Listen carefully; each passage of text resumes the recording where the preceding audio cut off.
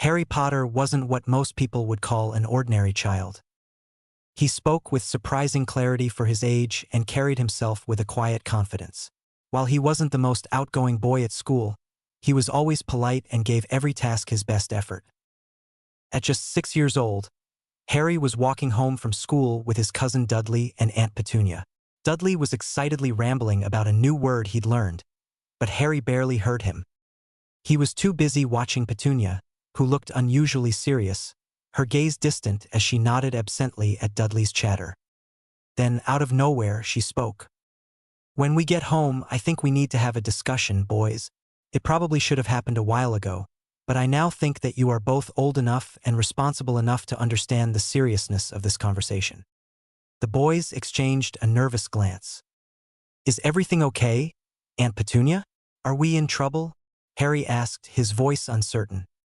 "No, boys, it's nothing you've done," Aunt Petunia said gently. "But this is something we should only talk about in the privacy of our home. So let's keep walking, and once Vernon gets back, we'll sit down and have the conversation." She picked up her pace without another word. Harry and Dudley exchanged confused looks, but every attempt to ask more was met with silence. By the time they turned onto Privet Drive, Uncle Vernon's car was already in the driveway. Dudley grinned. "Race you!"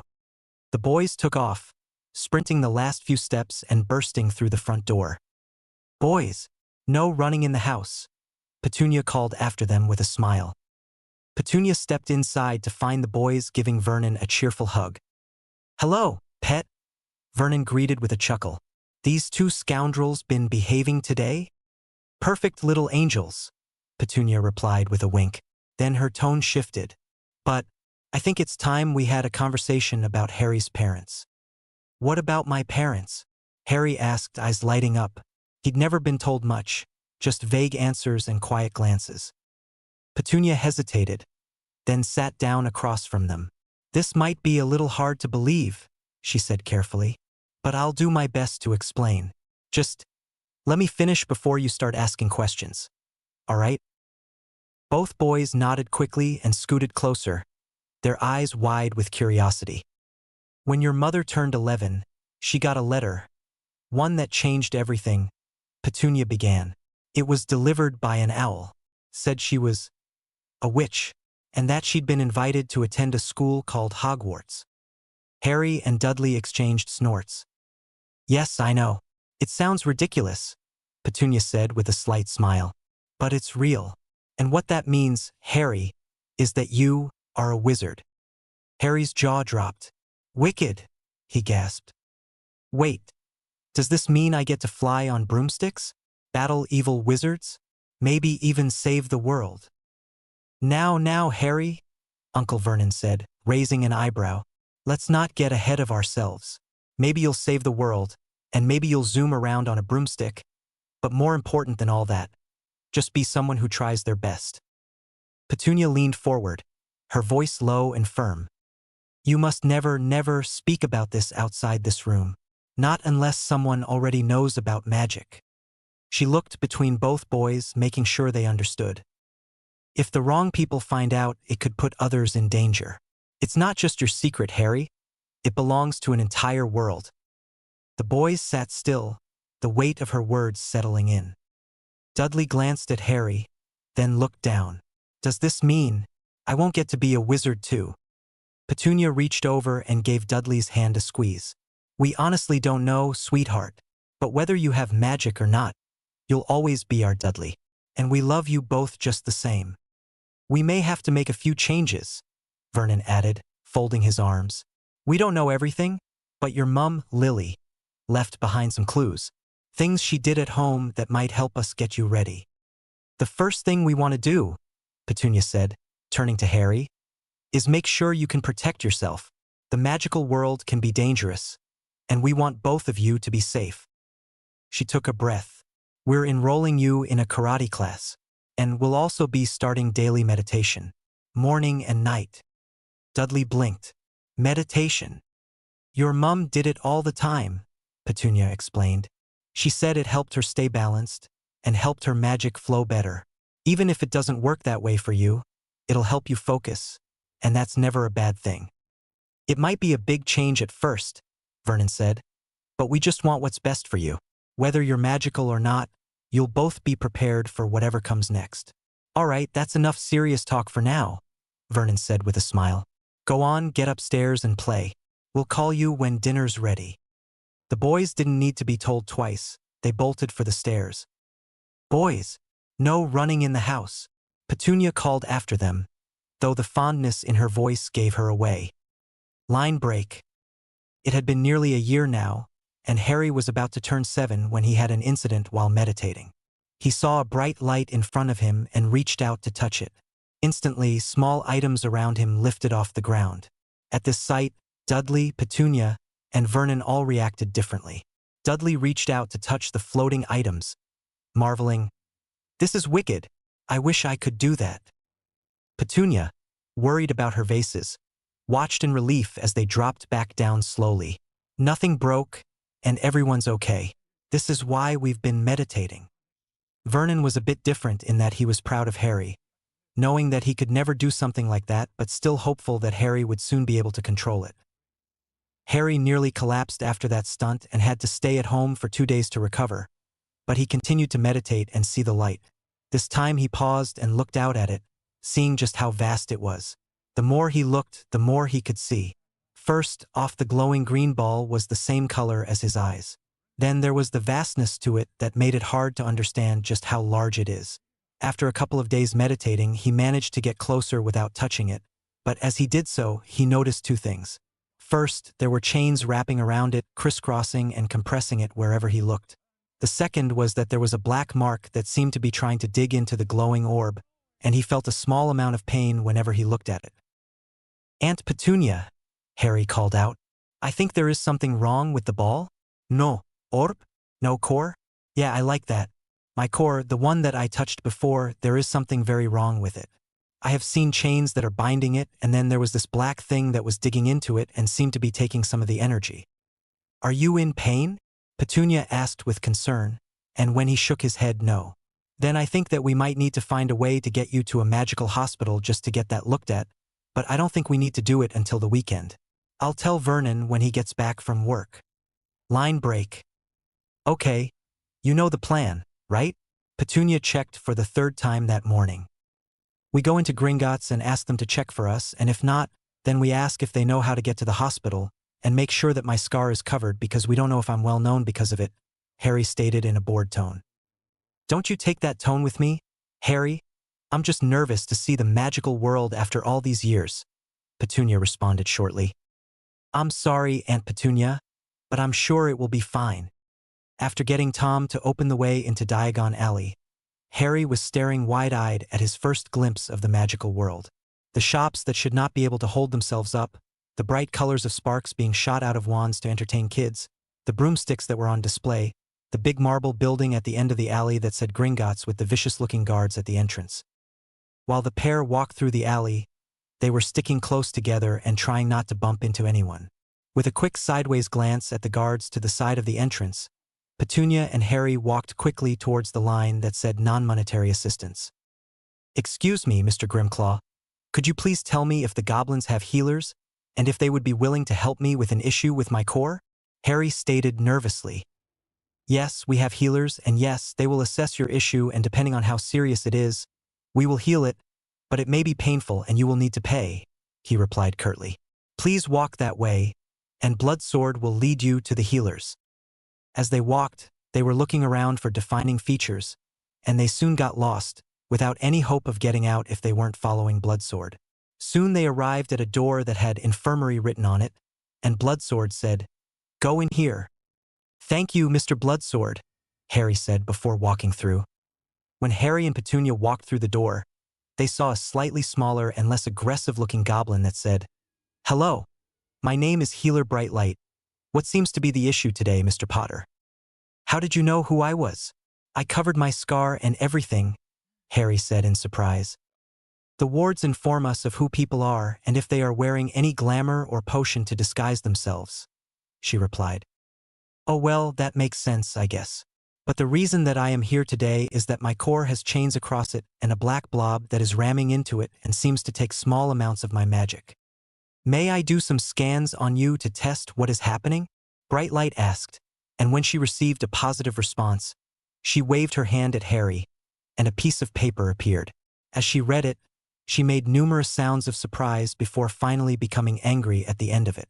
Mr. Potter, there are numerous issues with your core that we will go through one by one. First, your core was bound 7 times, which are each making it harder and harder for your core to expand and be used. The second thing is that all of your natural abilities and affinities are bound as well. I can't tell you exactly what they are, but Gringotts does have a test to tell you what the abilities are, as well as if you have an inheritance, but we can get that off for you. Are you saying that someone has bound Harry's core? Why? Petunia angrily interjected.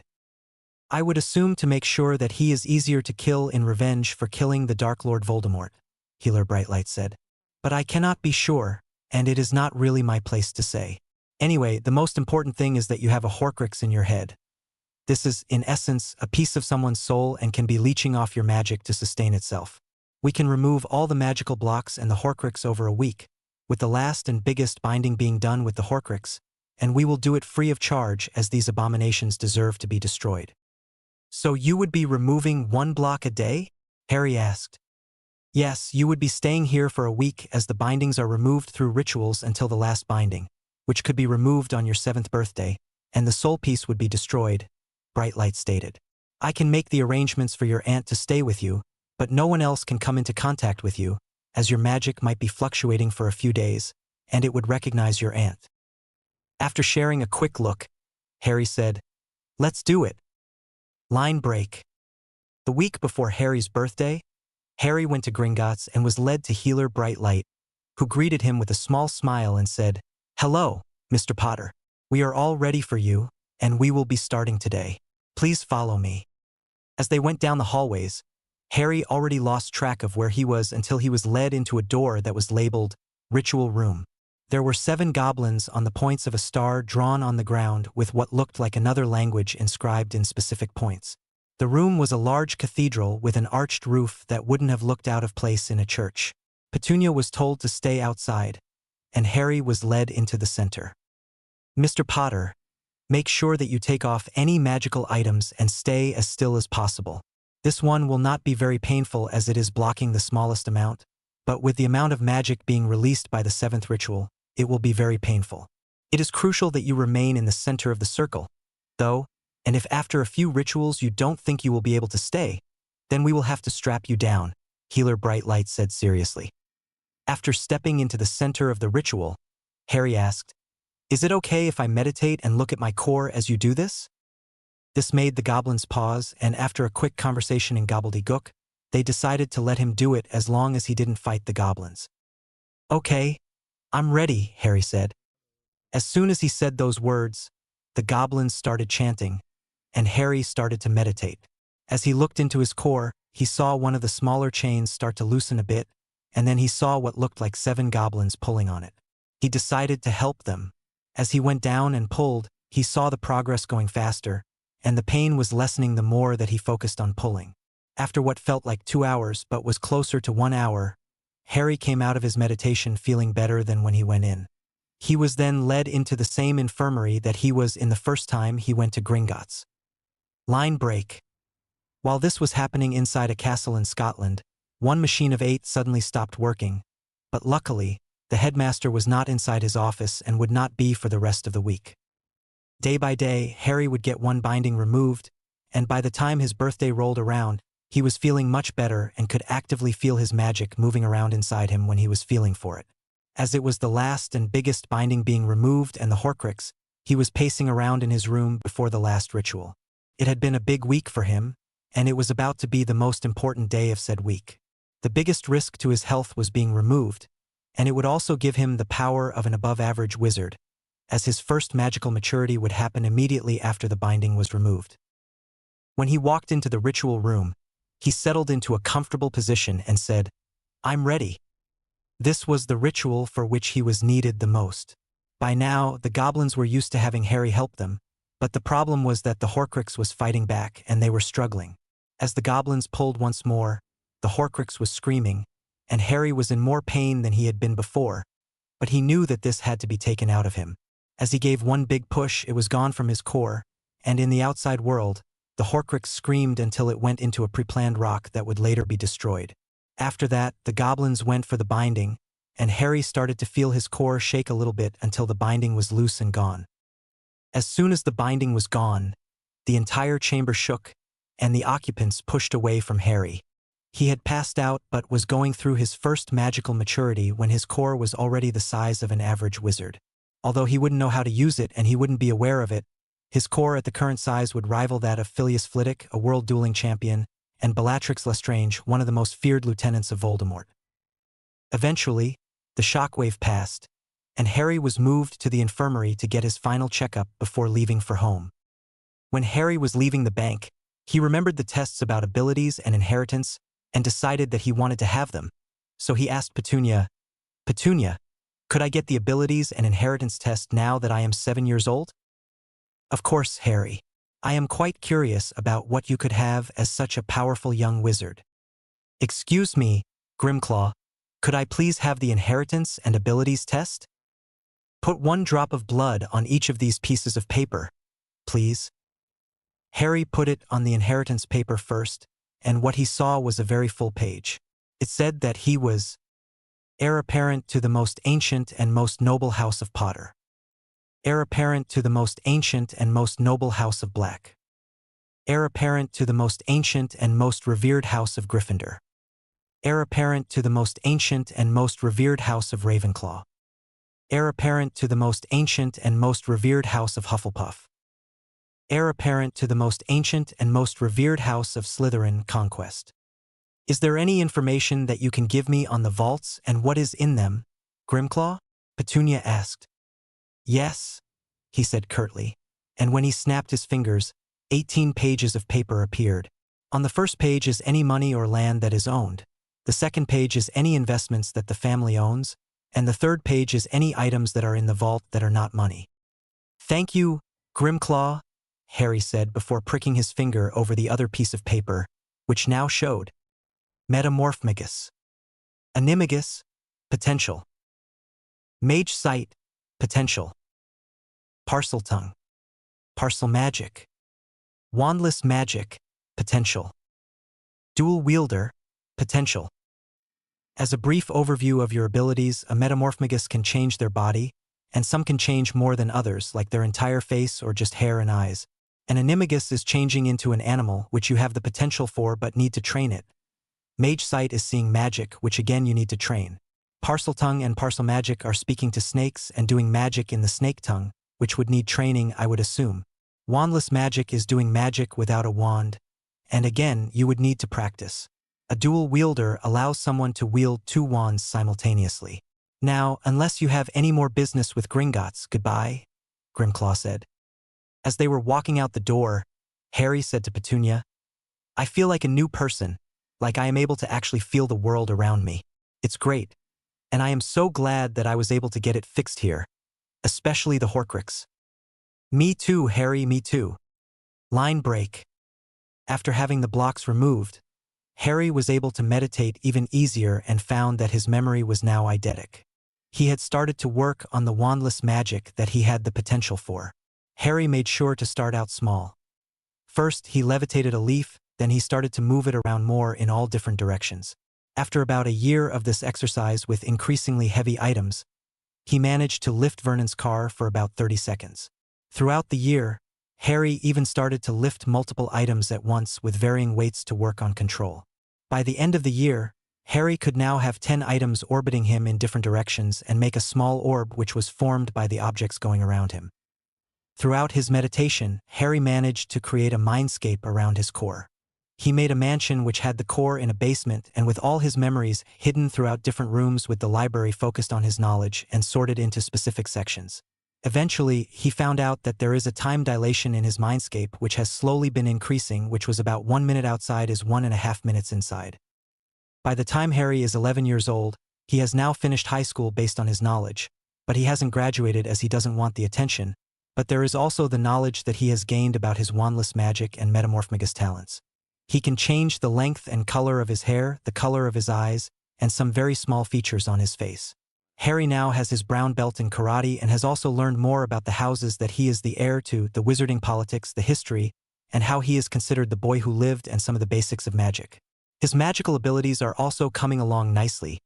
He now has the equivalent of telekinesis with his wandless magic and has now managed to change some small items into others after accidentally changing his teacher's hair color once.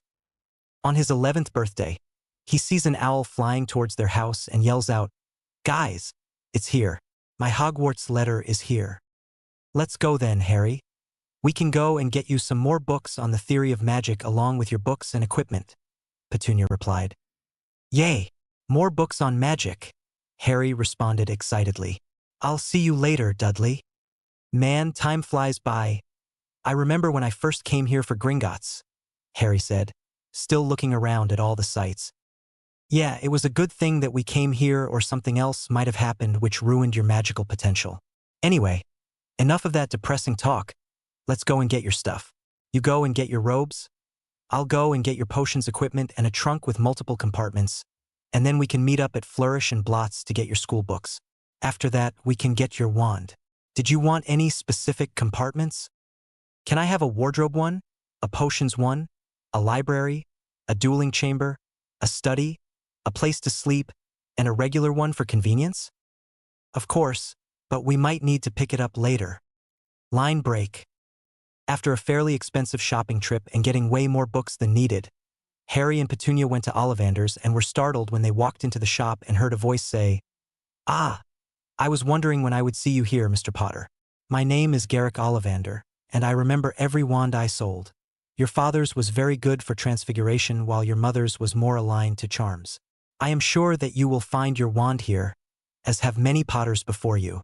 Now let's start finding you a wand." With a rub of his hands, Harry saw a measuring tape start measuring all around him while Ollivander asked, "Now, Mr. Potter, which is your wand hand?" "I'm ambidextrous and apparently a dual wielder according to a test from Gringotts," Harry replied nervously. "Wonderful, we will try and pair them one at a time. Let's try this one, oak and dragon heartstring, 12 inches, excellent for transfigurations. Give it a wave," Ollivander said with a smile. Before even getting to wave his wand completely, Ollivander said, "Nope, try this one, birch and unicorn hair, 11 inches, excellent for charms." As Harry gave it a wave, he managed to shatter every window in the shop, and Ollivander quickly said, "Nope, definitely not," while repairing the store. This pattern went on for nearly half an hour before Ollivander said, "Here, holly and phoenix core, 11. This one is an unusual combination." As Harry swished the wand, every shelf in the store broke, which caused a huge mess around the store. "Oh dear, I really thought that would be the wand. It shares a core with the one that gave you the scar on your forehead. But it appears that we may need to try and make you 2 custom wands as this is the last wand in the store. Please follow me through to my workshop." When walking through the door, Harry looked around in wonder at all the blocks of wood and jars of various parts of magical creatures. As Harry followed Ollivander to the blocks of wood, he thought he saw some wands that were in progress but couldn't be sure before Ollivander told him to place his hand over the blocks of wood until he felt one with a connection. While running his hands over the blocks of wood, for felt warmer than the others, and he picked them up with 2 in each hand. In his right was elder and ebony, and in his left was holly and maple. Elder for death and power, generally unyielding. Ebony for power, purity, balance, and protection. This will be an interesting wand. Maple for healing and protection, and holly for peace and goodwill. Ollivander muttered to himself, "Please come over to the cores and do the same for me." As Harry walked over to the section with cores, he felt something pulling him to the left, then picked up one jar with his left hand, which looked to be filled with a slightly glowing powder. The jar in his right hand looked to be empty, but he could feel something in it before he placed them with the woods from their respective hands. As he went back again, he found a jar labeled dragon heartstring, which he picked up with his right hand and a phoenix feather in his left. Very interesting. It looks like your wand for your left hand will be better for protection and healing with the phoenix feather and powdered unicorn horn that was willingly given. whereas your right hand will be for offense as it is a warrior's wand with the dragon heartstring and thestral tail hair. I would liken it to a sword and shield with the sword in your right hand and shield in left, but I would not limit yourself to dueling like that as both wands will be willing to fight to protect you, Ollivander said to Harry seriously.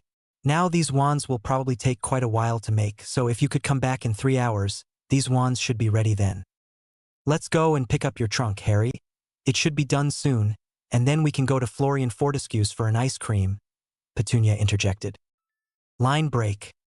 After 3 hours in the alley looking around at various shops, Harry opened the door to Ollivander's and saw Ollivander with 2 boxes on the countertop and greeted, "Hello, Ollivander, are they done?"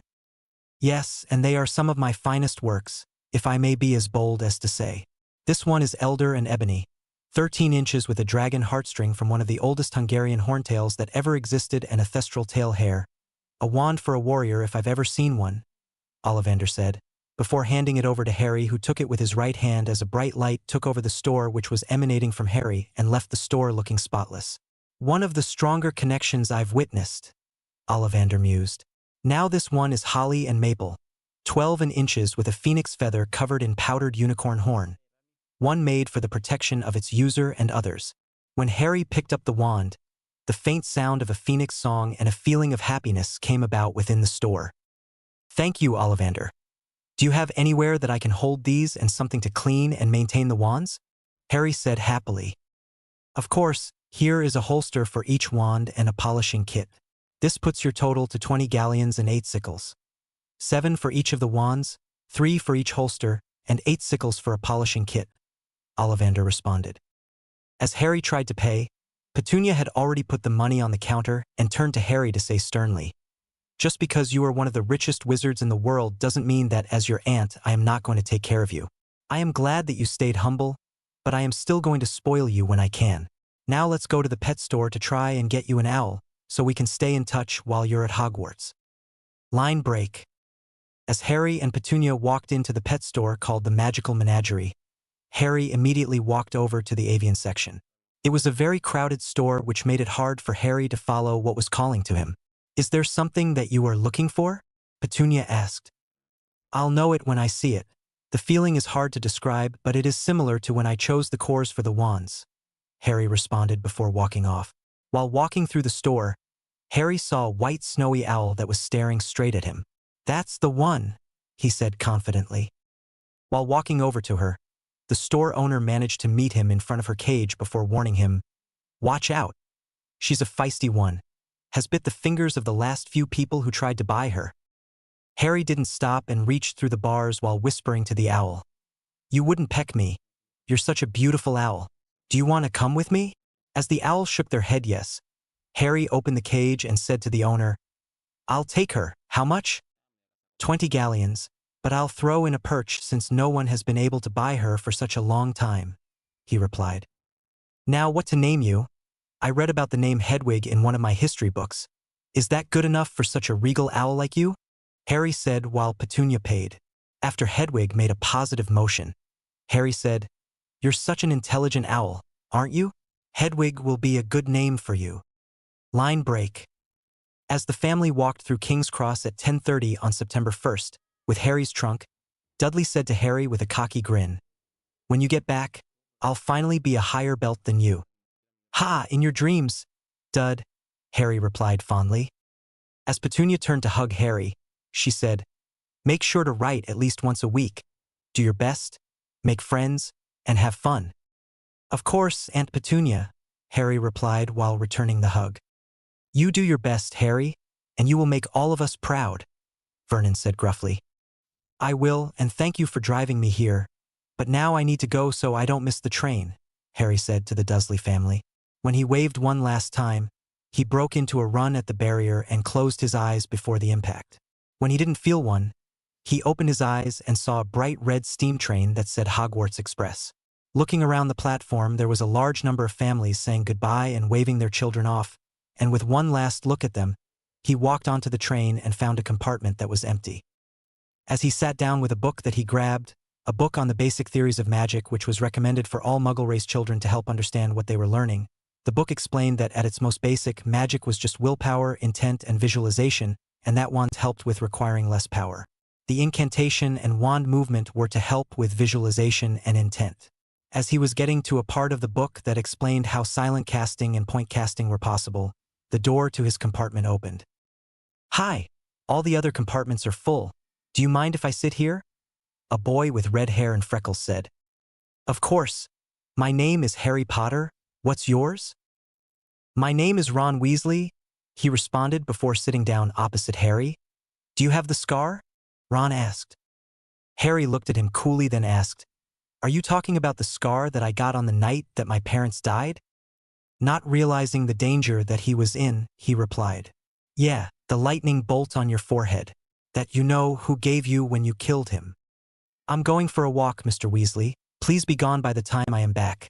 I'm sure that you can find some other compartment that either isn't full or will let you join them," Harry said frostily. While walking out of the compartment, Harry heard Ron say, "What's his problem? I just asked about his scar." While walking down the train, Harry ran into a girl who introduced herself as Hermione Granger, asking if he had seen a toad. He decided to help them find it and asked one of the prefects to summon it for them. Once the toad was safely stored in a conjured container, he sat down with Hermione and Neville, the boy who lost his toad, and they quickly became fast friends and talked until there was a knock on the door. "I've heard Harry Potter was in this compartment," the boy said before turning to Harry and continuing, "It must be you. Why are you hanging out with a squib and mudblood? I can show you the right people to hang out with."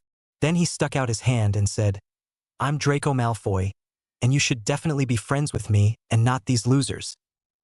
"Well, Heir Malfoy of the noble house of Malfoy, why would I leave the company of Heir Longbottom of the most ancient and most noble house of Longbottom for you when both of us have been in an alliance for centuries and your family has just come to Britain after having been disgraced from France?" Harry replied while staring him down. Having read numerous books on politics, he knew that he outranked the Malfoy heir by a lot, but it would still be disrespectful to not shake his hand. So as he shook his hand, he continued saying, "I will not be friends with someone who disrespects my friends, but if you can change your attitude, then maybe in the future we could be friends." "Enjoy your train ride then, Heir Potter," he replied stiffly before turning on his heel and walking out. "Thanks for standing up for us, Harry, and I didn't know that you were aware of the alliance," Neville said shakily. "Of course, I would stand up for you guys. You guys are my friends, and I have sent a letter to your grandmother to solidify the alliance over the next holidays," Harry said with a smile. "What was that about, you guys? I have so many questions, and Harry, you totally put him in his place," Hermione said quickly while practically bursting with questions. "Whoa, Hermione, slow down. Let me give you a brief overview, and then you can ask your questions. First off, something that you need to understand is that in the wizarding world, certain houses have different amounts of power due to their contributions to the creation of the government or their wealth and how long they have been around. My house and Neville's house are both most ancient and most noble houses for various reasons. We are most ancient because we have been around for 1,000 years or longer. Personally, my line goes back even further. This meant that we were around when the government was formed, and we were given a seat on the Wisengamot, which we will talk about later. Our houses are most noble because of the amount of wealth that we have, which means that our houses are some of the richest in the world. Are you with me so far?" Harry paused while waiting for a response. When Hermione signaled positively, he continued. "The title noble comes when a family acquires a certain amount of wealth which, for example, the Malfoy family has that wealth, but they are not ancient as they have not been around for 500 years in Britain. The ancient title comes from being in Britain for 500 years, but a family can be ancient but not noble like the Weasleys, who are poor but have been pureblood for a long time. In the Wisengamot, each family gets a certain amount of votes based on the titles that they hold. Each person who is the head of a family and on the Wisengamot is a lord or lady. Families that are only ancient or noble but not both have 1 vote. A family who is ancient and noble has 2 votes. A family who is most ancient and noble or ancient and most noble has 3 votes. And a family that is most ancient and most noble has 4 votes. But there is a fee that must be paid, so some families with those titles don't get to sit on the Wisengamot. There are a few seats that are able to vote even without being a part of those families. The ministry heads and the minister each get 2 votes, and people with an Order of Merlin first class have 1 vote. Then there is the head of the Wisengamot who has 1 vote and is called the Chief Warlock, which is our headmaster Albus Dumbledore," Harry said while making sure that Hermione was listening. "So what does all that have to do with what you said to Malfoy?" Hermione said curiously. At this stage, Neville interjected, What he did was insult two people who were far above his station, and Harry reminded him of that, while also subtly insulting his family. But he shook his hand at the end because it would have been a huge insult to him and his family to not shake his hand, and he gave Herr Malfoy a chance to change his behavior before becoming our friends. Neither of us really cares about someone's station on who we make friends with. It is much more important that they are kind and a good wizard or witch, Harry said while making eye contact with Hermione. But it is important for people like him, and we are willing to remind him that by his beliefs we are already better than him. But we are glad that you are our friend, Hermione. As Hermione started tearing up, she launched herself at Harry from across the compartment before knocking the wind out of him and hugging him very tightly. Thanks, Harry. I'm glad that you're my friends too. Line break. As the trio got closer to Hogwarts, they changed into their robes as they heard a bell signaling the 5-minute mark. As they felt the train stop, they walked off onto the platform and looked around in wonder at the floating lights that were illuminating the station just enough that you had to strain your eyes to see, the carriages that students were getting on that looked like they were pulling themselves, and the fog that seemed to be blocking any view of more than 100 meters away from the station. While looking around, they heard a loud voice booming over the sound of hundreds of students yelling out, "First years over here, first years." "Wow, that is one huge man," Harry said to the others. "Let's go." "First years to me," the large man yelled. "My name is Rubeus Hagrid, and I am the keeper of keys for Hogwarts. We will be going over the lake tonight, so get on the boats. No more than 4 to 1 boat." As he looked around, he yelled out, "Everyone on board? Onwards." The fourth person on their boat was a kind-looking redhead who introduced herself as Susan Bones. As the four talked a bit about themselves, Hogwarts came into view, and all conversation ceased. Perched majestically atop the hill was Hogwarts Castle, a colossal structure boasting 6 towering spires that seemed to stretch endlessly toward the heavens. Its ancient stone walls, adorned with countless windows, were aglow with the warm light of the setting sun, casting a magical aura around the castle. As the final rays of daylight dipped behind the castle's silhouette, creating a breathtaking backdrop, a collective gasp escaped the lips of the first years. Their wide eyes reflected awe and wonder as they beheld their new home for the next 7 years.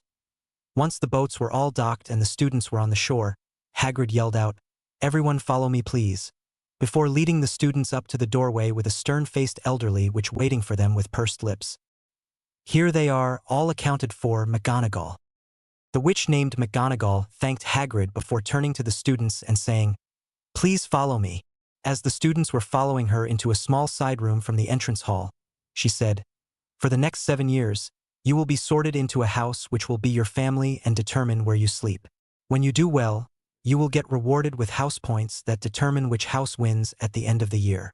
After looking over all the students to make sure they were listening, she continued by saying, "The 4 houses each have their own traits that they prioritize. Gryffindor favors the brave and chivalrous, Hufflepuff favors the loyal and hardworking, Ravenclaw favors the knowledgeable and intelligent, while Slytherin favors the cunning and ambitious. All 4 houses have produced outstanding wizards and witches throughout the history of Hogwarts. While I go into the hall to check if they are ready for you to be sorted, please clean up and make yourself presentable," she said with a pointed look at Ron, who had dirt on his face and chocolate on his robes. As Harry turned to Neville and Hermione, there was a scream which caused him to spin around before seeing ghosts come through the walls. "Oh, you must be the new first years," one said. "I was a Hufflepuff myself. I hope to see you in my house," before floating through the other wall with the rest of the ghosts. Before being able to speak again, McGonagall came back into the room and said, "Everyone is ready now. Please follow me in an orderly manner, and when I call your name, come up to me, then sit on the stool." As all the students followed her through the large doors, they saw the entire school looking at them. Harry walked with his head held high and back straight with a confident stride. Hermione was walking along while looking up at the ceiling, which was now a starry night without a cloud in sight. The floating candles added to the magical feeling of the place, and Harry could just make out Hermione nervously rambling out facts from Hogwarts. A history. Neville, on the other hand, tripped as soon as he walked into the hall while trying to copy Harry until he lowered his head and looked down as the group walked through the tables to the front. As McGonagall started reading out the names, the students would go up and sit on the stool one by one until it was Hermione's turn. After pausing for a minute, the hat finally yelled out, "Ravenclaw!" As she walked over to the bronze and blue table, she looked back at Harry and Neville, who smiled at her encouragingly. Harry whispered to Neville, who was starting to look nervous, "Don't worry if we are in different houses. No matter what, you, me, and Hermione will still be friends, okay? So, listen to whatever the hat tells you will make you into the best wizard you can be." And as Neville's name was called out, Harry whispered, "Walk with your head held high, and know that you will do great no matter what house you end up in, and Hermione and I will always have your back." With a more confident walk, Neville started moving towards the stool. After a very brief pause, the hat yelled out, "Gryffindor." As Neville walked towards the Gryffindor table, he made eye contact with Harry, who nodded at him with a small smile as he saw the approval in his eyes. Finally, after a few more students, the hall went silent as McGonagall read out, "Potter Harry," until there were lots of rustles of movement as all the students tried to glimpse the famous first year. While walking up to the stool with his head held high, Harry heard lots of voices saying, "He's a bit small for the vanquisher of you-know-who," one said. "He's a first-year idiot. Of course, he's short." Harry laughed a bit at that one, even if he was above average height. "He's kind of cute," another voice said, which made Harry blush a little. Once Harry turned around to face the rest of the hall, he saw all of the stairs before the hat came down and covered his view. An interesting mind, very ambitious, wanting to become the best wizard you can, very hardworking but only loyal to those who earn your trust, brave but not willing to jump into danger without thinking first, values knowledge and power above all else, and very logical. You could fit in and do well in any house, but I think there is a clear decision here, don't you think? I think Ravenclaw would be the best.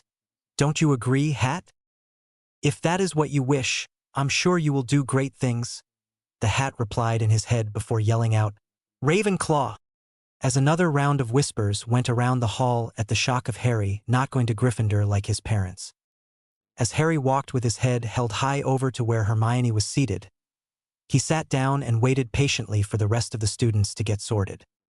Once everyone was sorted and seated, a man in what Harry thought of as outrageous blue robes that wouldn't have looked out of place in the 1800s with a white beard that was long enough to pass his waist stood up. Looking around the hall with twinkling eyes, he said, "Welcome to a new year at Hogwarts. Before we begin our banquet, I would like to say a few words. And here they are: nitwit, blubber, oddment, tweak, thank you."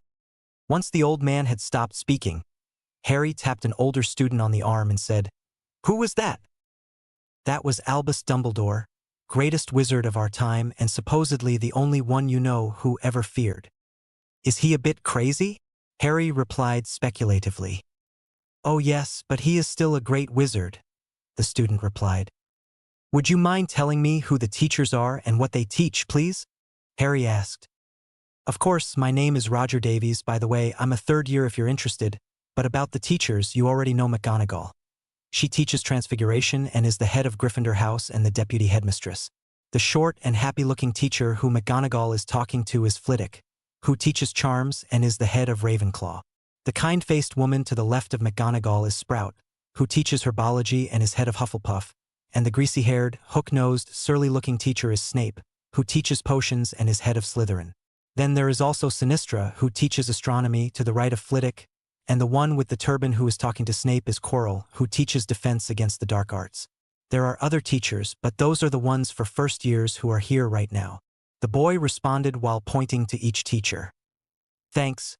Who are the good ones? And who should I not get on their bad side?" Harry asked curiously. "Well, Snape hates everyone who isn't in Slytherin. Quirrell has a stutter and smells so much like garlic that you can't focus on what he is teaching. McGonagall is very serious but understands her subject and teaches it well. Flitwick is very good at what he does and is a good teacher. Sprout is nice and helps everyone while also knowing her stuff. Sinistra is good as well, and you will have to experience history yourself to know what Binns is like." So from the sounds of it, the premier school in the world has at least 3 bad teachers for like 3 of the core subjects, which just means that we'll have to self-study. Isn't that right, Hermione? Harry said while nudging her. "I'm sure they are fine teachers and that Mr. Davies is exaggerating," she replied uncertainly. Nah, Mr. Potter's right. The people who are getting good grades in potions either self-study or are Slytherins who Snape is very biased for. So for a few subjects you should definitely self-study if you want good grades, Roger said. But then again, studying ahead for all subjects is good for people who want to do really well. No matter how good the teacher is, what they are teaching in class should just refine your understanding of the subject, which you should already have a grounding in from the books that you bought and some from the library. Thanks, Mr. Davies. That's some good advice, Harry responded politely. And you can call me Harry if you'd like. And me Hermione, she interjected. You can call me Roger too, he responded. As Dumbledore stood up again, the noise slowly trailed off as the students noticed him waiting. Now that you are all nicely watered and fed, I won't keep you here too long so that you can go to sleep. But first, I have a few announcements to make. There is a list of banned items that is on the door of the office of our cleaner, Mr. Filch. All new students, and some of our returning students, should know that the Forbidden Forest is forbidden, he said with a pointed look at a pair of redheads at the Gryffindor table. And finally, the third-floor corridor is now out of bounds unless you wish to die a horrible and painful death. He must be joking, right, Harry? Hermione said in a shaky voice. Harry pondered for a moment before replying seriously. I wouldn't really be willing to test if he was joking, so we should probably do our best to stay away from it if we can. Before they could continue their conversation, they heard a voice saying, First-year Ravenclaws this way. We are going to our dormitory now. Please keep a lookout for some landmarks to help you figure out where you are going. As the first years were being led to the dormitory, Harry and Hermione were looking around to try and remember how to get to the Great Hall in the morning. But before they could get too stressed out, the other prefect said, Although it is good to get acquainted with the castle, we will be taking you to your classes for the first week. So don't be too stressed. If you ever get too lost, you can always ask some of the portraits or ghosts, and we will be giving you a tour as tomorrow everyone has classes off so that we can show you guys around. As the group got to the statue, all of a sudden, it said, What can a child make but never see? The first prefect said, Unlike the other houses, we don't have a password, but instead we have to answer a riddle to get in, and if you get stuck and desperately need to get in, generally you can knock and someone will open it for you. But would any of you like to give this first riddle a try? Noise, Harry said while stepping forward. Correct, the bronze knocker said before opening up. Welcome to your future home away from home for the next 7 years, the first prefect said. Now before you all go rushing around to your rooms, we like to have a small meeting for all of you while you're all here. So feel free to sit down around the fireplace and we can have a quick chat before you all go and explore. While all of the first years started sitting down, the other students were starting to come in and fill up the common room or go up to their rooms, while a couple of them came and chatted with the current prefects. All right, now that our other prefects are here, we can start. My name is Hannah, the first prefect said, and I am one of the fifth-year prefects, going from youngest to oldest prefects. This is Jamie, my fellow fifth-year prefect, Kat and Dylan, the sixth-year prefects, and Kai and Kara, our seventh-year prefects. Jamie stepped forward before saying, If any of you need help, we are here for you, whether you're struggling to make friends, study for specific subjects, or are just interested in learning more about magical culture. We are here to help. Hannah cut in and said, Now, as I'm sure you've noticed, the staircases behind you lead to the dormitories. The ones on the right are for boys, left are for girls, and there are wards that will alert the prefects and Flitwick, our head of house, of any attempts of boys going into the girls' dorms. Everyone gets their own separate rooms, but it is encouraged to study together in the common room as long as people are quiet. We do have a private library as well, but that is only to be used as a reward for those who do well in classes or other activities. These books are all available in the library, but there are a few that Flitwick will give personal permission for you to use as they are more advanced. We hope that you will all make lots of friends both inside and outside of our house and learn lots in your time here, Jamie said, stepping forward once more. We are all here to help if you want help with homework or need some advice. So feel free to come and say hi whenever we are around. Now you can head upstairs and find your rooms. It will have your name on the doors and it should have anything you need. Feel free to customize it later on, once you have learned enough magic to do so, Hannah said over the stampede of excited first years running up the staircase. Line break. After looking around his room, he realized that it was quite small but had everything that he would need, although he would definitely be customizing it on the weekend once he got bored of it. There was a 4-poster bed, a wardrobe, a vanity, and a small bathroom with a shower, sink, and toilet. Before going to bed, Harry meditated for half an hour as was his tradition. Looking in on his core, he smiled and recalled just how much it has grown since he first started. During his meditation, he starts off by sorting his memories of the day. He is now very efficient at it, and with the time dilation now being at least 3 minutes inside to 1 outside, it takes him about 5 minutes outside time to sort through them. After that, he went to the basement of his mansion and looked over his core. It had definitely grown in the past years, and his magical maturity had made it grow even more. Harry had realized quite early on that magic was like a muscle, and if one worked it hard enough from a young age, then they could be much more powerful than the average wizard or witch. Having now had 2 of his 3 magical maturities, he was now in the zone where his magic would grow fastest, and it would continue to be like that until he was past his physical prime, which as a powerful wizard would likely be past his 60s. He had one little exercise that he liked to do to work his magic a little bit before sleep. He touched it like he did the first time that he saw it, and tried to hold it for as long as he could. While his eyes were closed, everything in his room floated. His wardrobe, vanity, his trunk, all loose items, even the bed with himself on it. After nearly 20 minutes of it, he was exhausted and let the items drop slowly, and with his eyes drooping set an alarm for 6 a.m. before falling asleep. In the morning, Harry got up at his alarm and did a quick workout consisting of push-ups, pull-ups, sit-ups, squats, and a few others that his sensei encouraged him to do. By 6:30, he was dressed in running clothes and walking out of the door to the common room and decided to just run around the castle to try and learn its layout. With his eidetic memory, he already knew the way to the Great Hall and decided it would be a good starting point to branch out from. While exploring, he looked around at all of the portraits to remember and the classrooms to try and learn his way around. By the end of his run, it was around 7:30 and he walked back into the common room before going to get changed. When he came back down, he saw that Hannah was up and decided to go and talk to her. "Hey Hannah, what are you waiting for?" "Oh hey Harry, you don't mind me calling you Harry, do you?" When Harry signaled negatively, she continued, "I'm waiting for all the first years so that I can take them to the Great Hall. Normally most will be here around 8, so I have a bit of time to kill." "Well, do you mind answering some of my questions?" "Of course, it's what I'm here for." "Great. I was wondering what I would need to bring down to the Great Hall today, because I don't know what classes I'll have, and I don't want to bring all my books down," Harry asked. "Well, on the first day classes start about an hour later than they normally do, so at 9, and this just lets people catch up and get back into the school mindset. This also allows the professors to hand out the timetables and the prefects to get the first years to class." Hannah replied, "So don't worry about bringing all your books down today, but during the next few days we recommend that you bring all the books for the day down to breakfast because you just won't have the time to come back up at lunch to get books and still eat. Later on, once you have found some of the secret passages, then you will have enough time to get books at lunch, but it's a tradition to let you find them yourself." "How are we meant to find secret passages though? Do we just ask all the older students? Or cast detection spells against all of the walls, paintings, and statues?" Harry asked incredulously. "Personally, I followed some of my older friends to find them originally, but I did find some for myself by just walking around the castle and asking some of the portraits or ghosts if there were any near where I was. Most portraits are happy to talk. Some of the ghosts aren't quite as friendly, like the Bloody Baron, and you definitely shouldn't listen to what Peeves says.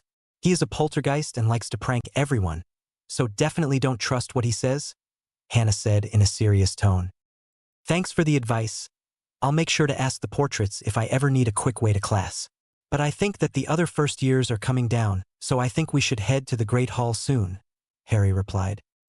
"Of course, feel free to come and ask me if you need help with anything, Harry, or the other prefects," she said quietly to him before saying a bit louder, "All right, first years, please follow me. I will be leading you to the Great Hall. You don't need to bring anything just yet, as we will come back here for your books and writing supplies before I take you to class.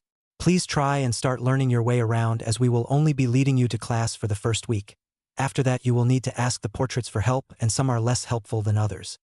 During the walk down, Harry walked over to Hermione and she said to him excitedly, "Isn't it exciting, Harry? Getting to learn magic." "Yes, Hermione, it is, and I'm sure you and I, along with Neville, will be at the top of our grade. But for now, let's just have some breakfast and maybe say hi to Neville before our first class," Harry replied with a smile. Once they were down in the Great Hall, they noticed that almost all of the people there were first years, along with what looked to be the prefects of each house.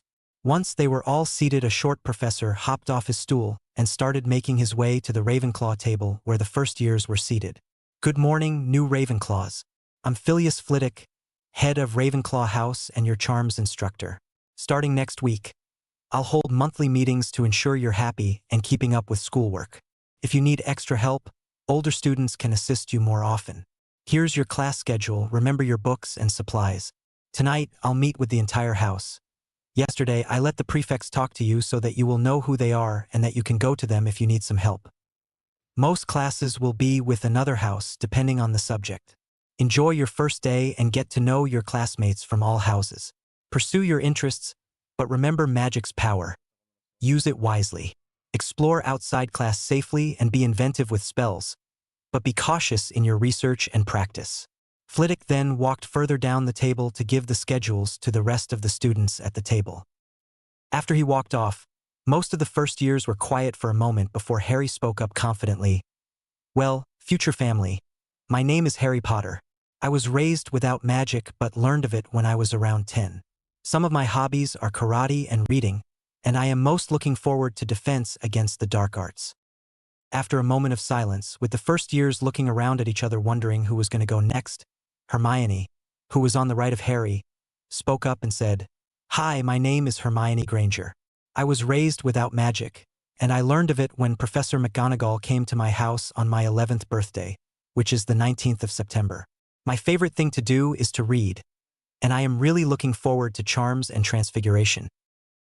With a smaller pause this time, the next student on Hermione's right said in a timid voice, "Hi, I'm Su Lee. My family comes from Korea, but I was born in Britain. I am looking forward to learning potions the most, but I've heard that Professor Snape is really mean. My name is Padma Patil. My family is from India. I have a twin sister named Parvati who is in Gryffindor, and I am really excited about history, but I have also heard some bad things about the professor," Padma said confidently. "I'm Stephen Cornfoot, a pureblood and an only child. I really enjoyed flying when I was younger and am looking forward to getting to play Quidditch next year. I'm Anthony Goldstein, a half-blood, and I am looking forward to defense. I'm Terry Boot, a half-blood, and I am looking forward to Transfiguration. I'm Mandy Brocklehurt, a half-blood, and I am looking forward to Herbology. I'm Morag McDougal, a half-blood, and I am looking forward to Charms. I'm Lisa Turpin, a half-blood, and I am looking forward to Astronomy." "That was a good idea, Harry," Hannah said, "and well done to all of you for sharing so maturely. If you all work together, I'm sure that everyone will be able to keep up and get really good marks. So make sure that you all eat up and try to get to know each other a bit better. In about half an hour, I will take you all back to the tower to grab your books, quills, and parchment before leading you all to Charms." Line break. While the first years were standing outside the Charms room, Harry and Hermione started talking to the other girl that they rowed the boat with. "So, Susan, what subject are you looking forward to the most?" Harry asked. "Well, I am really looking forward to Charms. Oh, and this is my friend Hannah Abbott. We've known each other for most of our lives because of our families," she replied happily. "Hello," Hannah said with a shy wave. "It's nice to meet you, Hannah," Harry said, while giving her a small kiss on her hand. "My name is Harry Potter, and I hope that we can become good friends throughout the rest of our schooling." "And I'm Hermione Granger," Hermione interjected before turning to Harry and whispering, "More pureblood etiquette?"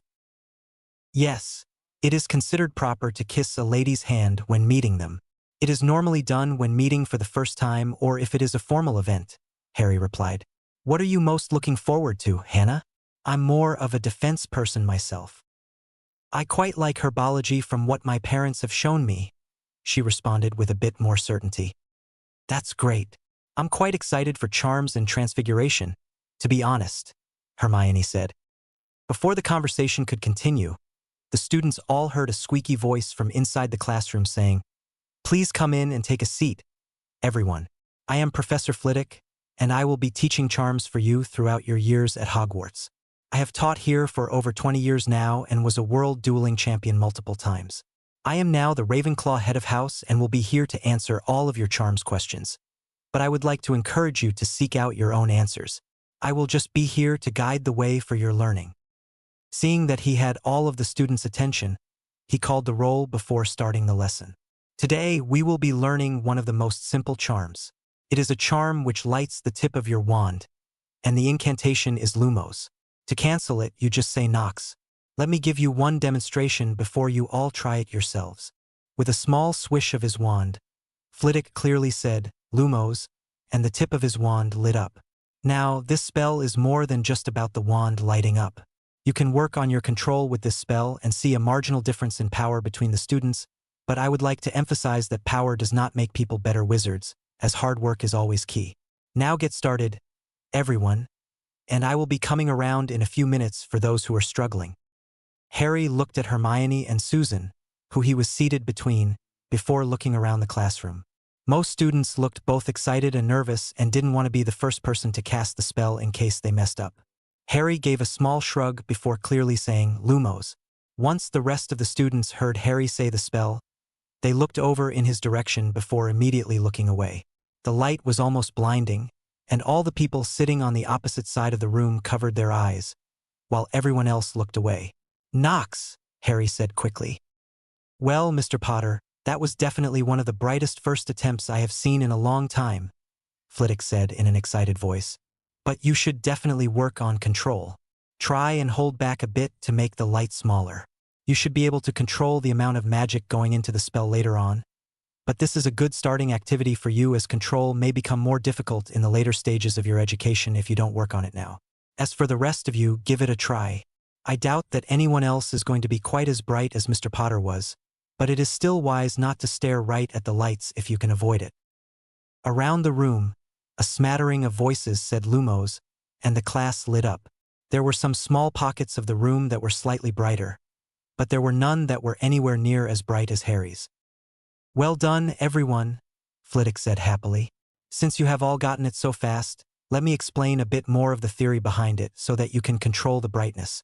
While for most of you, it won't be too much of an issue at this age, later on, some spells need more finesse to work better, and it doesn't hurt to start practicing now.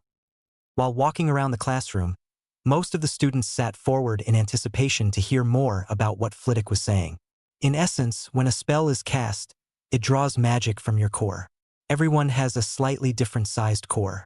Some, like Headmaster Dumbledore, have very large cores, and others will have smaller ones.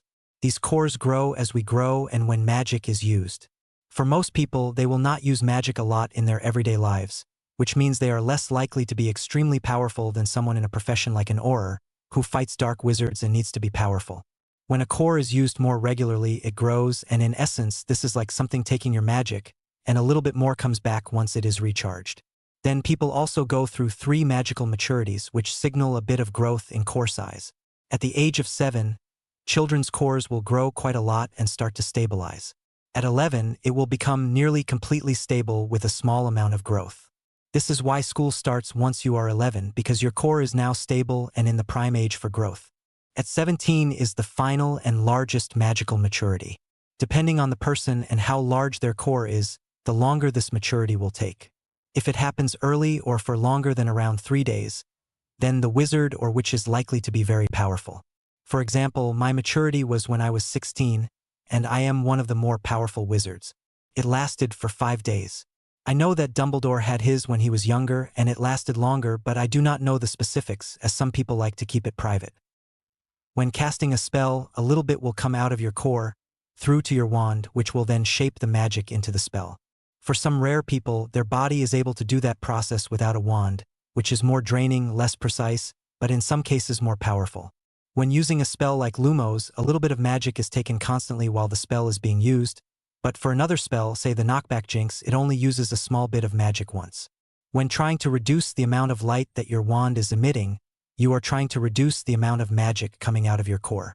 For me, my light would be about as bright as Mr. Potter's if I am not reducing it, but with my control, I am able to make it smaller and less likely to blind someone. When reducing the magic, it can be done in 2 main ways. One is much easier than the other but might not be as effective when trying specific spells. The first method is to visualize the intended result. In simple spells like Lumos, visualizing a smaller light will dim the light. But on more complex spells, such as a blasting curse, it won't do quite as well. The other, much more complicated way is to find your core. This is very difficult, and most people never do unless they are Aurors or hit wizards. The way to reduce the power is to imagine a funnel draining some magic from your core when casting a spell. This is very difficult to do and requires lots of practice with every spell. But the end result is that you can shrink the funnel to have a smaller effect or widen it to create a regular effect. But to overpower it, you need to push the core into the funnel. For those of you who have seen the core, then you will know that this is all metaphorical, and you will need to create your own method of doing it. But this is just the basics and theory that you should make your own. For now, I want you all to just visualize a smaller light, especially you, Mr. Potter, Flitwick said with a grin. I will give you one attempt now, and if not, then I will put you in a small side room until you can change it. Before casting the spell, Harry closed his eyes, took a deep breath, and thought about what he wanted to do. First, he decided that he would try the visualization method. So, he imagined a small ball of light on the end of his wand. He remembered looking at Flitwick's and realized that it was bright enough to illuminate where he was pointing the wand but not too much around it. He thought about how the classroom lit up with all of the successful casts and decided that he was ready. Lumos, he whispered. As the whole class held their breath and looked out of the corner of their eyes, they saw a small light coming from his wand that was slowly getting brighter.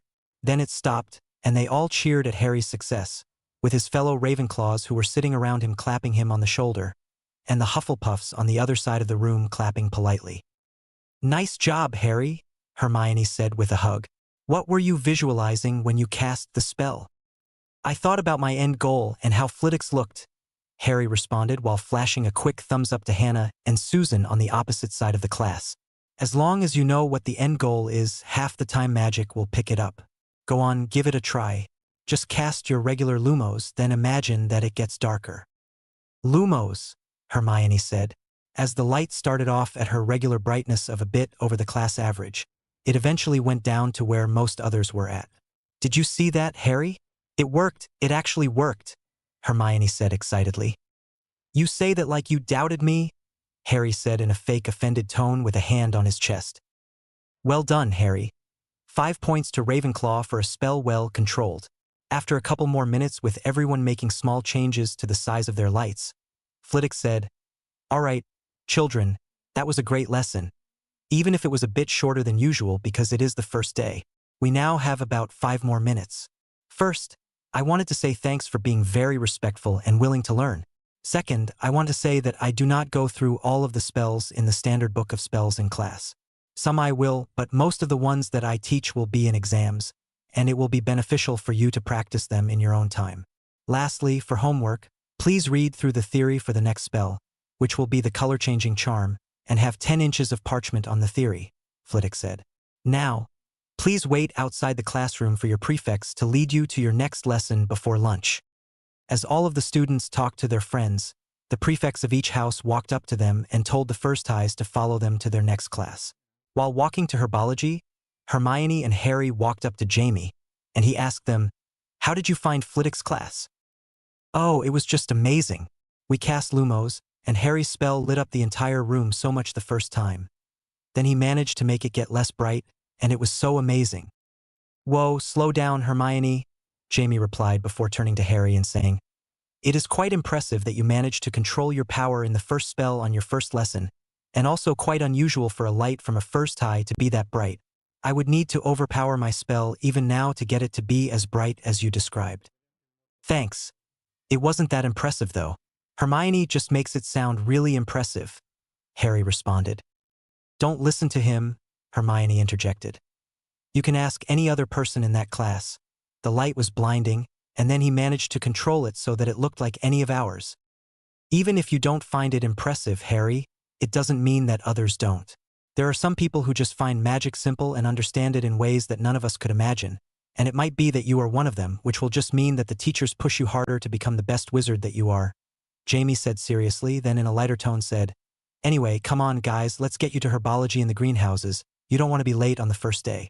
On Saturday, Harry woke up and smiled at the thought of his first week of school being over.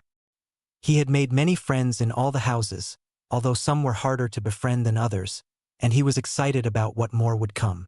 While some of his classes had been amazing, like charms, transfiguration, and herbology, others did not interest him, like astronomy, and in some, the teachers were bad even if he was interested in the subject, like potions, data, and history.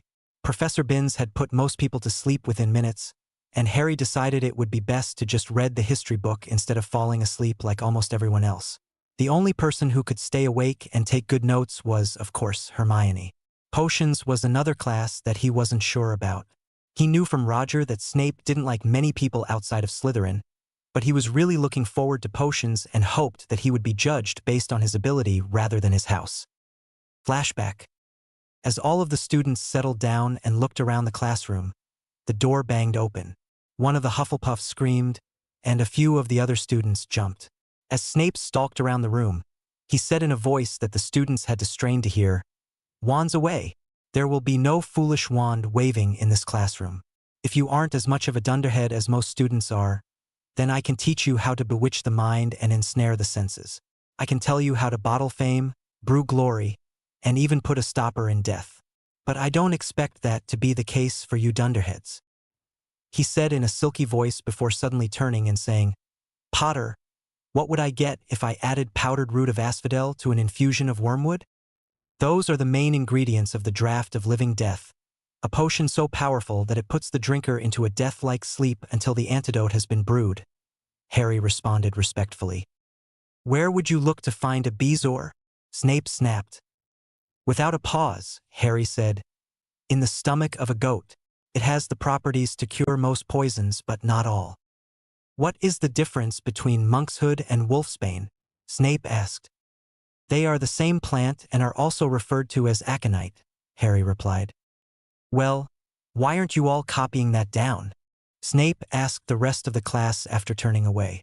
"Today you will be brewing a boil cure potion. It is a very simple potion that even dunderheads like you should be able to brew. The instructions are on the board." As the students brewed, Snape walked around the room silently, breathing down the back of people's necks. After about 3/4 of the lesson, Snape stood behind Harry and looked into his potion. Harry had already read lots of potions books and even brewed potions on his own, so he knew the proper way to make it off the top of his head. When he was younger and got some of the first potions books, he learned about how the different ingredients would react to others and the reasons for the stirring. He learned the proper ways to prepare ingredients and even how to clean and set up his station. All of these were things that Snape took note of as he walked around the room, and he realized that this Potter was not at all like his father was in potions. His father used to mess around with his friends, just doing what was necessary to make the potion but not understanding why. This Potter was well educated and had made some small changes to make it more potent and faster to brew, which was why he was finishing in nearly 3/4 of the allocated time. "Adequate, Potter. Bottle it, label it, and leave it on my desk." "Thank you, Professor," Harry responded respectfully before cleaning all his equipment and putting his potion on the desk. After a quick inspection, Snape decided to pause his judgment on the Potter brat because he might be different from his father. "Potter, please give me the rest of your potion. I will be bringing this to Pomfrey to be used in the hospital wing." "Yes, Professor," Harry replied in a surprised tone. After having cleaned his station, most of the other students were starting to finish their potions with varying levels of success. Hermione, having followed the instructions to a T, had a very good potion and wondered if hers would be brought to Pomfrey as well. Before being dismissed, Harry made sure that his fellow claws were cleaning up and storing their equipment properly, while sending significant looks to Susan and Hannah as well. Knowing how residue from other potions could impact the quality of potions, he ensured that all his equipment was clean before leaving with Hermione and the rest of the students. Unknown to Harry, Snape was watching over his actions with the other students and realized that there could be much more of Lily in him than he expected. He could accept that he was an adequate brewer, he thought with disdain, but there was probably some of James Potter in there somewhere. Snape decided to reserve his judgment on Potter for now and treat him neutrally for the time being. End flashback. While thinking about his first potions lesson, Harry was doing his daily exercises, and once finished, he went on his run. When he came back to the common room after cleaning up, he looked at the notice board and saw that he was scheduled for a meeting with Flitwick right after breakfast. While waiting for Hermione, he decided that he should get all of his homework done and wanted to organize that study group in the library that the Ravenclaws had talked about. Once Hermione met up with him and they exchanged greetings. Harry said to her, "Do you remember the study group that we talked about with the other Ravenclaws? I was thinking that we could do it today after lunch because all of our interviews are before then." "Oh, that's a great idea, Harry. We should tell them about it at breakfast." As Hermione continued to ramble about all the things they should do during the study session, Harry smiled fondly and said, "I'm sure we can get all our homework done, and then, after that, it's up to the others what they want to do. We can stay after for a while to do some extra reading if you would like." "Yes, please, Harry," Hermione replied abashedly. "I was getting carried away again, wasn't I?" "Yes, a little bit. I know you don't mean it, but others might start to feel resentful towards you if you try to force your views on them," Harry said while remembering the past week. "There have already been some instances, and I'm afraid that if you don't try and stop some habits, people will start to resent you." "What have I been doing, though? I understand that just then, I was trying to make people study more than they might want to, but I never realized I was being overbearing," Hermione asked, shocked. "You know how any time a teacher asks a question, you always stick your hand up instantly and start waving it around?" "Yes, what's wrong with that?" "Well, other students would like the chance to answer questions. Already, just a week in, every teacher knows that you know the answer to nearly every question that could be asked about our course. But other students don't get the chance to answer because of you, which builds up resentment." Harry put a hand up when Hermione opened her mouth to speak. "It's not just that they want to answer for everyone, as sometimes people don't know the answer. It's just that it seems like you answer every question just to show that you know something they didn't. This is the type of thing that will build resentment and isolate you. I know, as your friend, that you don't do it to make yourself seem better. It's just so that the teachers know you're a good student. But especially at our age, students will resent you, and it will make you an outcast, which, considering we will be here for 7 years, will not be a pleasant experience for you." Hermione, who looked to be on the verge of crying, looked at Harry and said, "Am I really that bad? Does everyone hate me already?"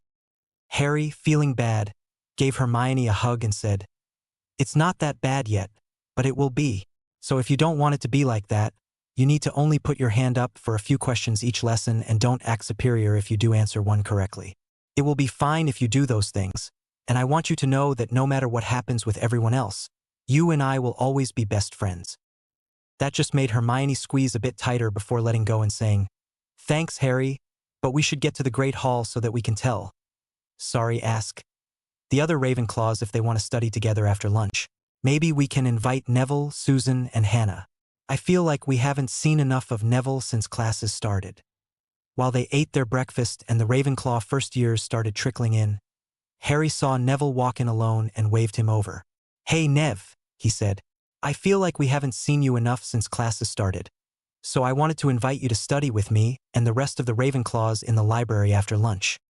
"Well, I could use the help. I'm pretty pathetic with most of my classes," Neville said dejectedly. "What are you talking about, Neville?" Hermione asked with concern. "I've been doing really badly in all my classes except herbology. Maybe everyone was right, and I am a squib," he muttered. "Neville, you and I are going to have a serious talk after my meeting with Flitwick. Meet me on the edge of the lake in about an hour. I don't expect the meeting to go for that long, but it might take me a while to get there. Hermione, make sure to tell the other Ravenclaws that if they want to, we are planning on studying after lunch," he said with an emphasis on wanting to. "Oh, and invite Susan and Hannah along too if they want to come. I'm going to go and meet Flitwick now." Line break.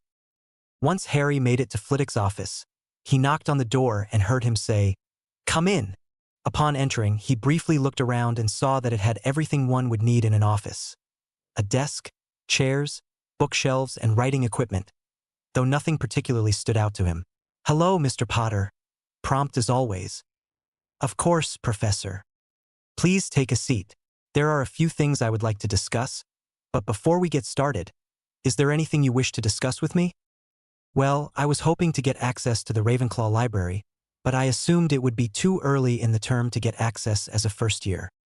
"On the contrary, that is one of the topics I wish to discuss.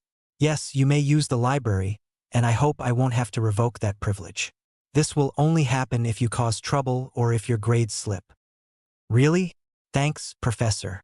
I assure you that I will continue to do my best with my school work, Harry said, expressing surprise. I expected as much. Was there anything else you wanted to discuss? Flitwick asked. When Harry shook his head, Flitwick continued, First, I wanted to congratulate you on your performance in your classes so far. All the teachers I've talked to have said that you have been performing very well and putting in a lot of effort. If you keep this up, you will almost certainly be in the top 5 of your year and possibly even first.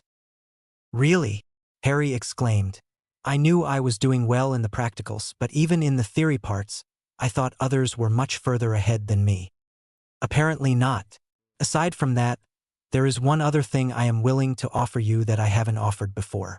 When I saw your power in our first lesson, and knowing that people may dislike you because of what you did to you-know-who, I decided to offer to train you in dueling.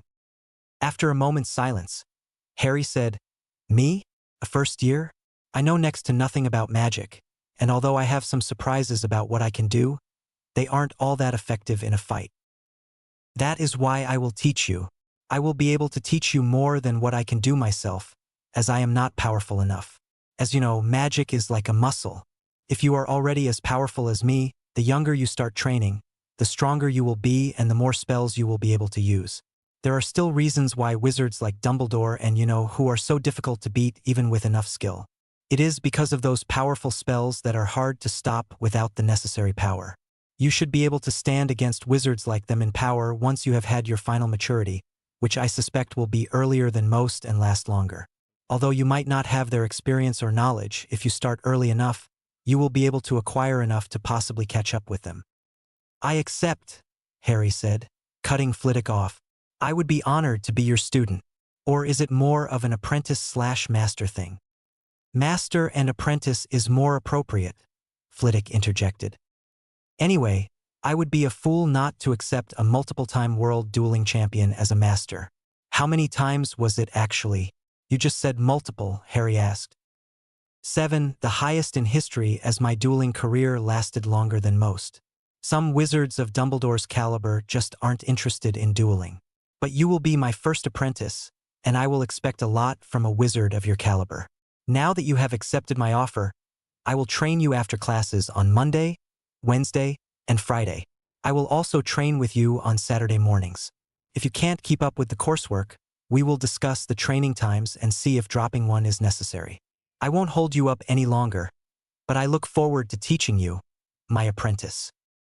Thank you, Master, Harry said with a small bow before leaving the room. After casting a quick tempest, he realized that he had about 15 minutes to get to the lake and meet Neville. So he started walking down the halls towards the lake, thinking about Flitwick's offer and what it would mean for him. He had always wanted to be able to protect those he cared about, and this would give him the means to do it. Flitwick also made a good point about Voldemort's followers being a threat to him once he started venturing into the magical world outside of Hogwarts. He decided that it would be very beneficial for him, and he would always work hard to protect his family and friends. By the time he made it to the lake, he saw Neville sitting under a tree overlooking the water.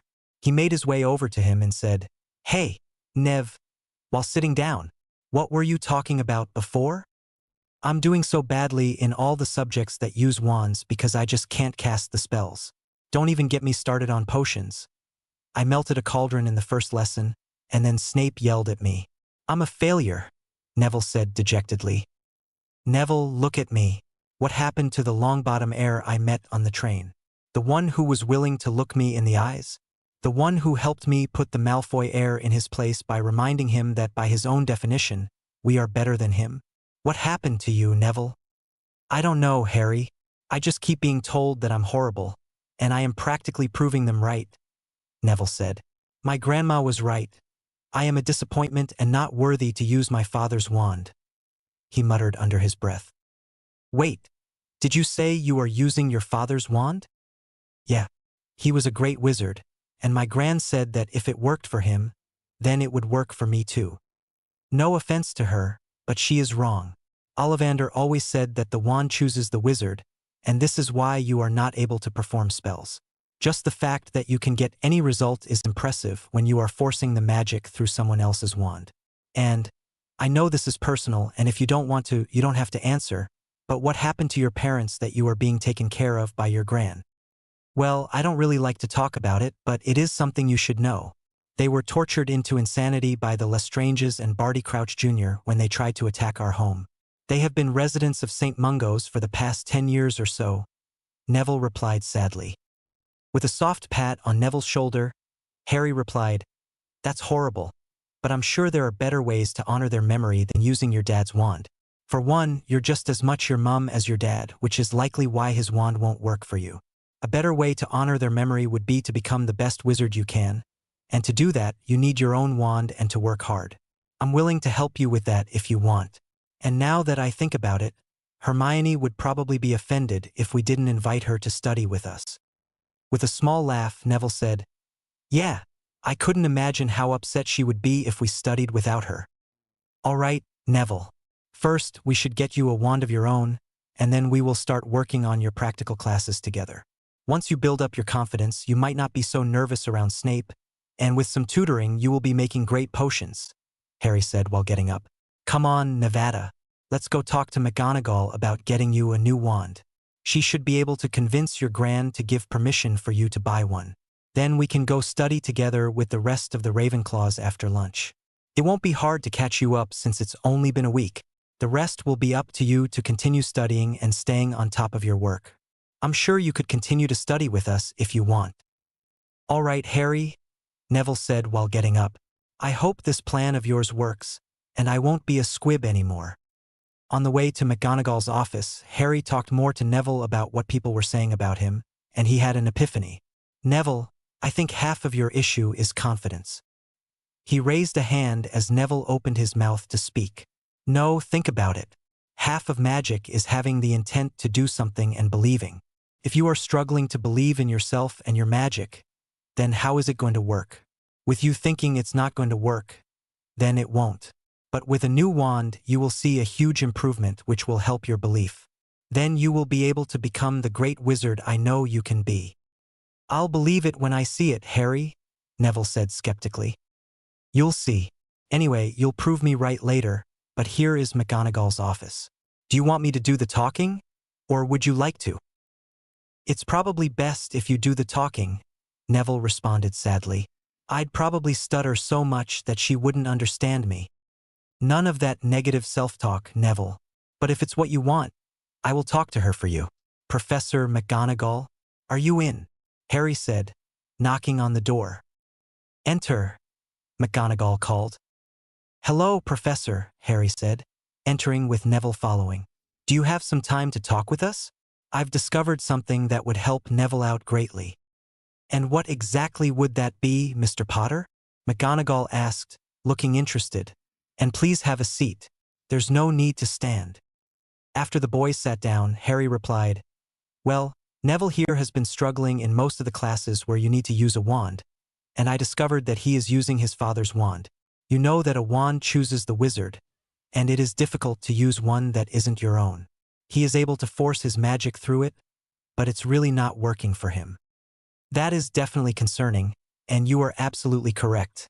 One's own wand makes a world of difference," McGonagall said, frowning slightly. "Mr. Longbottom, do you know why you didn't get your own wand?" Well, Professor," Neville said nervously. "My gran always said that my father's wand was good enough for him, so it should work for me." It sounds like she might need some convincing to get you your own wand, but this is a matter I can take up with her. You just need to focus on your studies and doing your best. How about we make arrangements for you to visit Ollivanders tomorrow morning? Does that work for you?" "Yes, Professor. Thank you so much," Neville said, smiling for the first time that day. "You're welcome, Mr. Longbottom. Now, is there anything else?" "No, Professor. Thank you for your time," Harry said, getting up. "We will be off to lunch now." As they left the office, Neville turned to Harry and said, "Thank you so much for helping me out, Harry. I don't know what I would do without you." "Don't mention it, Neville. What are friends for, right? Now let's go get some lunch, and then we can study with Hermione and the rest of the Ravenclaws. I'm sure you will fit right in." As they walked to the Great Hall, Harry couldn't help but feel proud of himself for helping Neville. He knew that with the right support and encouragement, Neville would become a great wizard, and he was determined to be there for his friend every step of the way. Line break. As Harry and Neville went to lunch, they were both quiet, thinking about how Neville getting his own wand would impact them. Harry believed that Neville would be an amazing wizard, and with his own wand, he would be able to reach his full potential.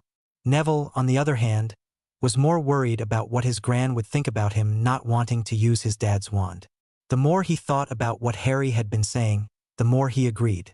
He was just as much his mother as he was his father, and the best way to honor both of them would be to become the best wizard he could be. After eating lunch with the Ravenclaws, the group headed up to the library, with Hermione walking beside Neville and Harry. She said to them, "So, what do you think we should study? I was hoping to get the Transfiguration essay done, but what about the potions essay?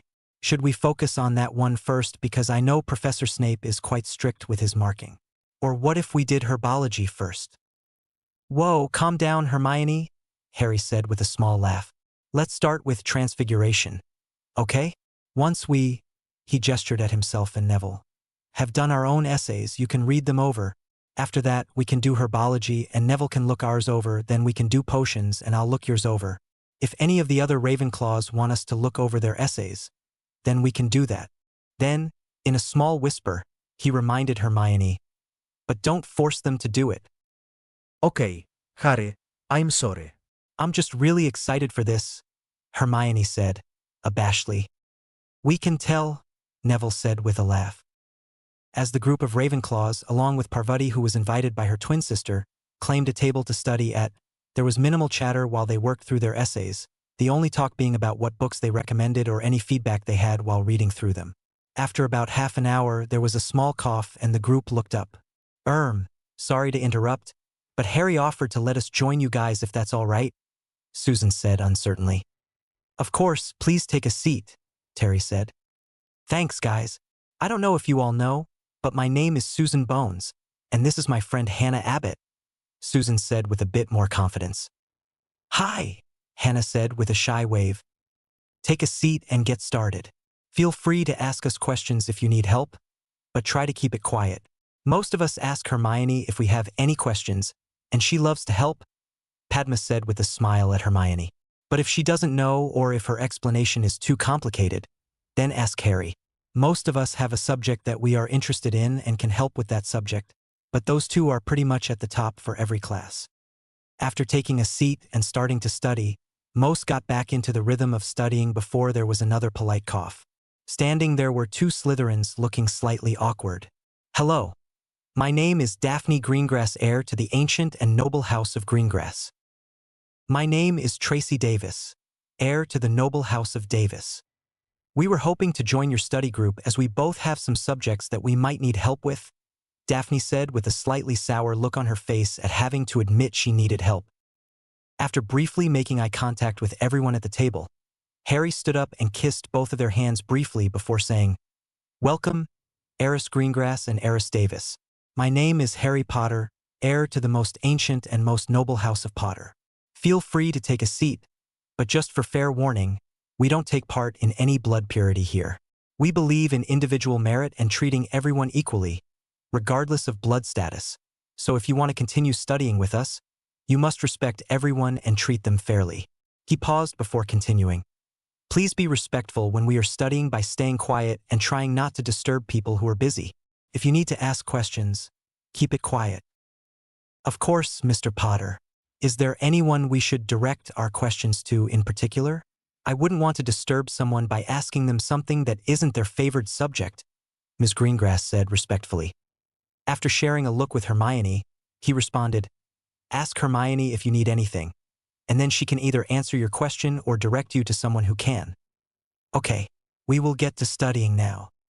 After about 2 hours of studying together, people started leaving until it was just Hermione, Harry, Neville, Susan, Hannah, Daphne, and Tracy. Throughout the study period, everyone managed to complete their homework, with the Ravenclaws doing some extra study as well. The additions from other houses were quiet, respectful, and on task. "Thank you, Mr. Potter, for letting us join your study group. May we come back next week to join you again?" Ms. Greengrass asked. "Of course you may. Thank you for following our rules. and I hope you were productive. Thank you, Mr. Potter, Ms. Davis said before both girls turned and walked away. Well, I think that went well, don't you think? Harry said, turning to look at the others. I don't know about you guys, but I got all of my work done and some extra study as well. And Neville, that was some great detail on your herbology essay. I just had to go and add some of it to mine as well. With a small blush on his face, Neville replied, Thanks, Harry. Without you, I'm sure I would still be struggling with potions. And Hermione, thanks for the help with transfiguration. It was a really good idea, Harry. Do you mind if Hannah and I come back next week as well? Susan said excitedly. Of course, Susan. The more, the merrier, Harry replied. Thanks, Harry. Both girls chorused before walking off together. I should probably go and drop off my books before dinner, guys, but thanks so much for helping me. I'll come and find you once I have gotten my new wand so that I can practice with you after. Is that all right? Neville said with a bit of uncertainty. Yeah, Neville, just come and find me once you're back, Harry said. We should probably go back too, Hermione. We'll see you at dinner, Neville, or tomorrow if you're sitting with the Gryffindors today. Bye, guys. After Neville had walked away, Harry and Hermione started walking towards the Ravenclaw dorms to drop off their books. After about a minute, Hermione turned to Harry and asked, What did Neville mean about getting his wand? Whose wand is he using now? That is something that Neville trusted me with, and I will not be betraying his trust in me. But for now, just know that he is getting his own wand tomorrow and will need a little bit of confidence to boost his performance. All right, Harry, I hope he knows that he can trust me, Hermione said dejectedly. I'm sure that he knows that, and with time he will tell you. But don't try and pry if he doesn't want to share. That will just make him close up more, Harry reminded her. Okay, Harry, I just want him to be the best wizard he can be. So do I, Hermione. So do I. But let's get down to dinner now. I'm getting hungry. Line break. As Harry walked into the Great Hall the next morning, he saw Neville looking nervous over at the Gryffindor table and decided that he would join him. Morning, Nev, Harry said. Are you excited to get your wand today? Yeah, but I'm also a bit nervous about how my Gran will react. I'm sure it will be fine, Neville, Harry said while filling up his plate. When Harry was about to continue reassuring Neville, he heard a voice on his right say, Well, if it isn't Ickle Baby Potter sitting at the Gryffindor table. What have we done to be graced by his presence? The mighty, the brave, the handsome, boy who lived. May we introduce ourselves? I am Gred. And I'm Forge. Before Harry could get any more confused, he heard a voice say, Fred, George, stop bothering the poor boy and at least give him a chance to pick the two of you apart. So give him a proper introduction just this once. As Harry heard that they were about to properly introduce themselves, he closed his eyes briefly and felt for their magic. He felt that the one on the left was more focused on charms, while the other on transfiguration. My name is Fred, the more handsome member of the Weasley twins, said the one on the left. My name is George, the smarter and more talented Weasley twin, said the other. Now, hopefully, you never figure out a way to tell us apart because even our mother hasn't been able to do that, Fred said. But aside from that, what are you doing at the Gryffindor table? Harry, who was getting neck pains from looking at each of them when they were speaking, finally said, I'm sitting with my friend. Is that an issue? No, we were just wondering what you were doing. At the Gryffindor table? Well, don't worry about it as Neville and I should probably go now, Harry said while rising. Got places to be, things to do. Yep, let's go, Neville said before walking out with Harry. I wonder what they are doing, Fred said to George. Meh, we have more important things to do than worry about two Ickle Furs ties anyway. As Harry and Neville made their way up to McGonagall's office, Neville asked Harry, Will you come with me to Ollivander's, just in case my Gran is there? I would feel better if you were there with me. I'll definitely ask, but I can't make any guarantees about what McGonagall will say, Harry replied before knocking on the door. Come in, McGonagall said from inside. Mr. Potter, what a surprise. Is there any reason that you are here as well? I was wondering if I may go with you and Neville? Harry asked respectfully. Yes, I suppose you can. I will be coming to escort you both, but there will be no detours. After both boys nodded their heads, McGonagall continued, Now, Mr. Longbottom, I'm assuming that you have fled before. After receiving a positive signal, she turned to Harry. All right, Mr. Potter, this is one of the magical methods of transport that links fireplaces together. What you must do is say clearly the name of the place you wish to go, which in this instance is the Leaky Cauldron, before walking through. It can be a bit disorienting the first time, but at the end, you must take a step and walk out smoothly. The first time, it is likely that you won't be able to do it perfectly, but with more practice, it will become second nature to you. Mr. Longbottom, you lead the way, followed by Mr. Potter, and then I will come through. Make sure to clear the way immediately after fluing through. After all of them went through with Harry only stumbling slightly, they headed to Ollivanders. Once inside, Neville jumped when he heard a voice saying, Ah, Mr. Longbottom, I was wondering if I would see you. Your Gran is a formidable woman, but she should have still let you get your own wand, or you would never reach your full potential. But nevertheless, let me find you your wand. What is your wand hand? Ollivander, who had walked into the light, asked. Right hand, sir. After trying numerous wands, Neville finally bonded with one that was cherry wood and unicorn hair. While both boys walked out, McGonagall had a small flashback to where she saw James Potter helping Sirius Black after he had been bullied, and in that moment, she knew that both boys would become very close, and together they would be able to achieve great things.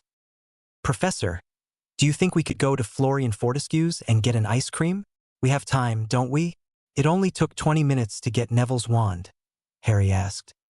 I guess I did set aside 1 hour for this little outing.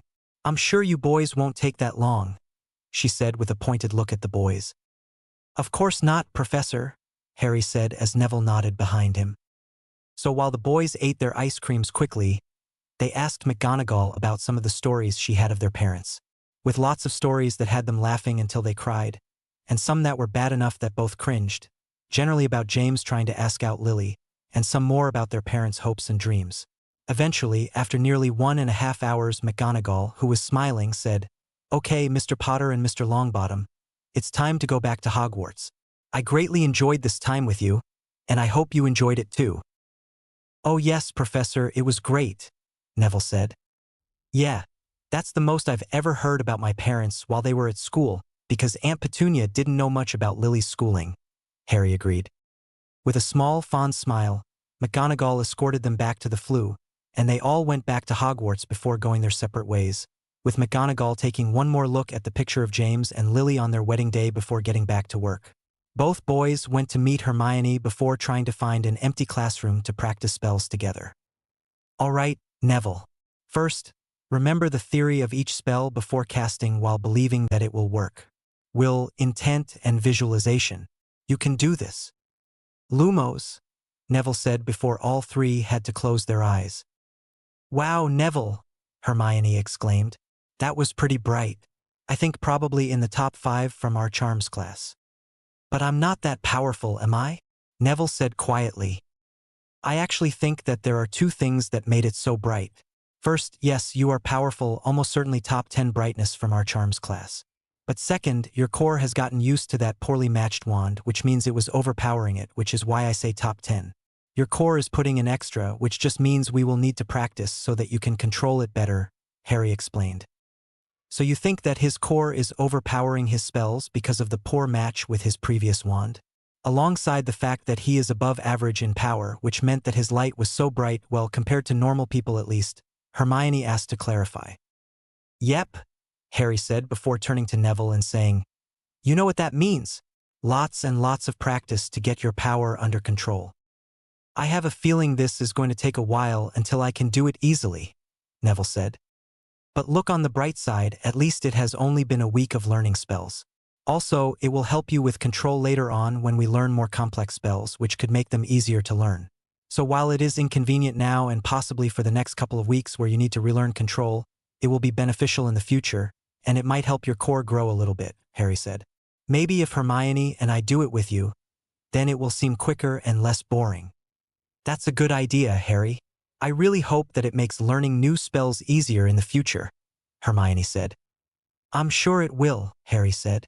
So we might as well get started with Lumos, as it is simple and a good visual representation for how much power we are putting in. All right then, Mr. Potter. May I call you Harry?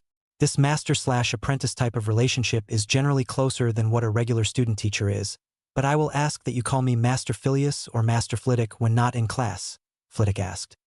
Of course, Master Flitwick, Harry replied. Harry was now in Flitwick's office for his first day of training after his lessons on Monday.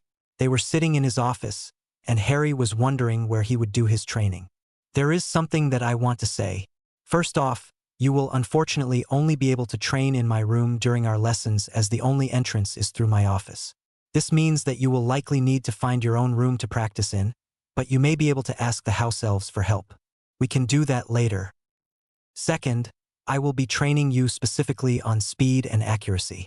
If someone is so much faster than you that you can't put up a shield, then no matter what I teach you, it will be useless. Your accuracy is just as important. If you can't hit your opponent, you can't defeat them. This will likely be a few weeks of just speed and accuracy before I will change it to just a small test at the beginning of each session to ensure you don't lose your progress. After those first few weeks, I will duel you to see if I need to work on your footwork and agility or if I should focus on your spell repertoire. Both are important, but it is more likely that I will need to split time between them because of how young you are. Since we have 4 lessons a week, I will split them up into one on footwork and agility or physical abilities, another on spell knowledge and ways to implement them, another on studying past duels to figure out strategies that might work for you, and the last one is when we will duel. But that will be after working on your speed and accuracy. For now, let me show you my training room. After he said that, Flitwick walked over to his bookshelf and pulled on an inconspicuous book about charms. Harry had previously thought to himself that Flitwick had a simple and boring office, but that was before he saw this. Once Flitwick pulled back on the spine of the book, he saw the bookshelf breaking apart in the middle before swinging upwards on each side. This opened up into a large room that Harry walked into. Looking around, Harry saw what looked to be the magical equivalent of a shooting range with dummies and targets at the end, a dueling platform that looked to be very high quality with numerous dummies resting to the side of the room. Whoa! Harry exclaimed. This place is awesome. Let me demonstrate some of the features for you. Once Flitwick said that, he went over to the target range and set it on the longest distance, which looked to be about 50 meters by Harry's estimate. Flitwick then started to nail the 3 separate targets in the middle every time. Soon, a dummy jumped out at around 30 meters, and without skipping a beat, Flitwick hit it in the head with an unknown spell. After another moment, Flitwick stopped before walking over to the dueling platform and setting up 5 dummies. After a wave of his wand, they all came to life and started attacking Flitwick magically before he fought back. Within a minute, all 5 were destroyed, and Flitwick was barely breathing hard. After a pause, the dummies fixed themselves and went back to where they were set before standing still. Hopefully by the end of the year, you will be able to duel with at least 5 of them and come out on top, and by the end of the school year, at least 15 if my expectations aren't too high for you, Flitwick said. For the next 2 or 3 weeks, I expect that you are just going to be on the target range during this session. Use the stinging jinx, and I will set it on 10 meters with no one jumping out at you. By the time we stop this, I hope that you can at least do 30 meters and one person jumping out sometimes. I will move it back once you can hit the center 100 times in a row and then hit 10 times in a row in under 5 seconds. Once you have learned silent casting, you should be able to do 10 in under 3 seconds quite easily for the stinging hex. Some more powerful curses take more time, so 10 in under 4 seconds is quite impressive for the more powerful curses. Anyway, get started. It took Harry nearly half an hour to get 100 bullseyes in a row before Flitwick came over to congratulate him. Well done, Harry. I must admit that I expected it to take you a little bit longer to finish. How are you feeling? Slightly out of breath, to be honest. That is to be expected. If it was any other first year, they would have been struggling to stay standing by now. I would expect that most would struggle to get past 150 in less than half an hour, to be honest. Just the rate of fire with no time to recover would mean that they couldn't keep casting. But with you, there should be no issues. I think it would be an interesting project to see if there is a quantifiable method to measure the magical strength that someone has, but unfortunately, no one has been able to do it. Anyway, as far as I can tell from your classes with me and the reports of other teachers, you are doing very well on the practical side of things. So with that in mind, I thought that maybe I would be able to help get you ahead in all of your subjects in this time, just so that when it comes time for me to teach you spells to use in dueling, you will have some that, if you use creatively, you will be able to fight back with a larger repertoire of spells. So essentially, you will just be teaching me faster than the rest of my peers with enough knowledge on the theory for me to perform the spell with you, but then I will be researching the rest of the theory in my own time, Harry stated. That would be great, Professor. I think that you would really benefit from the private tutelage so that we can go at your own speed, no matter how fast or slow it may be. But be warned that this method would require you to do lots of reading ahead, so that you can continue to learn new spells quickly. But just for now, I will change our session schedule a little bit to allow for 1 hour to learn new spells at the end of the lesson, which might mean a little bit slower progress in the rest of what you might have expected, but it will put you in a good position once we start dueling. To start with, let's go over some spells that you should have learned in Dada if you had a competent professor. In your first year, you should learn some basic spells like the Petrifying Hex, Flame Charm, Knockback Jinx, Disarming Charm, Cutting Hex, and the Stunning Charm. There are more first-year spells that can be used in a duel, but it generally requires self-study, which is something I expect from you. I will get through those spells this lesson, and then next lesson we will focus on Transfiguration. Please read through as many books on this year's spells as you can ahead of time, but I understand that if you try to read all of them too fast, you will probably be unable to keep up with schoolwork, so just do as much as you can. I promise you, Master Flitwick, I will have finished the first-year syllabus at least practically by the end of the first term.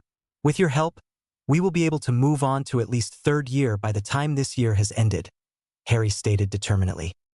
For a moment, Flitwick just stared at Harry before looking him in the eye and seeing the determination. I believe you. We will make you into one of the best duelists the world has ever seen. By the end of the year, you will be ready for your first dueling tournament. I will sponsor you to join the under-13 age bracket, which you should be able to compete in. But now enough of this chit-chatting. Get back to work, Flitwick said with a small smile. Yes, Master Flitwick, Harry stated before going to the target practice and hitting another 10 bullseyes in 13 seconds.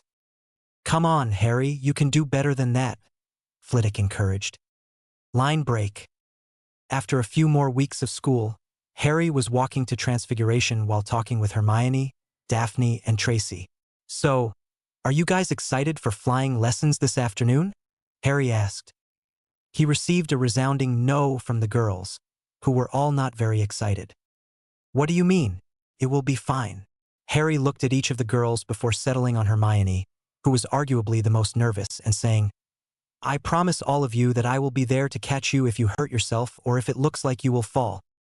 Hermione looked a little bit more confident and understood so far that Harry had never broken a promise he made to her, so she knew he would do his best to make sure that she was safe. But even then, she knew that he wasn't infallible, so she would need to be careful. All right then, but we should probably head to Transfiguration as we don't want McGonagall to be mad at us for being late. As McGonagall called them inside, the group decided to sit at the front of the classroom this lesson. All right, everyone. Last lesson, I gave you the theory and some extra references for your first Transfiguration spell. This one is the simplest to complete and therefore the reason that it is the first one that is taught. What you will be doing is transfiguring a matchstick into a needle. While most had been looking more excited, they were decidedly less excited once they knew what they were working on. McGonagall looked around and said, I know that you were hoping to do more exciting things, but it is something that you need to work up to, and this is just one of the smallest steps that you can take to get started. With a wave of her wand, she sent out a matchstick to each student and said, You all know the incantation, so get started. While every other started casting immediately, with none of them getting any change in their matchstick, Harry just sat there staring intently at his matchstick. He picked it up and looked it over, having read ahead in most of his subjects so that if Flitwick ever tried to surprise him with a different subject, he wouldn't be completely unprepared. He knew that the key to transfiguration was visualization. He first had a complete picture of the matchstick in his mind before making sure that he could imagine a proper needle. Once he had both pictures in his mind, he put down the matchstick, closed his eyes, and with his wand said the spell. Hermione, Tracy, and Daphne were all looking at him. Once they realized that he wasn't trying to cast the spell yet, and all looked with eyes wide open in astonishment that he had gotten the spell on the first try. First, the matchstick changed color, then it became sharper with a hole in the middle of one end, and finally the material changed from wood to silver. When he opened his eyes, he saw that the three girls he was sitting with were staring at him with wide eyes before he looked and saw that his matchstick was now a needle. With a start, he saw Professor McGonagall standing in front of him, and she said, "Mr. Potter, may I see that please?" After a quick inspection, she saw that it was, in fact, a perfect needle that was made of silver. "Well done, Mr. Potter. 5 points to Ravenclaw. I have never seen a student do this transfiguration on the first go before. Do you think you could do it again?" she asked while placing another matchstick on his desk. This time, with a shorter pause for visualization, Harry imagined the matchstick turning into a needle before saying the incantation. Before the whole class's eyes, the matchstick rippled and turned into a needle. This time it happened all at once, the material, the shape, the color, all within half a second. Looking up with wide eyes, McGonagall said, "That was very impressive, Mr. Potter. Will you please stay and talk with me after class? I assure you that it won't cut into your flying lesson this afternoon." "Of course, Professor," Harry replied. "Would you care to explain what you might have done differently that made sure that you would be able to achieve the transfiguration?" McGonagall asked. "Well, first of all, I made sure that I had a good idea of what I wanted the final product to become. Most of the transfiguration, according to what I've read, is that one of the most important factors is the visualization of the end result. So I imagined the matchstick in my mind, then I thought of the differences between the needle and matchstick. First, I thought of the color change as it is most obvious, then the shape, and then I changed the material in my mind. Once I had finished visualizing that, I cast the spell, and it worked. I reckon that with visualization, it would be possible to enhance it, like change the color again or add an engraving, but to do so would require excellent visualization." Harry started thinking out loud before blushing when he realized that everyone was staring at him. "Well thought out, Mr. Potter. Perhaps you would like to try and add that while the rest of the students get started again," McGonagall said with a pointed look at the rest of the class, who quickly got started again. With a matchstick in front of him once again, Harry closed his eyes and imagined a needle with tiny indented vines on it which were colored green. He thought of how the needle would feel with the little crevices, how it would look with the green contrasting the silver, and how he would detail each vine curling around and meeting near the eye. McGonagall looked at him concentrating and saw the girls on either side of him looking too, but decided against telling them to start on their own work, as she knew this could be beneficial for them to see up close. Slowly, even more slowly than the first attempt, as if there was a wave from one end to another, it transformed. With a slight gasp once it was completed, McGonagall picked up the needle and inspected it. "Remarkable, Mr. Potter. In all my years of teaching, I have never had such a talented student in my class. 10 more points to Ravenclaw. You can spend the rest of the lesson helping others if you would like. Just remember to stay back after class," McGonagall said. As soon as McGonagall walked away to help other students, Hermione turned to Harry and asked, "How did you do that? Nowhere in any book did it ever say that something like this was possible." As Harry turned to his left to respond to Hermione, Daphne picked up the needle and inspected it with Tracy as she muttered under her breath, "Incredible." "Well, Hermione, the first thing that you need to know is that books are not infallible, and that it is possible to do things that are not written in books, as otherwise how were the first books made without the information already available?" Harry said while looking at Hermione with a pointed glance. "But the second thing is that most of magic is intent. That is how silent casting works, as it was explained to me by Professor Flitwick. That is in nearly all spells from charms to transfiguration. But there are a few exceptions with really powerful spells that require incantations, one being the Patronus charm. So essentially, the incantation that I used was unnecessary, as it was just a stepping stone for my magic to know that I wanted the matchstick on my desk to change into what I was visualizing. So what you're saying is that if you visualize something and then will your magic to do it, then there will be very little that it can't do, with only a few exceptions," Hermione stated.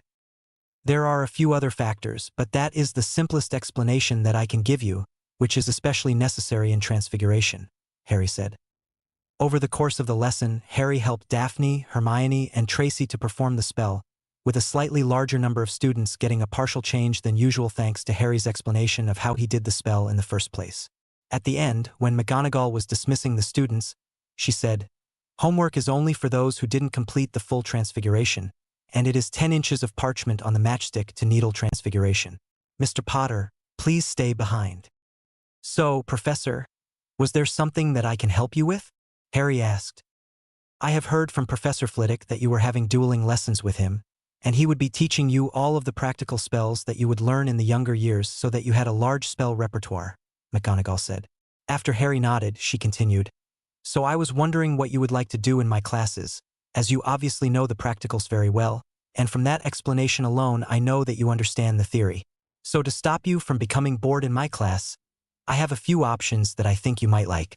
First is that I will give you separate instructions to the rest of the class and will move through much faster with a larger reliance on self-study for the theory where you just do the practical in class, although you could, of course, come to me with any questions that you might have. The second option that I have for you is that you would become my teaching assistant in this class, which means you would help those who are struggling while I teach the rest of the class. This is because, as I'm sure you know, teaching is the highest form of understanding. The final opportunity is that I will set you assignments and you will not bother going to class. Each week, I will give you a small test on the theory and practical to ensure that you have not been slacking off, but this will allow you to move faster and have more free time. Which option would you prefer?" Harry thought through what he could choose. The first option was appealing because he will get to spend more time with Daphne and Tracy, while still working at a faster speed. Second would be nice, but it would also mean that there was no new learning in Transfiguration as he would be learning it ahead of time from Flitwick. Third was what he was leaning to, but he really wanted to be able to hang out with Daphne and Tracy more, even if it was just in class. Now that he thought about it, he wished that he could hang out with all of his friends who weren't in his house in more than just classes. After weighing the options, Harry had decided and said to McGonagall, "I would like to choose the third option. But I do also have something that I want to ask of you." "Well, I think that the third option would be best for you, Mr. Potter. But what would you like to ask of me?" McGonagall asked skeptically. "I was thinking about it and realized that I only saw my friends who weren't in my house around meals and classes, and with me not coming to this class, that means that I won't get to see Daphne and Tracy in classes anymore. So I was wondering if there was any room in the castle that we could use to meet up and practice spells, so that we can get ahead in class." Harry asked nervously. "That is an excellent idea, Mr. Potter. It is very rare to see such interhouse unity these days, and I will happily support this idea. There are numerous rooms in the castle that are unused. I am sure that I can find you a large enough room for some spellcasting, and you can make some changes to the furniture once you have learnt enough with your self-study," she said with a small smile. "I will get it cleaned up and put in a clock that I will charm to go off half an hour before all meals and curfew just so that you don't stay there too long. There had better not be any untoward activities in this room, or I will take it away from you and your friends." McGonagall continued with a sharp look. "I would also recommend that you not do any dueling until you have learnt enough to set up wards that will protect the room and any spectators that you may have." "Thank you, Professor. When do you think you will have this room ready?" Harry asked. "I just want to let my friends know when we should meet, so we can all see it together. I will have it ready by Saturday this week. Meet me here after breakfast and I will show you all where it is. Come to my next lesson, and we will discuss what you will need to self-study for the week, and we can see how it goes," McGonagall said with a small smile at his childish excitement. "Now go and get some lunch before your flying lesson. If you are anything like your father, then I expect that you will be an incredible flyer." "Thanks, Professor. Do you think that you could tell me a bit more about my parents sometime?" Harry asked. "Of course, Mr. Potter, and I'm sure that Phileas would be happy to help as well. Now shoo, Mr. Potter, I have some marking to do," she said with a small smile. As Harry walked out of the door, McGonagall thought to herself about James and Lily and how Harry just might be the best of both of them. It was always nice to see just a little bit of childlike innocence and happiness in normally responsible and mature students.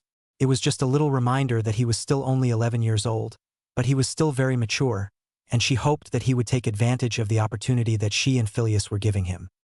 Line break.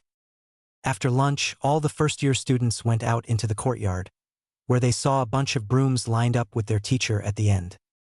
"Well, hurry up, everyone. Stand beside a broom," the woman yelled. "My name is Professor Hooch. I am the flying instructor at Hogwarts and referee the Quidditch matches that are played. To start with, everyone hold a hand over the broom and say up, while being ready to catch the broom. Harry was the first student to say, up. The broom slapped into his hand, and he grabbed it comfortably before the rest of the students said it. All his friends who were in the study group were standing around him.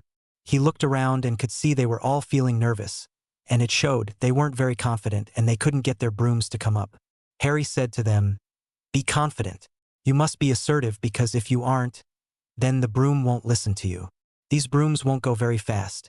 And you are all in a safe environment where the worst that will happen is a broken bone that will be fixed up with a wave of the nurse's wand. There is nothing to be afraid of, so be assertive and say up." Harry looked around at his friends, and Tracy was the first to try it when it worked. Then the rest of his friends followed. Of their group of friends, Hermione, Daphne, Susan, Padma, Parvati, and Neville were all extremely nervous, but with Harry standing beside them, they were feeling a little bit more confident. "All right, everyone, now kick off. Then come back down on the count of 3. Remember to be calm, and everything will be all right, guys," Harry whispered to all his friends, who stood a little bit taller knowing that Harry would be there with them. 1, 2, 3. On 3, all the students kicked off slowly before descending to the ground. They repeated this exercise before being split off into smaller groups. Hooch came around to each group before leading them around and assessing if they would be all right to fly on their own for a while. When it was time for Harry's group of friends to fly, they followed Hooch around on a leisurely flight around the courtyard. After a while, Hooch landed and handed Harry a tennis ball.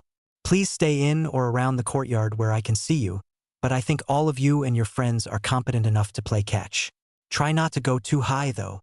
As they were all playing catch with varying levels of success, with Harry being able to throw, catch, and fly the best, all of a sudden, Susan let out a scream. Harry looked over at her and realized that she was flying uncontrollably up and towards one of the towers.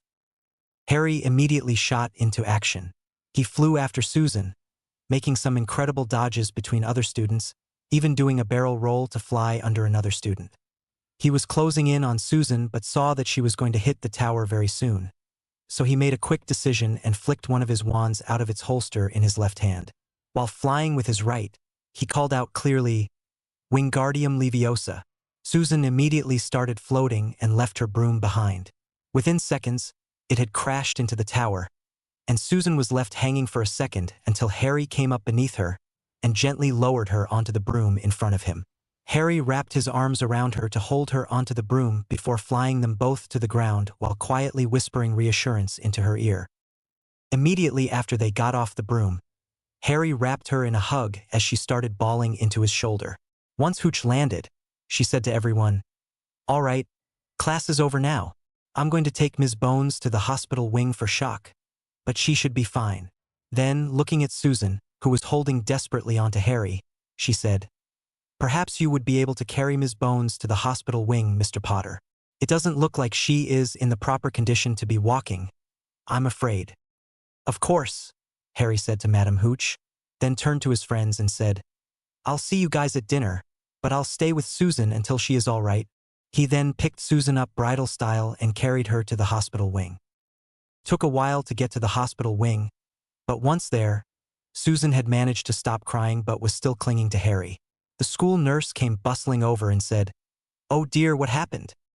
"Ms. Bones had a bit of a fright in flying lessons, Poppy," Hooch said, "and Mr. Potter did some of the best flying that I have seen in a long time to catch her. Perhaps you should call both of their heads of house to inform them what happened," she said before turning to Harry and Susan. "My name is Madame Pomfrey. Do you think that you can let go so that I can give you a potion easier?" As Harry was massaging her back, Susan was slowly calming down, so he set her on a bed and sat down next to her so that he had an arm around her and she was leaning into him. When Susan drank the potion, her nose scrunched up, her eyes squinted, and she said, "Yucky, that tasted horrible. But I think you'll find that you are no longer in shock, Ms. Bones. You might be a little bit timid on a broom, but after what I heard about Mr. Potter's performance on a broom, if you have some private lessons with him, then I'm sure that you will be fine. You should be free to go now, but if you have any more issues, then feel free to come to me," Madame Pomfrey said. "Do you want to go down to the Great Hall now, Susan?" I'm pretty sure that's where most of our friends would be, Harry asked. Yes, Harry, that would be nice, Susan said before standing up to walk out the door. As soon as they were alone in the hallway, Susan turned to Harry and practically jumped on him, wrapping her arms around him. Thank you so much, Harry. I don't know what would have happened to me if you hadn't saved me. I promised, didn't I? Harry said while wrapping his arms around the girl. Are you sure that you are feeling all right, Susan? We can just wait here for a while if you want. Yes, I'm feeling fine, Harry. Let's go because I'm starting to get hungry anyway, Susan said before turning to walk to the hall while linking their arms. Once they reached the Great Hall, they saw that all their friends were sitting at the Hufflepuff table around Hannah, who was looking really sad. Once Hannah looked up and saw them, she ran and hugged Susan tightly and nearly knocked her over. Harry steadied them both once he saw it looked like they would fall before being slammed into by Hermione, Daphne, Tracy, Padma, and Parvati. Harry was struggling to stand up when the girls all started rambling while grabbing him until Harry managed to untangle himself, with only Hermione not letting go. Hermione started slamming her fist into his chest while saying to Harry, "You idiot! That was stupid, reckless, and not something that you should have done. You could have been hurt." Hermione, I promised that I wouldn't let anything happen to you girls, and that's what I was doing, keeping my promise. I would have done it for any one of you girls, even Neville, Harry joked with a small smile. But anyway, I'm fine, can't you see? Harry said as he wrapped his arms around her tightly. Besides, if I wasn't fine, would I have been able to stay standing when all of you girls slammed into me? Harry said with a smile. At that, most of the girls blushed a little bit before mumbling an apology. But we were really worried for you, Parvati said. You were really brave, and I don't think that I would have been able to do it. Also, we haven't learned that spell yet, Harry. How did you manage to do it? Hermione asked once all of them had sat down. I have been taught by Professor Flitwick, Hermione. It was one of the spells that we have gone over recently, and it was the first one that came to mind, Harry said. Anyway, enough about this depressing stuff. I have some exciting news that I wanted to share with you. I asked Professor McGonagall about getting ourselves a room to study in so that we can hang out together when we aren't in class. She said that on Saturday we would get to see it after breakfast, so we need to meet at her office immediately after. That's a great idea, Harry, and we can probably customize it once we have learned enough in Transfiguration, but I'm sure that you will end up doing most of it, Hannah said with a small chuckle. That will likely be the case, a voice said from behind. But I'm afraid before you can work on your plans for the room, I need to talk to Mr. Potter. As Harry turned around and saw Flitwick, he said, Of course, Professor. Should we go to your office or the training room? My office will be fine. This isn't about your dueling, which you are still doing marvelously in, by the way. As the two walked to Flitwick's office, they continued to chat about their dueling lessons and what Harry would be learning more about. Then, once they sat down at the desk, Flitwick said, I have heard what you did in your flying lesson today, and I saw a memory from Madame Hooch. It has to be some of the most incredible flying that I have ever seen, and all the heads of houses had a meeting with Headmaster Dumbledore about it. We would like to offer you the opportunity to try out for the Quidditch team, along with an exception to the no brooms for first year's policy. I would personally love to see you doing this, and I'll make sure that it doesn't interrupt our dueling sessions. I would love to, Professor. Just let me know when the tryouts are and when I can get a broom. It was one of the most exhilarating things that I have ever done, Harry replied excitedly. But I would also like to make sure that I am getting onto the team properly, which means tryouts, because I don't want to be accused of getting special treatment for who I am. Of course, Mr. Potter. If you will write a letter to your family to organize a broom, then I will let you know when the date of the tryouts has been decided, Flitwick said. But for now, I think you should tell your friends the good news. Great idea, Harry said before running back to the Great Hall. Guys, I got the chance to go and try out for the Quidditch team, Harry said excitedly. After the congratulations from all his friends, Harry said, I've got to go and write a letter to Aunt Petunia.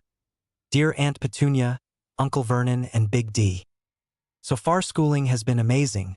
I'm the top of every practical class and nearly the top in every other one. I have made so many amazing friends, with my closest ones being Hermione, Neville, Padma, Parvati, Tracy, Daphne, Susan, and Hannah. In my most recent class, which was flying and was awesome, something happened which meant that I had to stop Susan from falling. In doing so, I demonstrated some excellent flying skills and have been allowed an exception from the no brooms as a first-year rule. I have also been given permission to try and get onto the Quidditch team, which is awesome. I will need a broom and was wondering if you would be able to get one and send it to me.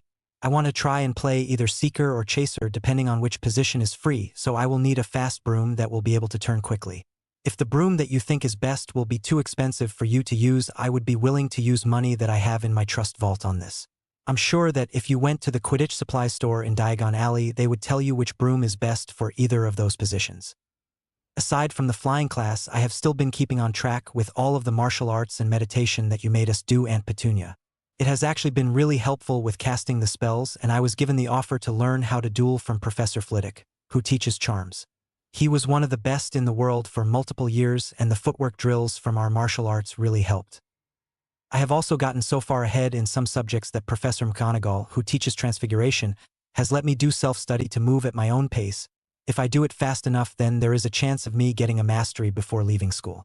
This could happen in multiple subjects, which would be so good. Overall, I have been having a great time meeting new people and learning magic. I miss you all and will see you over the holidays. From Harry.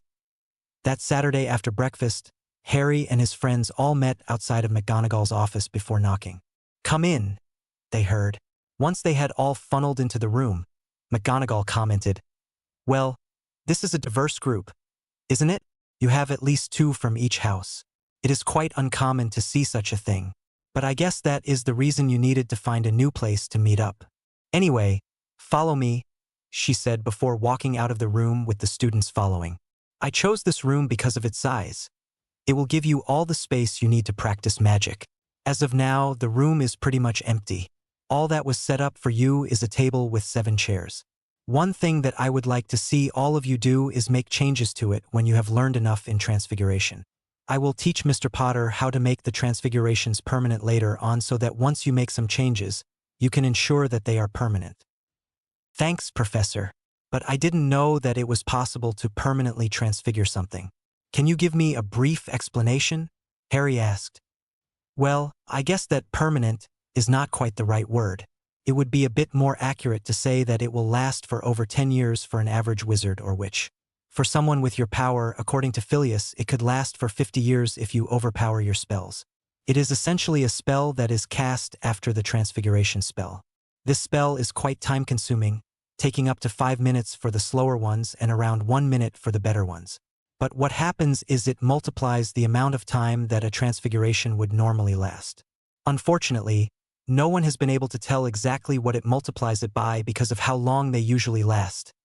McGonagall finished with a sigh. "But for now, here is the room.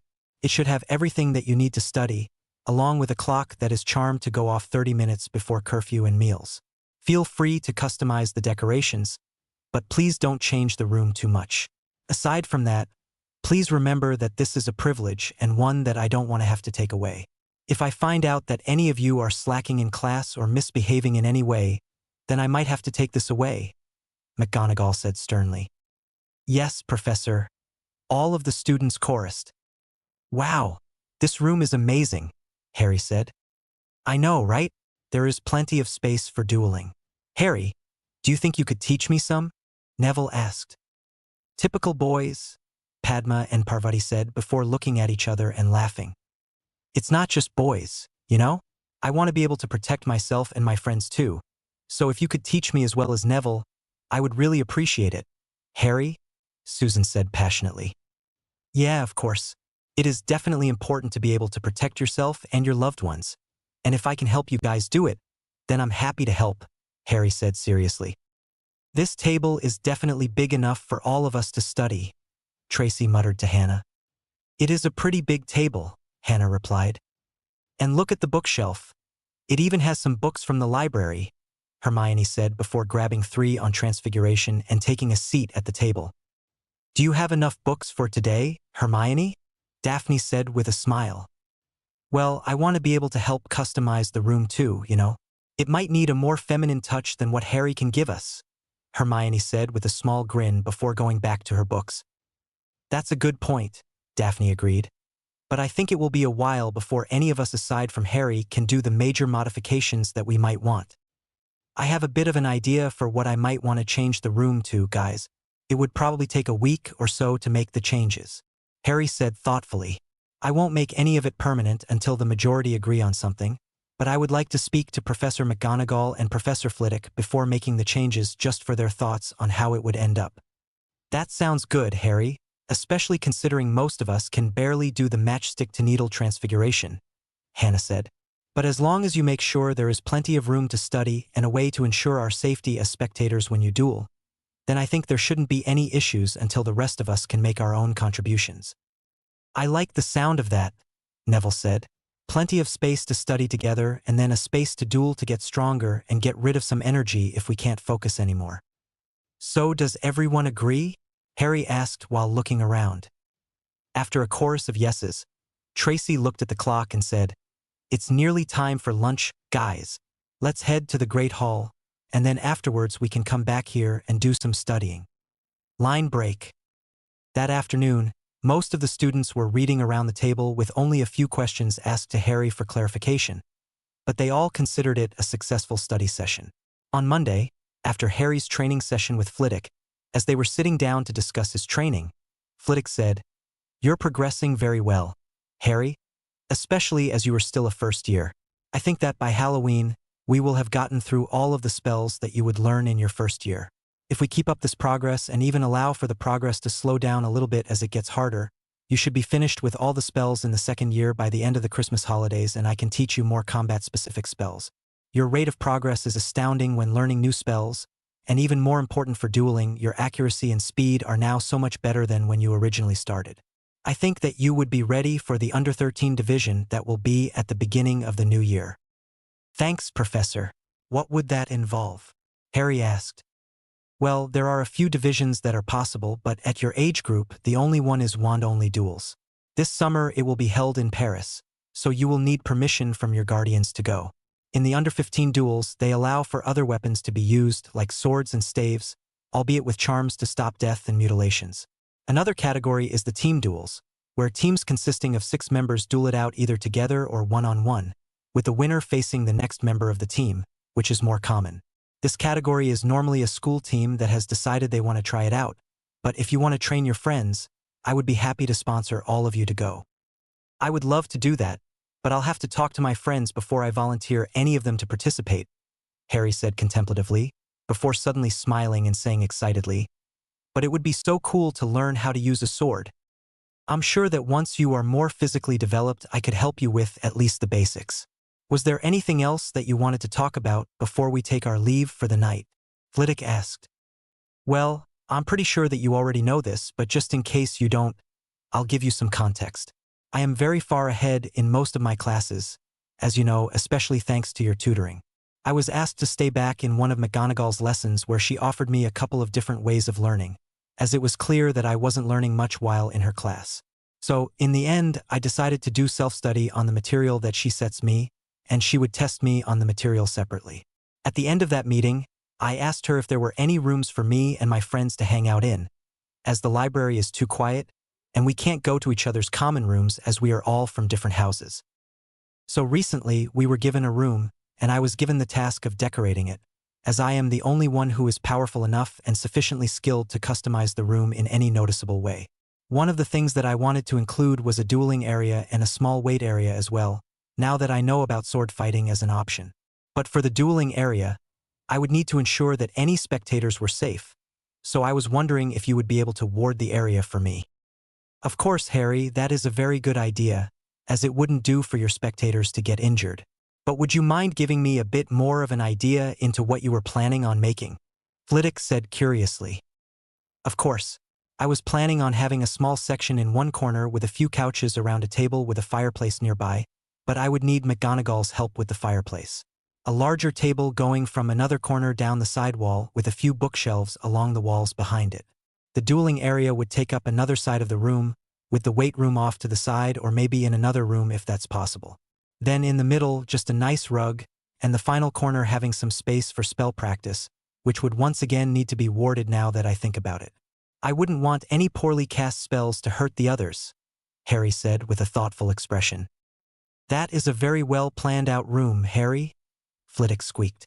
I would be delighted to help you with the warding and even the dueling area so that I can ensure it is properly up to standard for you. I'm also quite sure that it would be very easy for a small room off to the side to come for the weight room, as we are in Hogwarts after all, Flitwick said with a mysterious smile. Thanks, Master Flitwick. I'm hoping that this room turns out to be a nice space for us to hang out, play games, duel, and study for the next 7 years of our stay here. Plus, with any luck, we can make a dueling team to participate once we are old enough, Harry said excitedly. I will try and have the changes done by Wednesday, and then if you can come any time in the week after that just to ward the dueling and practice area, then I would greatly appreciate it. Of course, Harry. I would be glad to help. But I think I have held you here long enough, and I'm sure your friends are waiting for you as usual, Flitwick said while getting up. All right, bye, Master. I'll see you next training session, Harry said while walking out the door. Line break. As the week progressed, Harry had been reading ahead even more in Transfiguration so that he would be able to customize the room as he imagined it. However, one thing that kept coming up in his advanced books was the concept of will and intent, which he only had a basic understanding of. So, on Wednesday afternoon, Harry found himself waiting outside the Transfiguration classroom for his classmates to finish their lesson. Once he heard the bell ring and Professor McGonagall dismissed the students, he stood up straight and stopped leaning against the wall as the students started heading to the Great Hall for lunch.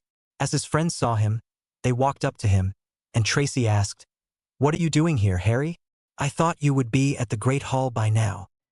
I wanted to ask Professor McGonagall about the room because I had some ideas and I was curious about how to perform the spell. So, you guys should just head to lunch because this might take a while to explain and practice the spells. I'll see you guys later, Harry replied. Once his friends had all said goodbye and headed to the Great Hall, Harry knocked on the door. Come in, McGonagall said from her desk. Ah, Mr. Potter, what can I do for you today? Hello, Professor. I have some questions about Transfiguration for you, related to what I wanted to put in the room, Harry responded respectfully. I see. Is this something that will likely require a practical demonstration? McGonagall asked. Yes, probably.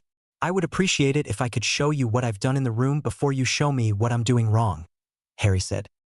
Very well, Mr. Potter, lead the way, McGonagall said while getting up. In the meantime, why don't you tell me what you've done so far?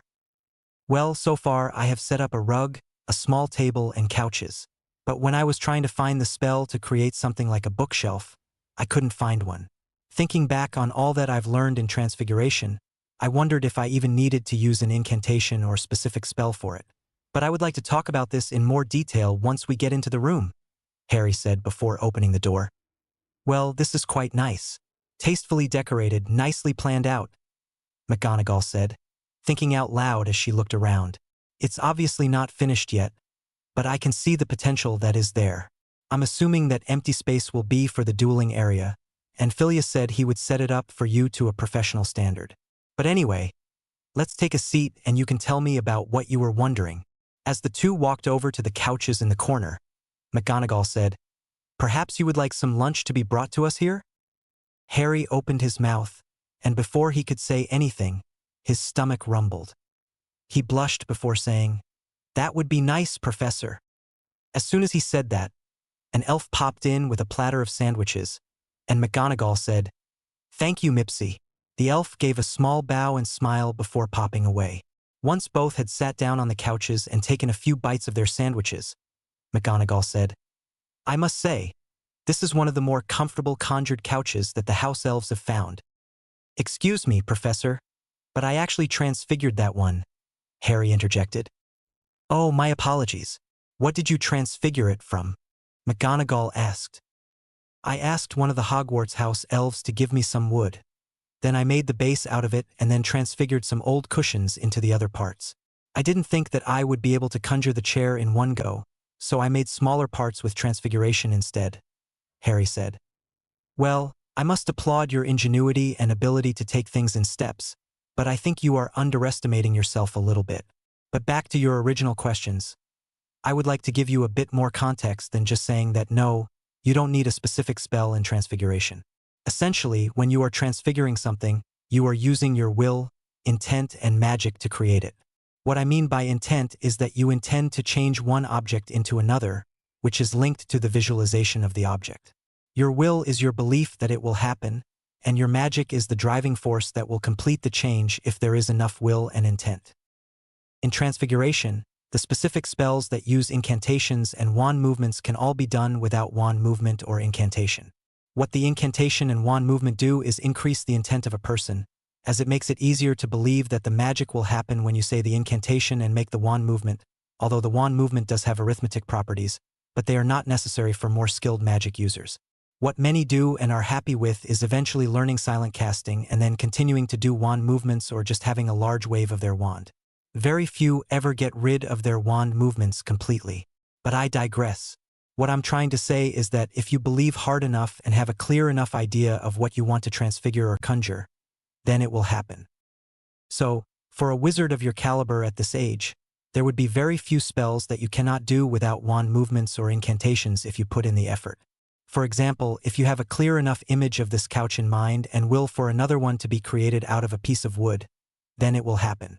But conjuration is slightly more difficult and much more power-intensive. The reason I say that is conjuration is, to put it simply, creating something from nothing. This means that your magic needs to put more in to create a final product. Do you have any questions so far? McGonagall asked. When you say conjuring is creating something from nothing, are you saying that it is actually creating something from nothing, or is it just taking some of the particles from the air and then transfiguring them and increasing their mass to create the final product? Harry asked before continuing. Also, if I was to create something like a watch, would it work even if I didn't know how the inside worked? And if so, how is that possible? That is a very accurate description of what is happening, which is another reason that in some places it can be easier to conjure things. For example, if a blasting charm has just gone off and someone tries to conjure something, it will be slightly easier magically as there are more particles in the air to transfigure, which means your magic has to create less. But the visualization is harder as the particles are too small to see, which makes it essentially transfiguring air into something else, McGonagall said before taking a bite of her sandwich.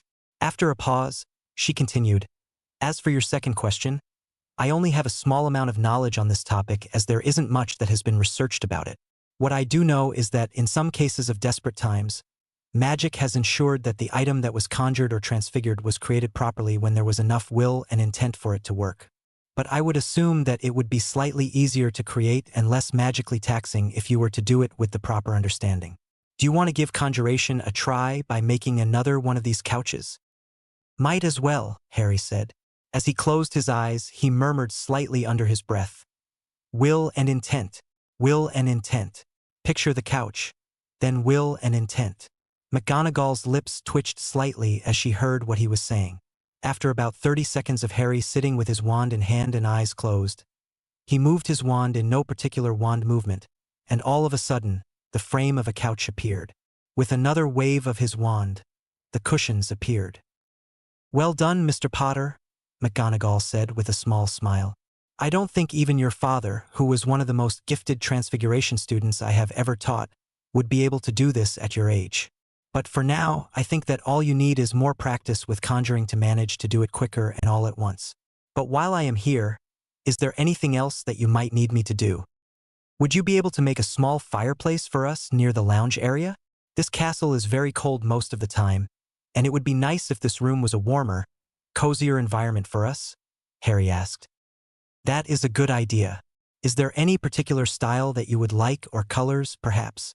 McGonagall asked as she was standing up.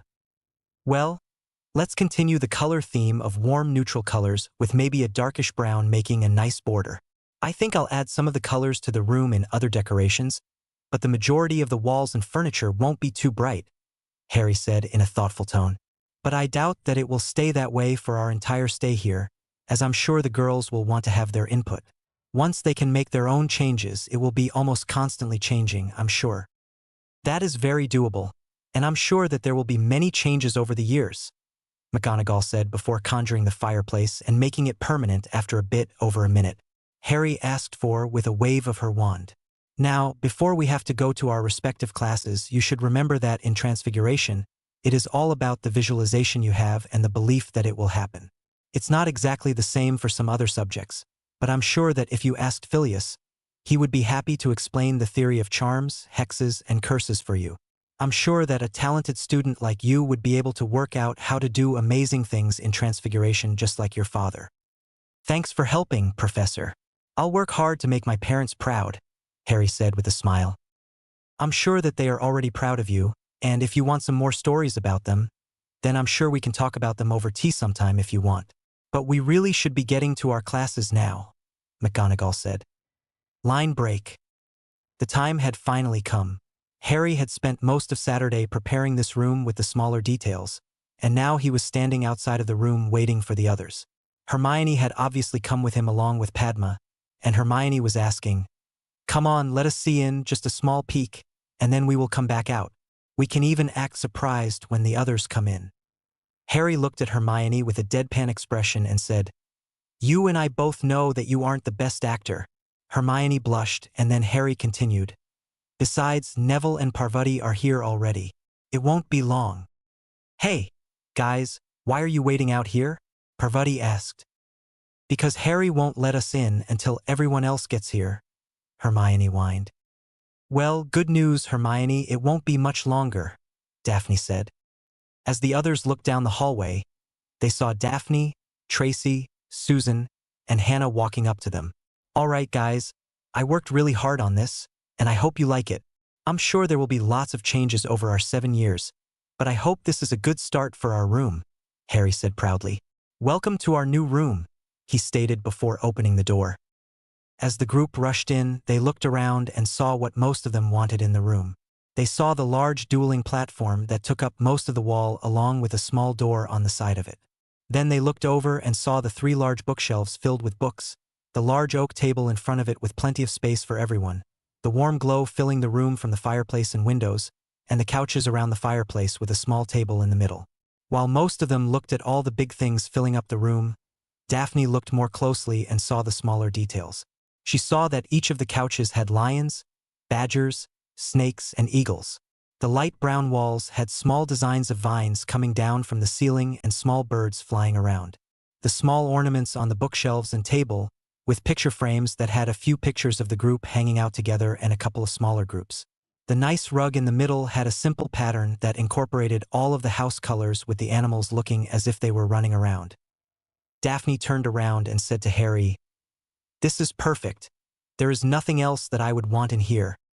"Yeah, Harry, this is great," Tracy said excitedly, with the others agreeing.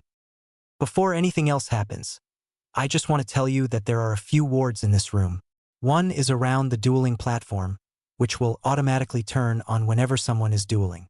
This will stop others from coming in and stop spells from going both ways. The other wards are in that practice corner so that any miscast spells will not damage the room or injure anyone too badly. The teachers did ask that we not practice any potentially dangerous spells alone. The last thing I wanted to say was that these books were from Master Flitwick, and we can get newer and more advanced ones next year or if we have proven that we are ready for more. So what are we waiting for, Harry? I want to get into some of those books," Hermione said excitedly. "Go on, Hermione. I've said all I wanted to say," Harry said with a laugh. Line break. After being given their room, most of the group decided that they would spend most of their time studying and hanging out there as they could all help each other out, and if not, then Harry could. The few exceptions were Harry, Hermione, and Padma, who were also attending some study groups with their fellow Ravenclaws as they wanted to stay close with their housemates. Harry also spent lots of time training with Flitwick and was progressing rapidly, as was evident by their current duel. Harry sent out a disarming charm that Flitwick blocked before waving his wand and transfiguring the ground beneath Harry into ice. Harry shot a stunner at him before waving his own wand and adding spikes to the bottom of his shoes. Harry knew that Flitwick was going easy on him, but he still wanted to prove that his training wasn't going to waste. With a larger swirl of his wand, a large black cloud came out of it that seemed to be sucking in the light from the room. Harry knew that Flitwick saw where he was before and was expecting the barrage that was headed his way, so he quickly put a silencing charm on his feet before running to his right. After a moment, he waved his wand, and the smoke all flew at one spot in the middle like a tidal wave coming into shore. Then, without a pause, Harry sent in stunners and disarming charms along with a rare shield breaker. After a moment of this, Harry felt himself go as stiff as a board and fall over. Well played, Harry. That was a good idea, but I have seen something similar, so I knew that I didn't want to stay inside the smoke for long. It was also smart of you to put in enough power that a simple vanishing charm didn't work, but stronger opponents like yourself will still be able to clear it quickly. With a quick wave of his wand, Harry was able to move again, and all of his small injuries were healed. Where did you go, Master? I couldn't see you outside the smoke, Harry asked curiously before smacking his forehead in annoyance. Disillusionment charm, Harry muttered, and as Flitwick listened with a small smile, Harry continued. I should have checked to see where you were as soon as I started to move with the detection spell. That is correct, Mr. Potter, and a well-thought-out idea for next time, Flitwick said. Perhaps it's time for a break, though? That was one of our longest duels. That sounds great, Professor. I'm knackered, Harry responded. You've been progressing very well, Harry. Have you been practicing in that room of yours? Flitwick asked curiously. Yeah, Neville and Susan have asked me to teach them a bit, and it's good practice for me to be up against the two of them at once. But also, Hannah and Tracy decided that we needed a name for the room. So, that room of mine has now been christened the Den by Hannah and Tracy, Harry said sarcastically. Well, it must be good practice as you've improved drastically. How has your spell repertoire been going outside of the spells that I'm teaching you? Well, to be honest, I've just been going ahead on the Dadass syllabus, while going through the standard book of spells up to grade 4 and trying to figure out ways to creatively use spells. But this also reminded me of a conversation that I had with McGonagall a while ago. I'm assuming that this will have something to do with your improved transfiguration skills, Flitwick said. Yes, I was asking her for some advice about the room and how I could create more things, and she explained some theory of transfiguration that helped me greatly but also left me with some more questions about magical theory in general. Harry paused for a moment and gathered his thoughts before continuing. First, she explained to me about will, intent, and magic in regards to transfiguration. But something that confused me is the reason why that exact theory doesn't work in regards to charms. For example, if I visualized, believed, and then pushed my magic to perform an action that doesn't have a specific charm, say to get bark off of a tree, then it wouldn't work. But if I did the same process with an already existing charm, then it would work. Why is that? Flitwick paused for a moment and looked thoughtful before saying carefully, the main reason that it wouldn't work is because the arithmancy doesn't work properly. After another small pause, he continued, when a new spell is created, the arithmancy must line up. I don't know the specifics, but there are numerous calculations that need to be satisfied for a spell to work. Otherwise, they will just fizzle out or blow up in your face. It works properly with pre-made spells because the magic will inherently form itself to fit through your wand the way that they have previously. For example, if you were learning a new spell, first you do it with the wand movement and incantation, then just the wand movement and finally a point and cast if mastered properly. But while learning to cast it verbally, you are carving pathways that your magic now recognizes as that spell, which will make it easier to perform in the future. It also allows for the spell to be stronger as the pathway would now be well used and larger, therefore allowing more magic to be pushed through that pathway. But if you ever want to create a spell, then it will need an incantation and wand movement first to create the base of the pathways. That makes a lot of sense, Professor. But just to clarify, if I'm creating a spell, then it must have the proper arithmetic formulas, and then once I have used the spell enough to get my magic used to it, then I can start doing it silently and without a wand movement. That is absolutely correct, Mr. Potter. But I would recommend that you take arithmancy in your 3rd year so that you can make sure to understand properly, as I am not an expert on this subject. Thanks, Professor, Harry said. I also wanted to talk to you about the team dueling that you mentioned before. I am now training Neville and Susan, so I think that we might be able to do the team dueling as I may be able to convince some of the others to join us. That would be marvelous, and I would be happy to sponsor you all to go. But I'm afraid that I just don't have time to train you and them as often. I might be able to spend once a week with them, so you will have to spend some time training them, which should help you with your skills as well. But alas, our time has come to an end, and I think your Quidditch tryouts are this afternoon, so you might want to have a good lunch now. That's a good idea. Thanks for the training as always, Master Flitwick. I'll see you on Monday, Harry said before rushing out of the room. Line break. That afternoon, Harry was standing nervously on the Quidditch pitch with his new Nimbus 2000, along with 10 other hopefuls. He was the youngest one, with only one second year, a pretty Asian girl named Cho, and the rest being fourth years or above. All right, everyone, listen up.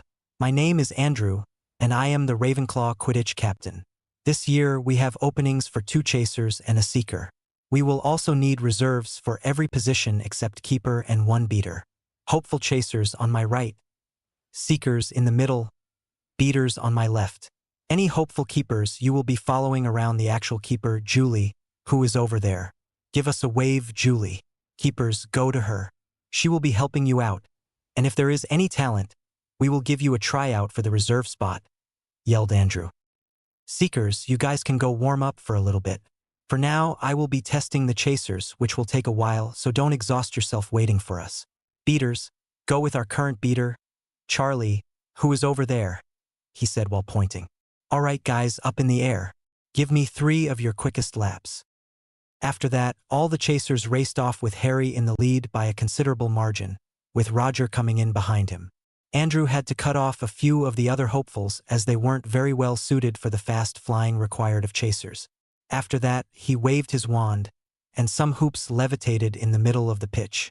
Andrew told everyone to fly through them as fast as possible. First, he called out Roger, who had a time of 1 minute and 10 seconds.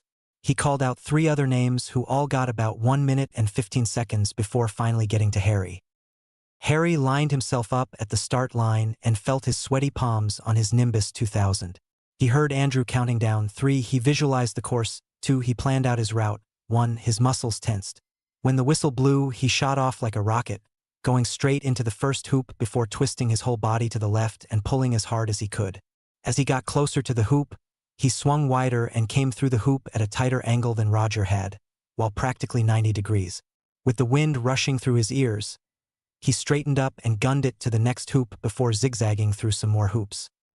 With the end of the run coming up, Harry knew that this was the part where most of them would lose the most time, rising and then coming back down to the finish line.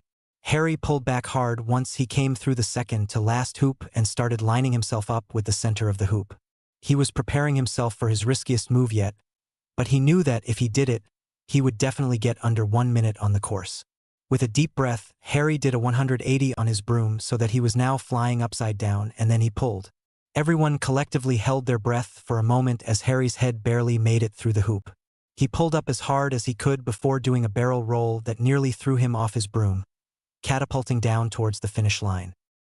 Everyone let out a sigh of relief as he flew quickly past the finish line. Andrew flew up to him and said, "Potter, that was the riskiest move that I've ever seen. If you can't throw well enough to play chaser, then you can play seeker if you want." "Thanks, Andrew, but I'd rather play chaser," Harry said. "I hope you can shoot as well as you can fly, because if so, we have this cup in the bag." The final exercise was to shoot 5 shots at Julie to see how good the prospects were at shooting. This time, Harry decided to go first, and when Andrew threw him the quaffle, he was off. Harry was flying as fast as he could before feinting to the left hoop and then throwing it through the right, which barely skimmed past Julie's fingertips as she fell for the feint. The second shot, Harry threw towards the middle hoops, and as Julie went out to get it, the ball curved into the left hoop. Angry now that a first year had gotten 2 in already, Julie was completely focused on saving the goals. This next run-up at the goals, Harry flew to the right, then the left. When he got to the edge of his range, he threw the ball up and to the right before swinging around as quickly as possible and hitting the ball with the end of his broom. Whack! The ball flew straight at the goal. Julie flew as fast as she could, and even from the distance that Harry shot from, she couldn't get a finger on the ball. It hit the edge and bounced in. The final shots that Harry took were basic spinning shots that curved into goals that Julie couldn't save. After the tryouts, Harry was selected to play chaser with Roger and Andrew as his fellow chasers. The keeper was Julie, the seeker was Cho, and the 2 beaters were Charlie and Jason. Harry was barely walking straight after all the flying he had done that afternoon and the training with Flitwick that morning, so he had a nap before dinner. Throughout the coming weeks, news had spread that Harry was now a chaser on the Ravenclaw team. He was now having to hide from the fangirls who had been chasing after him. On Halloween, Harry was outside the Charms classroom standing with Neville, Parvati, and Padma. Neville said, Are you all right, Harry? You seem a little down at the moment. It's kind of annoying that everyone is celebrating that Voldemort died on this day, but no one remembers that it is also the day that my parents died. After seeing everyone flinch when he said Voldemort, Harry continued. For as long as I can remember, Aunt Petunia and I would go out for dinner and talk about what she knew of my mother and what she went through in the wizarding world. This is just the first time that we've missed it, and it is just harder than I thought. Parvati rushed forward and hugged Harry before saying, "Oh, Harry, it's totally all right to miss your parents, and it is definitely something that we should have thought of. We can go to the den with you after dinner, and we can do whatever you want." "Thanks, Parvati, that sounds nice. Let's just head into class for now. Hopefully, it will take my mind off this for a while." After they walked into Charms, Harry sat in the front row with Hermione, Neville, Parvati, and Padma. "Okay, kids, today I will be teaching you the levitation charm. The incantation is Wingardium Leviosa. Make the gar nice and long, and the wand movement is a swish and flick. Remember to visualize, everyone." As there was a chorus of Wingardium Leviosa, Flitwick hopped off his stack of books and walked over towards Harry and his friends. "Hello all. Am I correct in assuming that you are all able to perform this charm already?" "Yes, sir," Padma said. "Would you mind giving me a demonstration, everyone?" Flitwick asked. One by one, all of them performed the charm successfully until it was Harry's turn, and he paused for a moment. After a moment of concentration, Harry swished and flicked his wand, and slowly the feather started levitating. After a few small wobbles, the feather slowly landed on Flitwick's head. "Oh, marvelous, Mr. Potter. Silent casting in your first year. I don't know if anyone else has done this. I'll have to set you guys some more work. Mr. Potter, maybe you can go through all of the first-year charms with silent casting until you can do it easily," Flitwick said before turning to the others. "Perhaps you can continue working through the syllabus and figure out some creative uses for it in either everyday life or a duel if you wanted it to be. For example, if you used a small sticking charm on someone's shoes, then they could trip, or a summoning charm on an object behind them to knock them over." "Oh, those are good ideas," Hermione said excitedly. Hermione, Parvati, Neville, and Padma started brainstorming, and by the end of the lesson they had a list of creative spells. "Maybe we should try some of these out in the room on the weekend. If we use them creatively enough while working together, then we could probably beat Harry for once," Neville said excitedly. "Oh, those are good ideas," Ron mocked to Dean and Seamus. "She's such a nightmare. It's no wonder she has no friends." Suddenly, he was shoved by someone walking past before he heard a voice yell out, "Hermione!" All of a sudden, Ron was pushed in the back and turned around to the terrifying sight of Harry with glowing green eyes staring at him, his hair blowing in a non-existent wind. "What did you just say?" Harry said in a low, menacing voice. I didn't say anything," Ron stammered. "I think that was a little more than nothing. You're rude, inconsiderate, idiotic, and you take out your insecurities on other people who are smarter than you just because you can't be bothered to work hard." Harry was slowly walking forward as Ron stepped back. "You need to sit down and think about who you want to be. Do you want to be the Gryffindor version of Malfoy? Someone who bullies others because they are different from you, taking out all of your insecurities on other people who won't fight back?" As Ron finally backed into a wall, Harry put a finger on his chest and angrily stated, "You are a pathetic human, and you don't deserve to talk to someone as amazing as Hermione." After completing his rant, Harry stormed off in the direction that Hermione had gone and was followed by Parvati and Padma. Harry kept on walking for a while before he said, "Do you think I was too harsh on him?" No. "That jerk totally deserved it," Neville said. "The idiot looked like he was about to wet his pants. You should have seen yourself. It looked like your eyes were glowing, and I could have sworn I could feel this enormous pressure of your magic pushing down on me. I couldn't imagine how it felt for the person it was directed at. Hopefully, it will mean that Ron learned his lesson."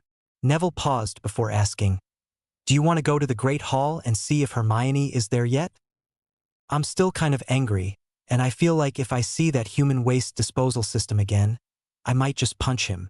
Harry paused and took a deep breath before saying, "I need to get some energy out in some way.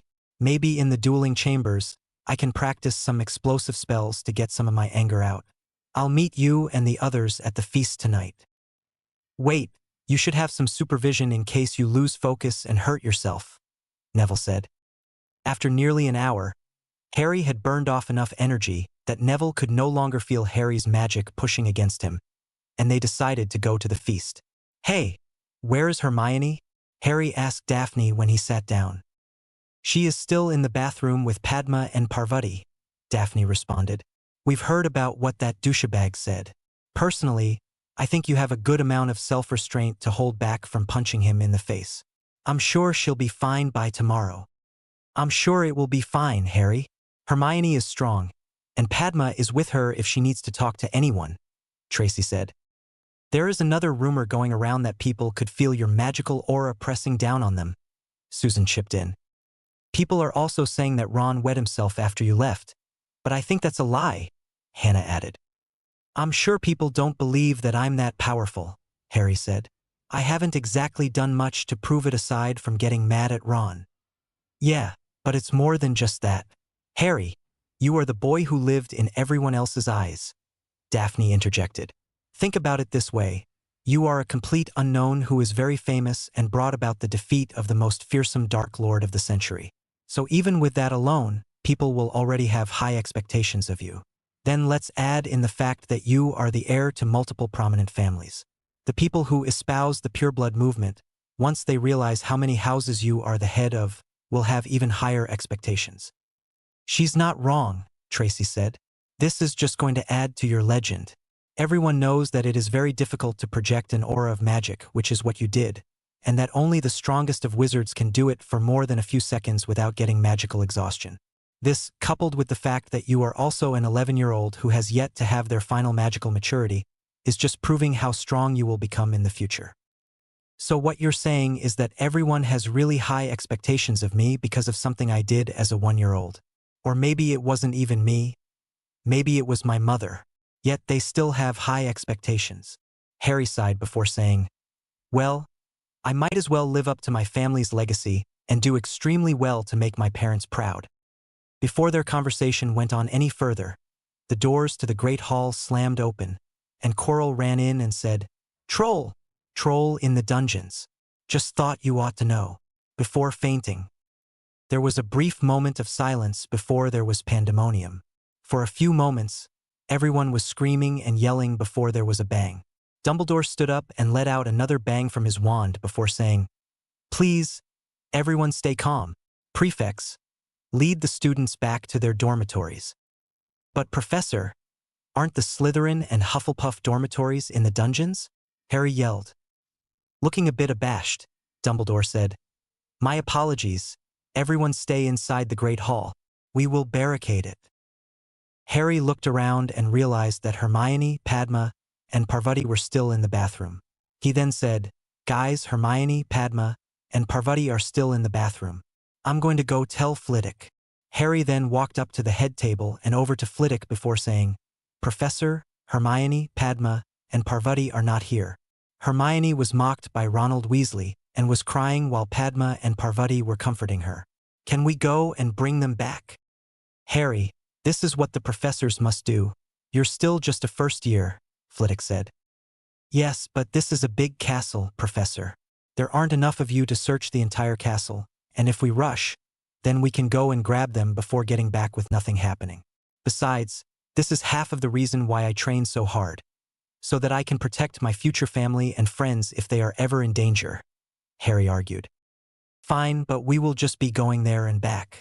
If we run into any trouble, then you are to listen to all of my instructions, which includes running if I tell you to run, Flitwick said firmly. Let's go, we don't have much time to waste. I'll let Dumbledore know on the way. The pair of them rushed out the doors of the Great Hall. A moment later, the doors slammed shut, and Harry's friends all shared a glance, hoping that Harry would be all right. The pair of them ran through the halls towards the bathroom where Hermione was before they heard a scream. Harry started running faster until he smelled a nearly unbearable odor. Flitwick and Harry rushed through the door into the bathroom and saw all three girls backed up against the wall with the troll in between them. At first glance, the troll looked to be nearly 4 times as tall as Flitwick, with a large wooden club that was as big as Harry. The troll was slowly advancing on the girls, who were screaming and holding each other. All of a sudden, the troll stumbled as Harry summoned a piece of a shattered toilet stall from in front of it, which ended up hitting the troll in the gut. "Over here, ugly!" Harry yelled before banishing a piece of debris at the troll's face. Flitwick, realizing Harry was drawing the troll's attention to distract it from the girls, did the same. Together, the master and apprentice were distracting the troll with debris and leading it outside of the bathroom. As the two of them backed out of the bathroom with the troll following behind, Flitwick said, "Go and get the girls, then go to the Great Hall and find some teachers. I will distract it until we can lead it out of the castle." As Harry rushed inside, he saw the three girls all clutching each other with terror in their eyes. "Quick, girls, follow me." Harry grabbed Hermione and started dragging her, with Parvati following behind. "Damn!" Harry said when he realized that Padma was frozen, standing still, must be in shock. Whipping out his elder wand in his right hand, he levitated Padma and rushed out of the door, running in the opposite direction from where Flitwick was leading the troll. As Harry rounded the first corner, he saw that Flitwick was getting backed into a corner, but didn't notice it with his focus on the troll. Making a split-second decision, he told the girls to run to the Great Hall and get some teachers. He then rushed back and saw Flitwick's back hit the wall as he dodged a swing from the troll. Harry was still 20 meters away and realized that if he didn't do anything, Flitwick would be severely injured or killed. Knowing that trolls were magically resistant and he would need something strong, his mind went back to the blasting hex that Flitwick taught him in their last lesson. Flashback. "Now, Mr. Potter, you must know that although this is one of the weaker blasting curses for most people, it can be made stronger by adding Maxima on at the end. The incantation is Bombarda. This curse is commonly used in duels as without adding the Maxima on at the end. It is a non-lethal spell that is likely to break some bones and hurt the skin, but unless it is on their face, it is unlikely that there will be any lasting damage." Flitwick said seriously, "When you use this curse, it is very easy to overpower it by forcing more magic through, and if you add Maxima on at the end, then that will multiply the amount of power behind the spell exponentially. As someone who is already very powerful, you will need to be very careful with this spell.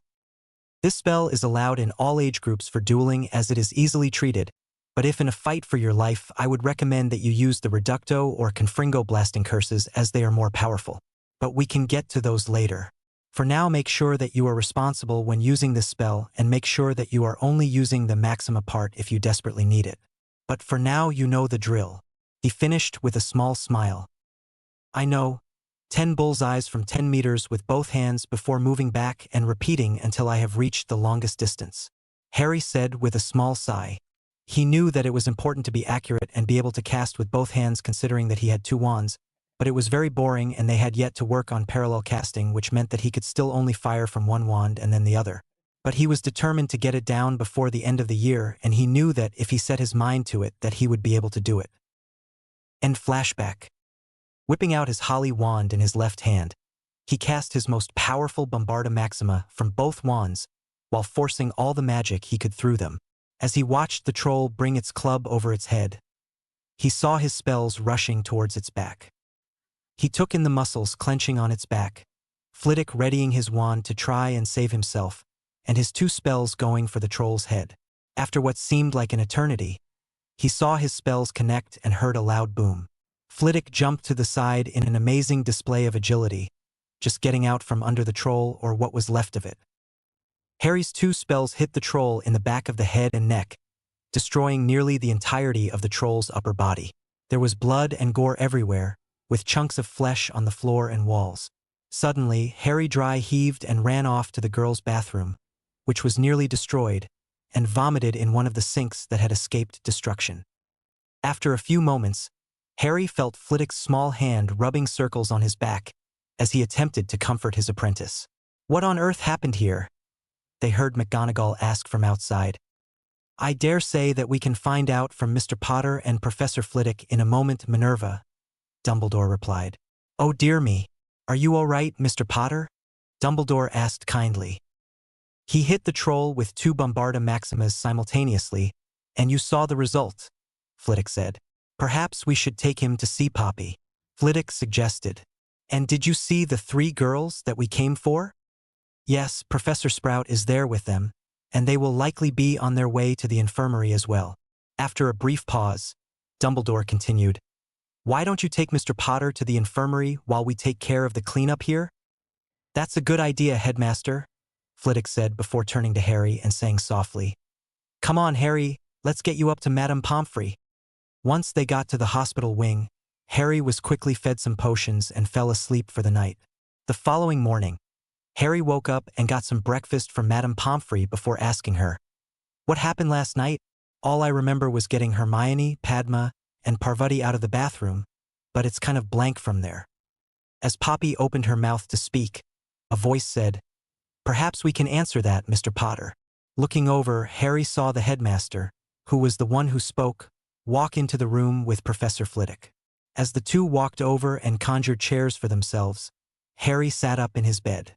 "What happened, Mr. Potter, is that you likely saved those 3 girls by informing Professor Flitwick of their whereabouts. It is also likely that you saved Phileas from a serious injury by killing that troll when you did." When Harry heard the word, kill, he got a flashback to the previous night.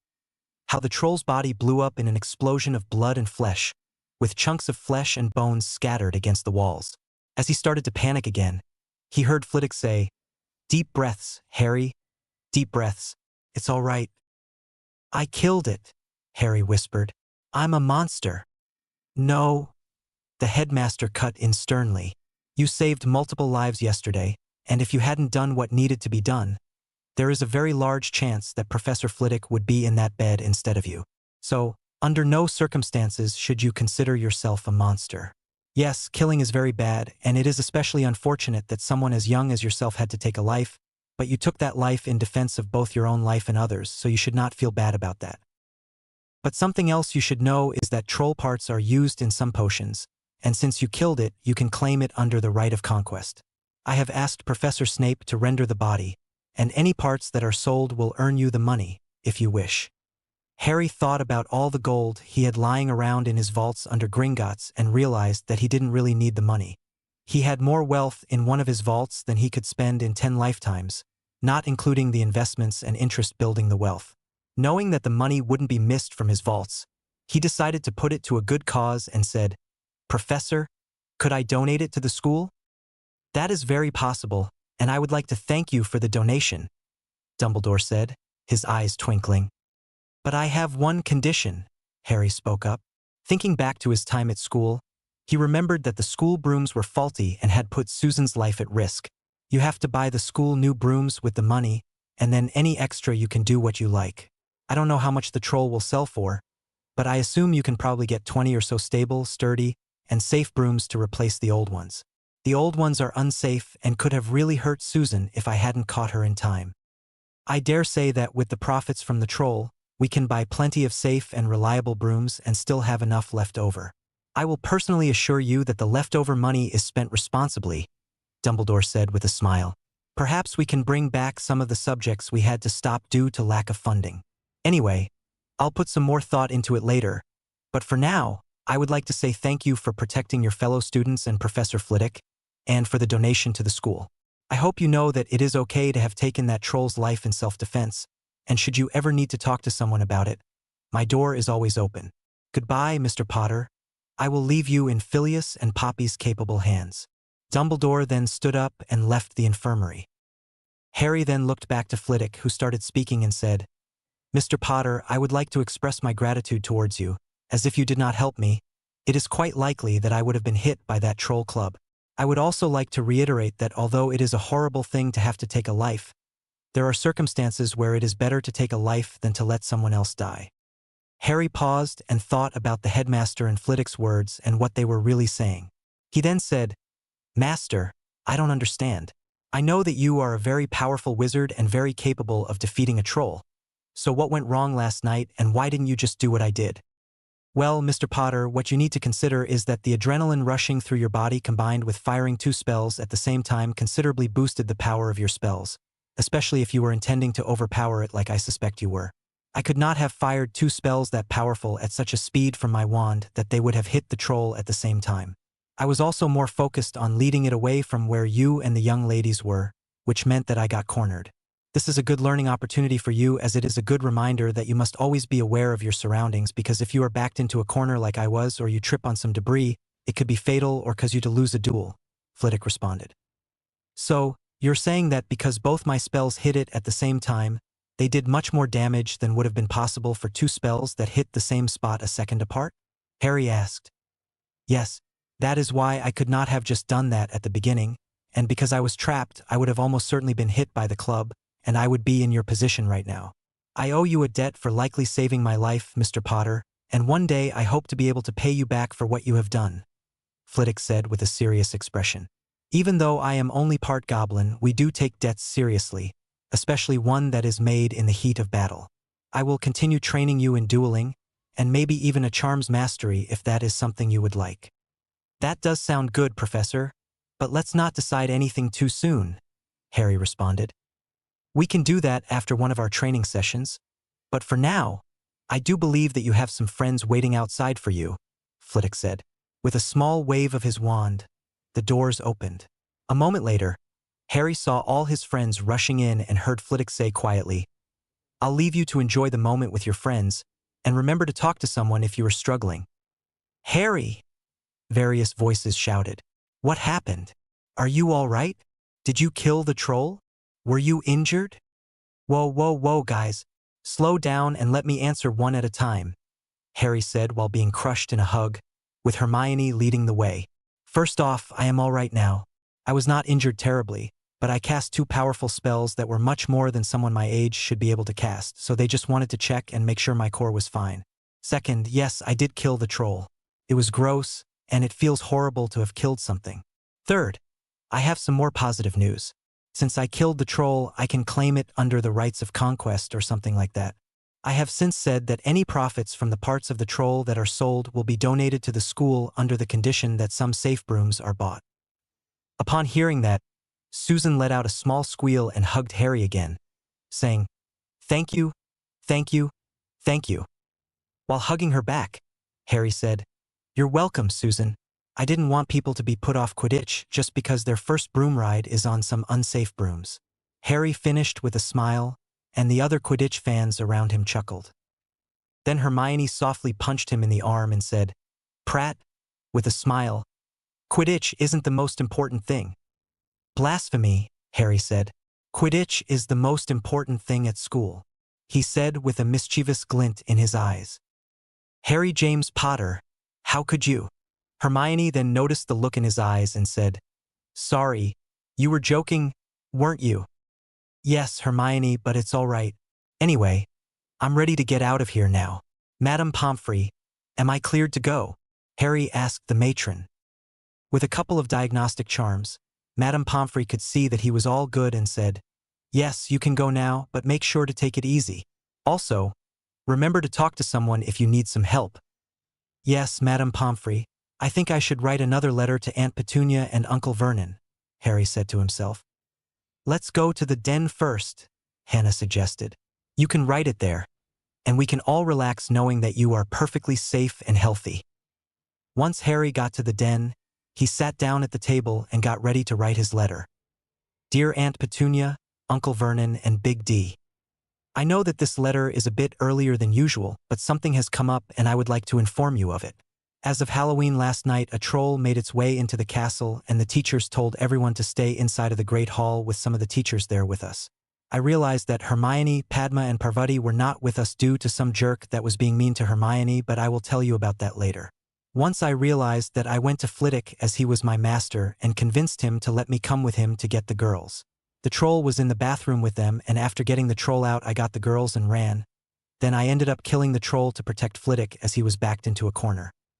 I've been told multiple times now that it was okay to take the life of the troll because it was in self-defense, but it feels wrong, bad, weird, like I'm numb to it.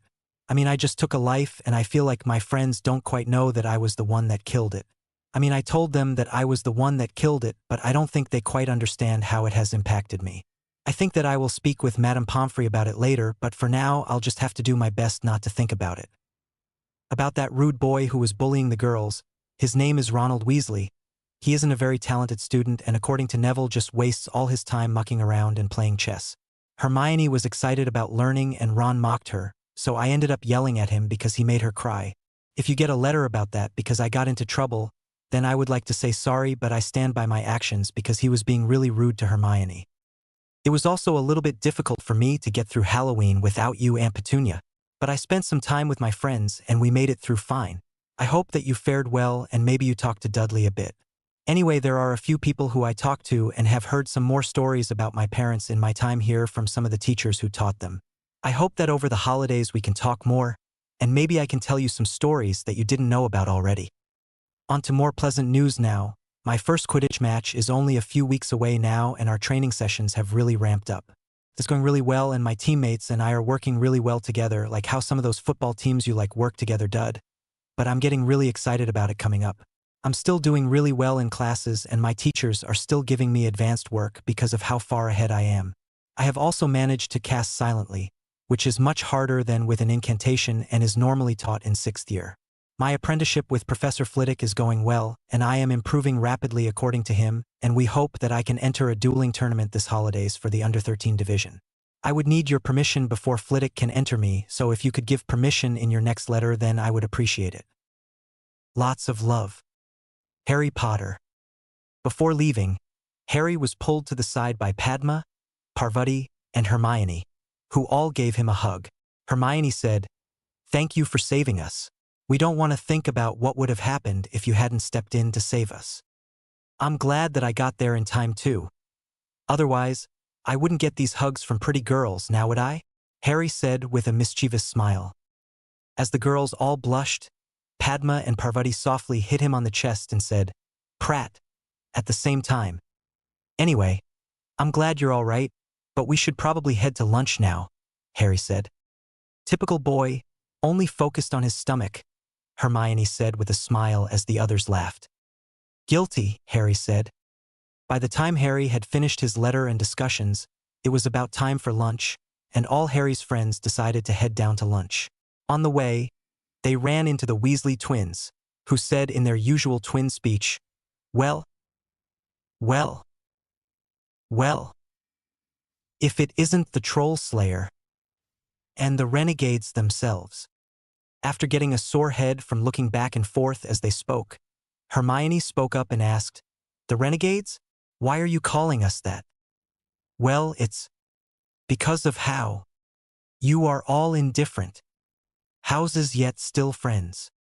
"Okay, is anyone else's head getting sore?" Daphne asked.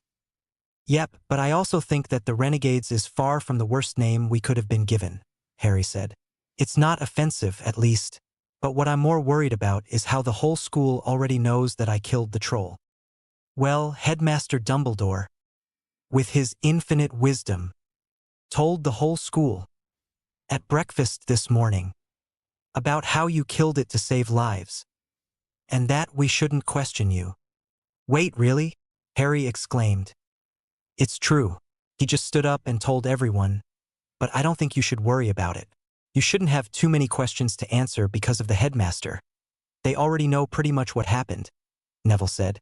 "Anyway, I'm hungry, and we should get to the Great Hall for lunch." As they got to the Great Hall, Harry walked in and all noise stopped. Everyone stared at Harry as he and his friends walked over towards the Ravenclaw table. "You'd think these people would have better things to do than stare at us while we are trying to have lunch," Harry said in a loud voice. Once everyone looked away, Padma said, "Man, that was kind of awkward. I can't imagine if this is what it's like for you just walking around Diagon Alley. It was pretty creepy, and I wouldn't be able to get anything done because of everyone staring at me." "Yeah, it must be pretty tough for you, but hopefully it will settle down soon," Parvati said. "Oh well, there's nothing that I can do about it now," Harry said before serving himself lunch as the conversation changed to different topics. Over the coming weeks, the school had started to settle down, and all of Harry's friends had begun focusing on their schoolwork again in hopes of catching up to Harry. They were in the den on one Sunday, finishing their homework, when Harry spoke up and said, "Hey guys, Professor Flitwick said that he was willing to sponsor my participation in the under-13 dueling tournament over the holidays. But he also mentioned that team duels made up of 6 people were slightly more common, and I was wondering if any of you would like to form a team with me." "That sounds great, Harry," Neville said excitedly. "I really want to learn how to duel." Well, unlike the Gryffindor who charges in, I need a bit more information before agreeing to anything, Daphne said. So the format can vary between a 6-on-6 duel between both teams or down to 1-on-1, with the winner facing the next member of the opposing team or any combination in between. This tournament will be in the under-13 bracket, and it is likely that we will be facing other first and second years. The tournament for this year will be held in Paris over the Yule and New Year holidays, Harry said. It would require all your parents' or guardians' permission to participate, and there are standard dueling rules regarding spells for the under-13 bracket, which I will tell you more about if you all accept. That sounds acceptable. I will join. I don't think that I'm much of a fighter, Hannah said sadly. That's all right. Maybe you can learn some healing charms to patch us up if we get hurt during our training, Harry said. That sounds like something more my speed too, Hermione said. I want to duel too. I'm down to join if you want, Susan said. It might be necessary for me to defend myself because of my aunt's position. I think I'd have to be a healer as well, but I might learn a couple of spells too, Tracy said. After sharing a brief glance, Padma and Parvati both nodded, and Parvati said, "We'll join. Our father is influential in India and said that we might need to defend ourselves at some stage, so this might be good." That's great, guys. I'll tell Flitwick. This means that we will likely be training together in the den more. Flitwick will also probably want to train with us at least once a week if he is going to be our sponsor. He will be risking his reputation as well. But anyway, I'll tell him tomorrow during our training. That night, as dinner was ending, Neville, who was sitting next to Harry, whispered to him, "Can we talk really quickly?" With a small look of surprise, Harry said, "Of course. Do you want to take a walk before curfew? Or would you rather talk in a classroom, which is a bit more private?" "Probably a classroom would be best," Neville said. "Hey guys, Neville and I just have something we need to do tonight. We'll see you in the morning." Hermione and Padma, "I'm not sure how long it will be, but I'll meet you on the couches once I'm done. Don't feel obliged to stay there if there is something you want to do, though," Harry said while standing up. After a chorus of goodbyes and goodnights, Harry and Neville walked off to find an empty classroom. Upon finding an unused classroom, Harry waved his wand and, with a murmured spell, set up a charm. After seeing Neville's questioning look, Harry said, "It's a charm that Flitwick says is taught in 6th year to give a warning if someone is within a certain area of the door. I thought you wouldn't want to be overheard, and since I don't know silencing wards or any other ways to stop someone from listening, I thought I would just set it up so that I could stop you from speaking when someone else could hear." "That's smart, but this isn't anything too personal. I just wanted to ask if you would be willing to train me a bit more than everyone else," Neville said nervously. "I would be happy to give you some lessons, but since you got your own wand, it's pretty clear to me that you are already one of the strongest in our friend group. So why do you want this extra training?" Harry asked curiously. "Well, you know what happened to my parents, right?" Neville paused as Harry nodded. "Well, I don't want that to happen to any of my friends or my gran. I feel like if you trained me for our remaining time at Hogwarts, by the end of it, I would probably be strong enough to protect my friends and family from most low-level thugs." "That's fair. I would be happy to train you, but I think you should know that I will also offer this to Susan." Harry held up a hand as Neville opened his mouth. "I don't know what you were about to say, but just think this through for a second. Susan is the heir to her family, just like us. She only has one family member left, just like you, who I'm sure she wants to protect, just like us.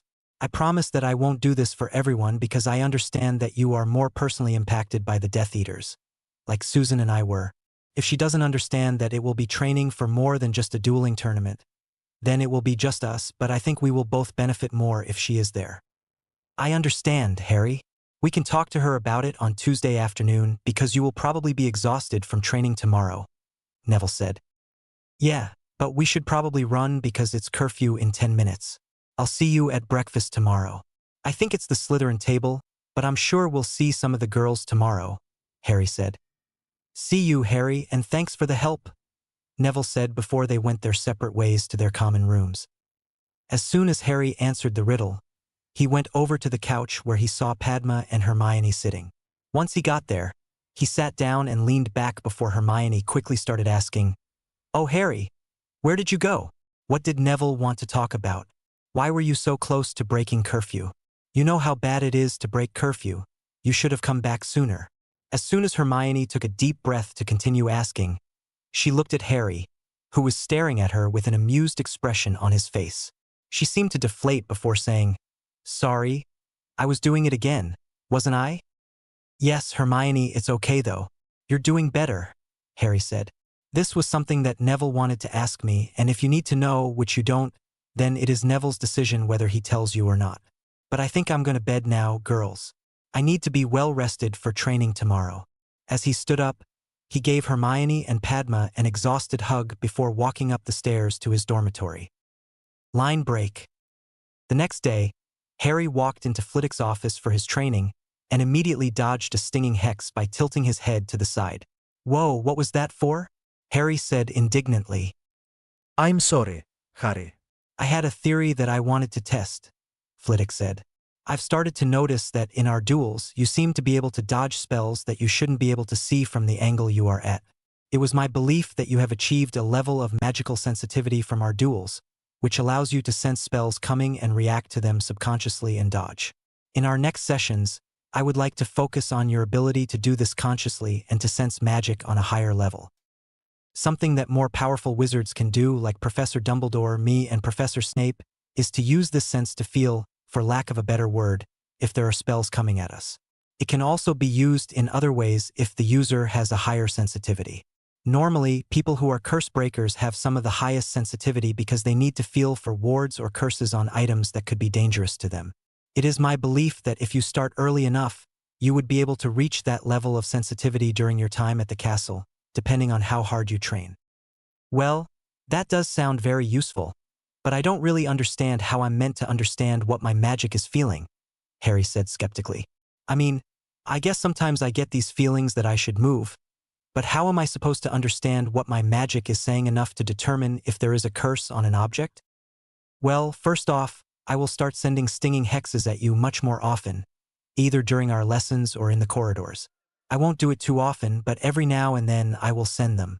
Your job will be to dodge them, and I will only send them when there is no one behind you, so dodging is your best bet.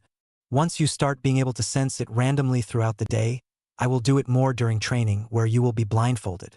I will send basic hexes at you, and you will start to feel the buildup of magic from where the spells come from. By the end of that part of training, you should be able to find anyone in any room, as long as their magic isn't hidden somehow. The hard part will be for you to understand the wards better. This is because, in a castle such as Hogwarts, the wards are quite overpowering, and you won't be able to discern their individual effects. It might be necessary for you to figure out a way to do this during the holidays in a less warded area. For cursed objects, I will have to talk to the headmaster before we can proceed, as this is a school, and we need to be careful with students around." "Well, I guess I should be on the lookout," Harry said. "But I actually have some news that I wanted to share before we get into our usual training." "Oh, this sounds promising," Flitwick said. "Well, I talked to my friends about the team dueling tournament, and they said they would be willing to join," Harry said. "The members would be me, Neville, Susan, Daphne, Padma, and Parvati." "Oh, this is very exciting. It will be the first team that Hogwarts has submitted in the under-13 bracket for many years. I would, of course, be happy to sponsor your team, but we would need to have our own separate training for your individual performance. What if on Sunday afternoons we had our team training so that you all learn how to duel individually and as a group? If you wish, you can then train them in your room later on to help everyone perform better," Flitwick said excitedly. He clapped twice before continuing. "Now that you are part of a team, it is even more important that you are the best you can be, so that you can defeat everyone else in your age group, even if they gang up on you 1v2 or even 1v3.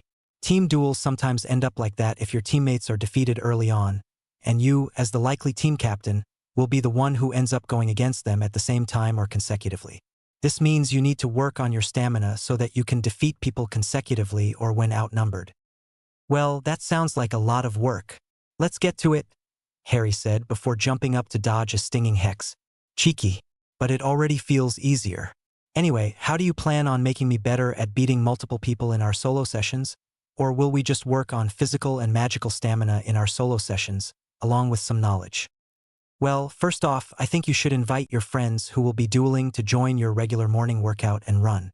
This should help them a bit when we start training. But for now, let's focus on your own training. I think that for this session, we will just work with the dummies firing at you so that you can practice dodging and blocking from multiple directions. As the two walked into the dueling room, Flitwick waved his wand, and 3 dummies were set up, evenly spaced from a center point. I will set these to send about 1 spell per second. As you know, people will generally cast spells faster if they are trained in dueling. However, some magical titans like Dumbledore, Grindelwald, Voldemort, and hopefully you in the future are able to enhance their bodies with their magic. This is very advanced and requires immense magical power to sustain for any duration, but it is generally accepted that those who are strong enough can enhance their bodies and cast 10 spells in under 2 seconds, possibly more if they are in their prime. This is just to give you a goal to aim for. In my prime, I was able to cast 10 spells in 2.5 seconds. You should definitely be able to do more. These dummies are set to a maximum of 3 spells per second, so I want you to be able to last for 15 minutes with the 3 dummies on their highest speed setting. Then I will add another dummy. Eventually, I will allow you to fight back, but for now, I want you to just defend. Harry stepped onto the platform and into the middle. He closed his eyes, took a deep breath and said, "All right, I'm ready." Immediately, Harry stepped to the right to dodge 2 spells before shielding another coming from his right. "These better be stinging hexes," Harry said as he dodged one more. "Just don't get hit, and it won't matter," Flitwick said with a smile. Harry whispered under his breath, "Cheeky bugger." It took another 3 minutes, filled with Harry dodging, ducking, dipping, diving, and shielding, before he was hit. He lay on the ground panting when he heard Flitwick clapping. "Well done. That was infinitely better than my first try.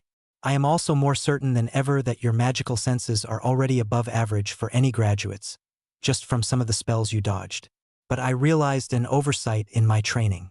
I would like to show you something. Please cast a low-powered blasting curse at me." "Are you sure?" Harry asked skeptically. "Contrary to popular belief, I do know what I'm doing," Flitwick said with an eye roll. Harry then cast a bombarda at Flitwick's body. As soon as the spell came within arm's reach, Flitwick batted it away with the tip of his wand. Harry looked at the dummy, which the spell had reached as it blew up and then repaired itself.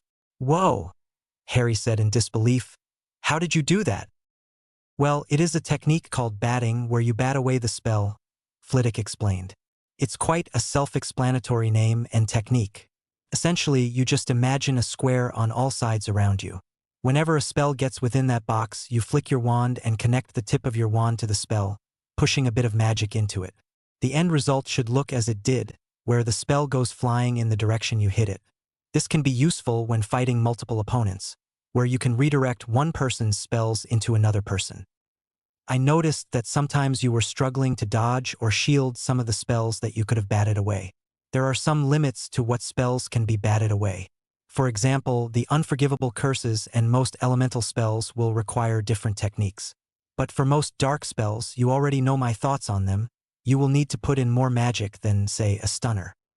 Harry had, of course, discussed dark magic with both Flitwick and his friends multiple times, and he realized that Flitwick was correct. Flashback. The first training session after the troll incident, Flitwick had told Harry to sit down at his desk, saying that he had something important to tell him. "So then, Master Flitwick, what was it that you needed to tell me?" Harry asked curiously. "Well, I wanted to talk to you a little bit more about your reasons for learning to duel. I know you want to be able to protect your friends and future family, but do you want to be an auror or hit wizard? Do you expect to be attacked by a serious threat? Or is it just for fun and to protect people you care about?" Flitwick asked. "Well, I guess it is a few of those reasons. I definitely want to be able to protect my friends and future family. But I also enjoy dueling and the thrill that comes with it. Then there is also this ridiculous boy who lived thing. I know that the world isn't perfect and that not all of Voldemort's followers are in prison. They may want to get revenge for their master. But," Harry paused and took a deep breath, "I feel like the most important thing to me about learning to duel is just the fact that I want to be the best wizard I can be so that my parents will be proud of me when I see them again.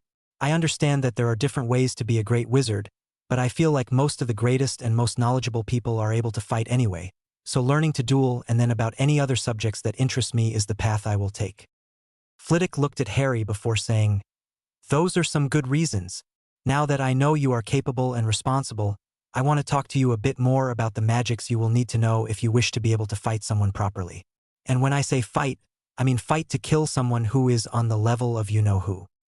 "Why do you call him that, Master?" Harry asked. "You are a powerful wizard. What makes you refer to him in that way?" "The terror he caused at that time. He was on another level compared to me, even though I never fought him directly," Flitwick said. "But he's gone now. There is no reason for you to be afraid of him anymore." "You're right, Harry. Voldemort is gone now," Flitwick said with only a small shudder. "I have nothing to fear from him. But anyway, what I need to know is whether you are willing to use magic that is commonly considered dark. I need to know if you are prepared to kill someone to protect others, as you did with that troll." Harry paused and stared at the table for a moment before muttering, "Yeah, I would kill to protect my friends." He took another deep breath before continuing, "That troll taught me one thing. I guess it's just hard for me to think about something like that at this age. I know that if I fight people who followed the Dark Lord, I would need to kill them to prevent them from hurting others. But I'm not sure about using magic that would leave a negative impact on me," Harry concluded. "That is a good thing, Mr. Potter.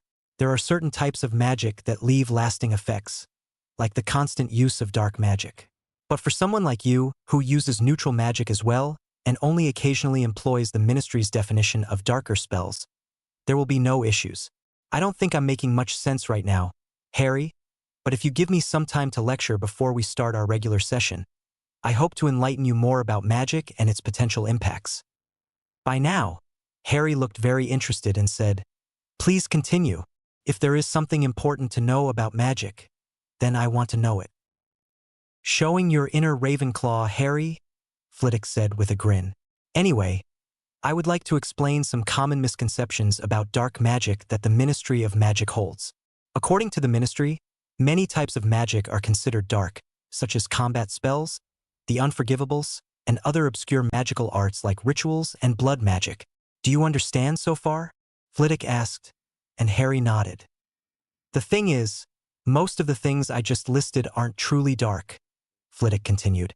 "The only thing that makes something truly dark is either putting a negative emotion into casting the spell, like with the unforgivables, or the sacrifice of other living beings or their humanity in rituals. I understand that initially, the unforgivables were used medically and had positive applications.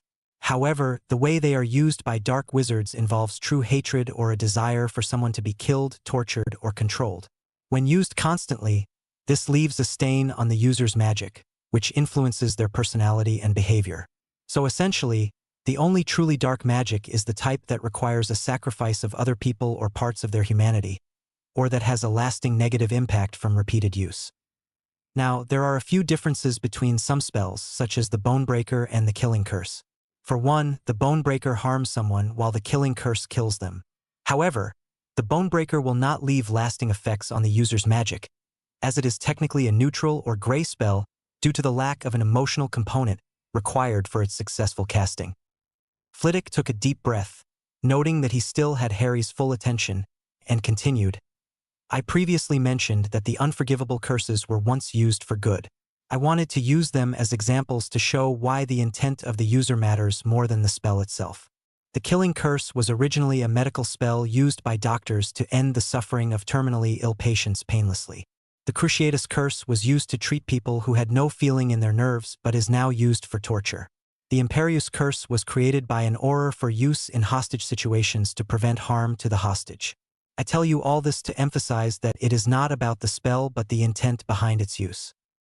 I could just as easily kill someone by levitating a boulder over them and then dropping it as I could by using a cutting curse on their neck. While killing is not ideal, in some situations where your enemy is fighting to kill, you should return the favor. If you agree with this, then I am willing to teach you some more lethal curses next year for use only in life and death situations. After the troll incident, you should know that sometimes lethal spells are necessary to save innocent lives." Harry was now staring at the table in front of him, deep in thought. "So what you're saying is that the spells I use don't matter.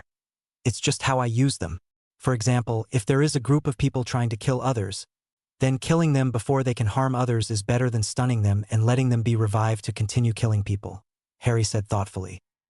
Although that is a good way of thinking if you truly want to win a battle against multiple opponents. I am just trying to say that the spell you use doesn't matter as long as it doesn't leave a lasting mark on your magic through excessive use. It is far more important to use the spell with good intent, Flitwick explained. Perhaps we should cut our lesson short for today. It seems you need time to think deeply about this. Maybe you should discuss it with your friends and other teachers to get their perspectives as well. Harry absent-mindedly said, "Yeah, goodbye, Master." After returning to the den, he explained what had happened in their training session, which sparked an intense debate. Over the coming hours, many points were made, and many biases were reconsidered. Initially, Hermione and Hannah were the most opposed to dark magic, with Hannah having prejudices from her parents and Hermione having read about it in numerous books. However, with Neville, Daphne, and Susan explaining it based on what their parents and guardians had told them, it became much easier to understand Flitwick's perspective. In the end, Harry's explanation of Flitwick's points was enough for them to accept that the intent behind a spell is the most important aspect. End flashback. So, for example, a dark cutting curse requires more magic to cast than a stunner. The general theory is that the dark curse uses more power in the first place, but arithmetically, it is also because the darker spells focus more on causing harm than a stunner. Are you ready to try? Flitwick said before immediately sending a stinging hex at Harry.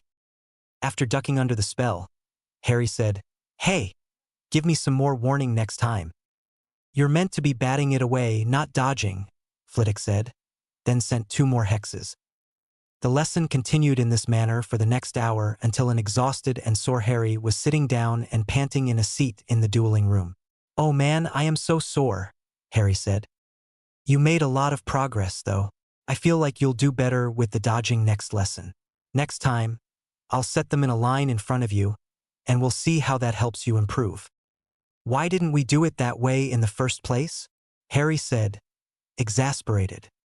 Flitwick looked at Harry and said sternly, "It's always better to practice in the worst possible situation so that when you're up against 3 opponents in a line, it will be easier than you expect. If they are spread out, it will be harder than the way you practiced." "I guess that makes sense," Harry said.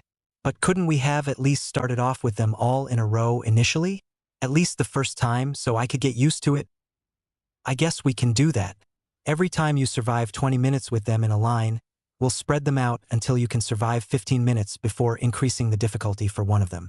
Once they're all on the highest setting, we'll add another dummy," Flitwick said. "Hopefully, this will allow you to work your way up to higher difficulties faster." Line break. The next Sunday morning, Harry was running along the lake with Neville as they chatted when they saw the groundskeeper out and about. Harry said to Neville, "Hey, want to go and introduce ourselves?" while signaling to the large man. As Neville took note of his large size, he tripped on his step and said with a small stutter, "Sure, why not?" As the 2 boys slowed down and walked toward the large man, they waved, and Harry said, "Hello, I'm Harry Potter, and this is Neville Longbottom." The large man then said, "Hello, you two. I'm Rubius Hagrid, but everyone calls me Hagrid." "What are you two doing out here so early?" he asked.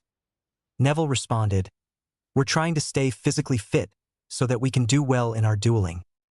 "Well, that's quite good of you too. I'm sure both your parents would be proud of you for doing that," Hagrid said with a smile. "Did you know our parents?" Harry said excitedly. "Could you tell us some stories about them?" "Oh, of course I knew both your parents, and I'd be glad to tell you some stories about them," Hagrid said. "Please come inside. I'll get you some tea." "Thanks, Hagrid," Harry said with a smile. As the 2 boys walked inside the little hut, Harry noticed some Daily Prophet articles still on the desk from September. Harry said to Neville, "These are old news, aren't they? I wonder why Hagrid still has them." "Yeah, the break-in was ages ago. We could ask him, I suppose, but I don't think it's that important anymore," Neville said.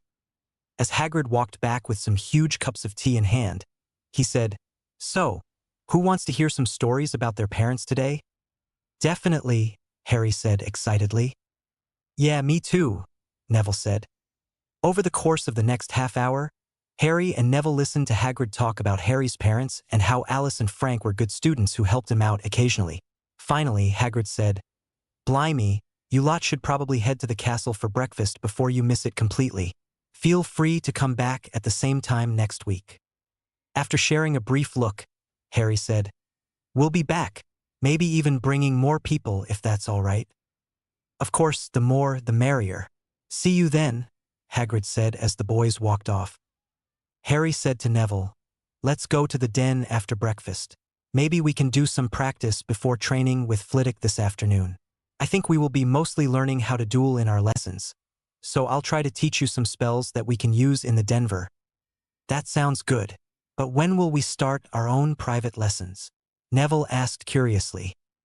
"I think we should talk to Susan about this before lunch, once everyone else is gone," Harry said thoughtfully. "If she agrees, then we'll have to schedule it when no one else is using the den, so we can train properly with the dueling platform. But that might be a bit difficult considering I have Quidditch practice on Monday mornings and Tuesday and Thursday afternoons. But I'm sure we can manage at least once a week." Anyway, I'm starving. "Let's get to breakfast with the girls now." As the two boys sat down at the Ravenclaw table, they exchanged customary greetings before Neville asked, "Are you guys excited for our training this afternoon?" Susan said, "Yeah, I can't wait to learn how to duel. Maybe after this year, I can convince Aunt Amelia to teach me more over the holidays." "I'm also really excited. Maybe it will bring Harry's ego down a notch," Daphne said with a smirk. "Hey," Harry said, "what did I do?" During breakfast, the group had lots of laughter and jokes as they discussed various topics until they finished and decided to head to the Denver. "So what do you guys want to study today?" Hermione asked.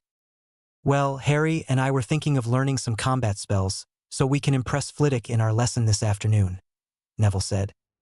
"That's a great idea," Susan said. "But what about the people who aren't going to Flitwick's lesson? What will they do?" "Well, they could try learning some healing magic for when we get injured practicing our dueling," Harry suggested. "They could do this whenever we practice dueling because if we want to do well, we'll need to practice a lot." "That's a great idea, Harry," Hermione squealed. "I'll have to talk to Madame Pomfrey about getting some books here permanently. Maybe she would even teach us if we go to the hospital wing. Let me make a schedule." "Whoa, Hermione. Slow down," Harry said with a laugh. "But you need to remember that others will be learning as well, and they might want a say in what they're doing." "Sorry, I just get so excited. Anyway, Hannah, Tracy, do you two want to come to the hospital wing with me to ask Madame Pomfrey to teach us?" "Yeah, sounds good," Tracy said. "Yeah, let's go," Hannah said. "We'll see you guys at lunch." "So, what are you going to teach us, Harry?" Susan asked excitedly. "Well, it depends a bit on what we're learning with Flitwick. If he's teaching us new spells, then we'll be dueling together and working on essential dueling knowledge at this time. But if we're focusing on how to duel, dodge, aim, and all of that during his lessons, then I'll teach you some new spells. However, if we really want to excel, it's important to practice more than just once a week with Flitwick and probably once a week with me. We have a professional-grade dueling platform here, and we should use it at least twice a week outside of lessons, even if you're just working on your aim because no one else is free," Harry said. "But for now, I'll teach you enough spells so you can at least put up a small fight." He looked around, seeing that everyone was taking this seriously and ready to learn. "All right then. First we'll start off with the disarming charm. The incantation is Expelliarmus, and the wand movement is just a point and shoot." Harry then spent the next couple of hours teaching them basic offensive spells that could be used in duels, along with the weakest shield charm Luxcutum charm that most of them struggled with initially due to the power requirements. Once Harry taught his friends the spells he had planned, he decided to end the lesson. "All right, guys, we should probably go to lunch now so that we're all ready for Flitwick's lesson." "Good idea, Harry. I'm starving," Daphne said. "Hey, that was our line," Neville said, gesturing to Harry. "Too bad," she replied with a smirk. "Susan, can you stay behind, please? Neville and I wanted to talk to you," Harry called out. After everyone else left, saying they would see them at lunch, Harry and Neville sat down and invited Susan to join them. "So what's this about?" she asked curiously. "Well," Harry said, "Neville wants to learn some more dangerous magic, He thinks that Death Eaters might become a threat in the future, and he wants to be able to fight them like his parents did. I thought you might want to do the same since you were similarly impacted by the Death Eaters in the First War. That does sound useful, Susan said thoughtfully. But what would you be teaching us? Well, I'm not quite comfortable teaching strong offensive magic to first years. There's also the fact that I don't think you'd be powerful enough to perform some of the more advanced spells, Harry said thoughtfully. But I thought you said we were among the more powerful in our group, Neville objected. And you are, Harry said calmly. But the fact is that our entire group is first years, so being more powerful than them doesn't make you strong enough to learn these spells. I'm not trying to flex or anything, but I am much more powerful than both of you. I don't mean you won't both be powerful in the future or even that you aren't now. Look at you, Neville. You're doing so much better than at the start of the year. But I could probably break both of your shields with just 1 or 2 blasting curses, whereas it would take both of you at least 5 minutes to break mine. Will you teach us at least one more powerful spell if we can break your shield in less than 5 minutes? Susan asked. If we can break it down in 5 minutes using the Bombarda Hex, then we're clearly more powerful than you think and deserve to learn a spell. If we can't, then it's no harm done. At worst, it will be some good practice with one of the new spells you just taught us. Susan rationalized. Harry thought about it for a moment and found that Susan's explanation was sound. All right, he said. I'm willing to do this on the condition that you both stop casting as soon as I say stop. If I get cursed after you've taken your shot at me, or if I lower my shield after you keep firing after I say time, then I'll get you both off the team. Harry paused and looked at them intently before continuing. This is potentially dangerous, and both of you need to take this seriously. Get into your positions now. I will yell out when to start and stop, and I expect both of you to listen as soon as I say stop, but I'll hold up my shield for a little longer. Once everyone was in position in a small triangular shape with Harry facing the other two, he said, I will use the Protego shield. It's pretty standard and not that much more powerful than the one I taught you today. Something you'll likely be able to do by the time we enter the dueling tournament. Ready? Harry asked. At their nods, he said, Go! For about 3 minutes, the pair fired off their spells. As time went on, their spells slowly started to weaken, and they began breathing hard. Eventually, Susan had to stop and take a breath, while Neville continued firing off weak spells. Harry hadn't faltered once and just stood there with a look of boredom. Eventually, 20 seconds after Susan stopped firing, Neville did as well. That's it, I'm calling time, Harry said. You guys did much better than most first-year students would have, but it still wasn't enough. For now, though, I think we should head to lunch so you have some energy left for training with Flitwick. Yeah, good idea, Susan gasped. I'm more exhausted than I've ever been. Same, Neville grunted in agreement. All right, stop complaining. This is nothing compared to what Flitwick does to me, Harry laughed before walking off to lunch with the other two trailing behind. During lunch, everyone noticed how Neville and Susan ate much more than they usually did, but they didn't comment on it after realizing they had stayed back with Harry. The thought that crossed most of their minds was, it was a very exhausting lesson, and if they stayed back and did more magic with Harry, then it's no wonder they are eating more than usual. So, are you guys excited for our first lesson with Flitwick? Daphne asked. Yeah, I'm kind of curious where we will be training, though, because he just said to meet him in his classroom, Padma replied. If it's where I train with him, then I think you guys will be in for a big surprise, Harry said, a twinkle in his eyes. I know I was surprised by what I saw when he showed it to me for the first time, but then again, he might have a different area in mind for training, considering it's a bigger group. You can't tease us like that, Harry, Hermione complained. But you're not even going, Harry pointed out.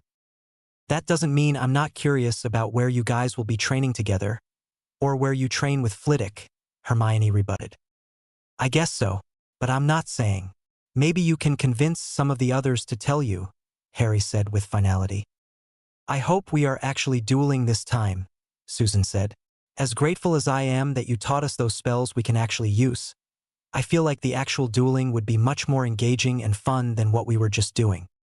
Harry paused before saying, I'm not sure I agree with you. I don't know how Flitwick will train us as a group, but if he does it anything like what he does with me, then you will all be exhausted and pushed further than you ever thought you could go. But enough speculation. let's get going for now. We'll see you girls later. He waved to Hermione, Hannah, and Tracy, who stood up to go back to the hospital wing. After a short walk to his classroom, Harry and his friends stood outside of Flitwick's classroom. Once Harry knocked on the door, they heard a squeaky voice call out, "Come in, everyone." Once everyone was inside and seated on chairs transfigured by Harry, Flitwick began, "All right, everyone. I am very excited to sponsor and train one of the first teams that Hogwarts has presented in a long time. I want to confirm that everyone still wants to do this and isn't having second thoughts about joining the team." Flitwick paused as everyone nodded in agreement. "Great. Let me show you where we will be training once a week together. I also expect you to work on your skills outside of these lessons as well. It is very important if you want to do well and not let down your teammates. But for now, let me show you where we will be doing most of the training." With that, Flitwick hopped down from his chair and tapped the bookshelf, which collapsed inward to reveal the same doorway Harry had seen many times before. "Welcome to my dueling room. This room has everything we will need, but you can only practice here if I let you in. There are specific wards on the door that will not allow you to enter without me," Flitwick explained. "When we have our group training sessions, I will be focusing on 2 of you at once, who will be dueling, while the rest focus on accuracy and speed in that area over there." Flitwick gestured toward the target area. "I will set spells for you to learn in between our lessons, and you can come to either me or Harry if you need help with them. I do expect you to work on your accuracy and casting speed outside of lessons, and Harry will make you all a target range inside of the dueling area of your den, so that you can practice without needing this room. At the end of this lesson, I will explain in more detail how the rounds in the tournament may work. But for now, I want all of you to watch each other duel me so that I can get a good sense of your abilities and power. First up is Ms. Bones." As Susan walked up to the dueling platform, she felt her heart racing. She ran through some of the spells that Harry had taught her that morning and realized that she would have been nearly useless without them. Once she got into position, Flitwick called out, "Whenever you're ready, you may begin." "Expelliarmus!" she shouted. When Flitwick simply turned sideways and the spell whizzed past him, she realized he was too fast for her to hit with individual spells. So, she started casting as fast as she could, showing all her repertoire: Expelliarmus, Stupefy, Langlock, Petrificus Totalis. By the time she had called out her final spell, Flitwick had already raised a shield and decided to end it, feeling he had a good read of her. With a flick of his wand, a silent stunner sped toward Susan twice as fast as the spells she had sent at him. Susan tried to dodge the spell but was ultimately hit in the shoulder and fell to the cushioned ground. After she was enervated, Flitwick noted, "I can see that Harry has done a good job teaching you spells, and I think it would be beneficial if he continued teaching all of you the spells he thinks will be necessary. It was a good showing. I wouldn't expect it to go any differently, but there is definitely potential in you that I expect to see in all of you." He finished while looking toward the group of spectators. "Anyway, Mr. Longbottom, you're up next." Neville had watched the previous duel and knew he had no chance of winning, but he was now doing this just to prove he was a good wizard and show Flitwick that he was a worthy student. As soon as the duel started, Neville went on the offensive and cast Expelliarmus, Confringo, Stupefy, Petrificus Totalis, Expelliarmus, Langlock. Flitwick was a little surprised by the barrage and noted that the spells were more powerful than he would have expected from someone in their first year. In the end, he decided to finish it with a trio of disarming charms that Neville would be unable to dodge. Neville dived to the left but still got clipped in the leg, just enough for him to lose his wand to Flitwick's summoning spell. "Well done, Neville.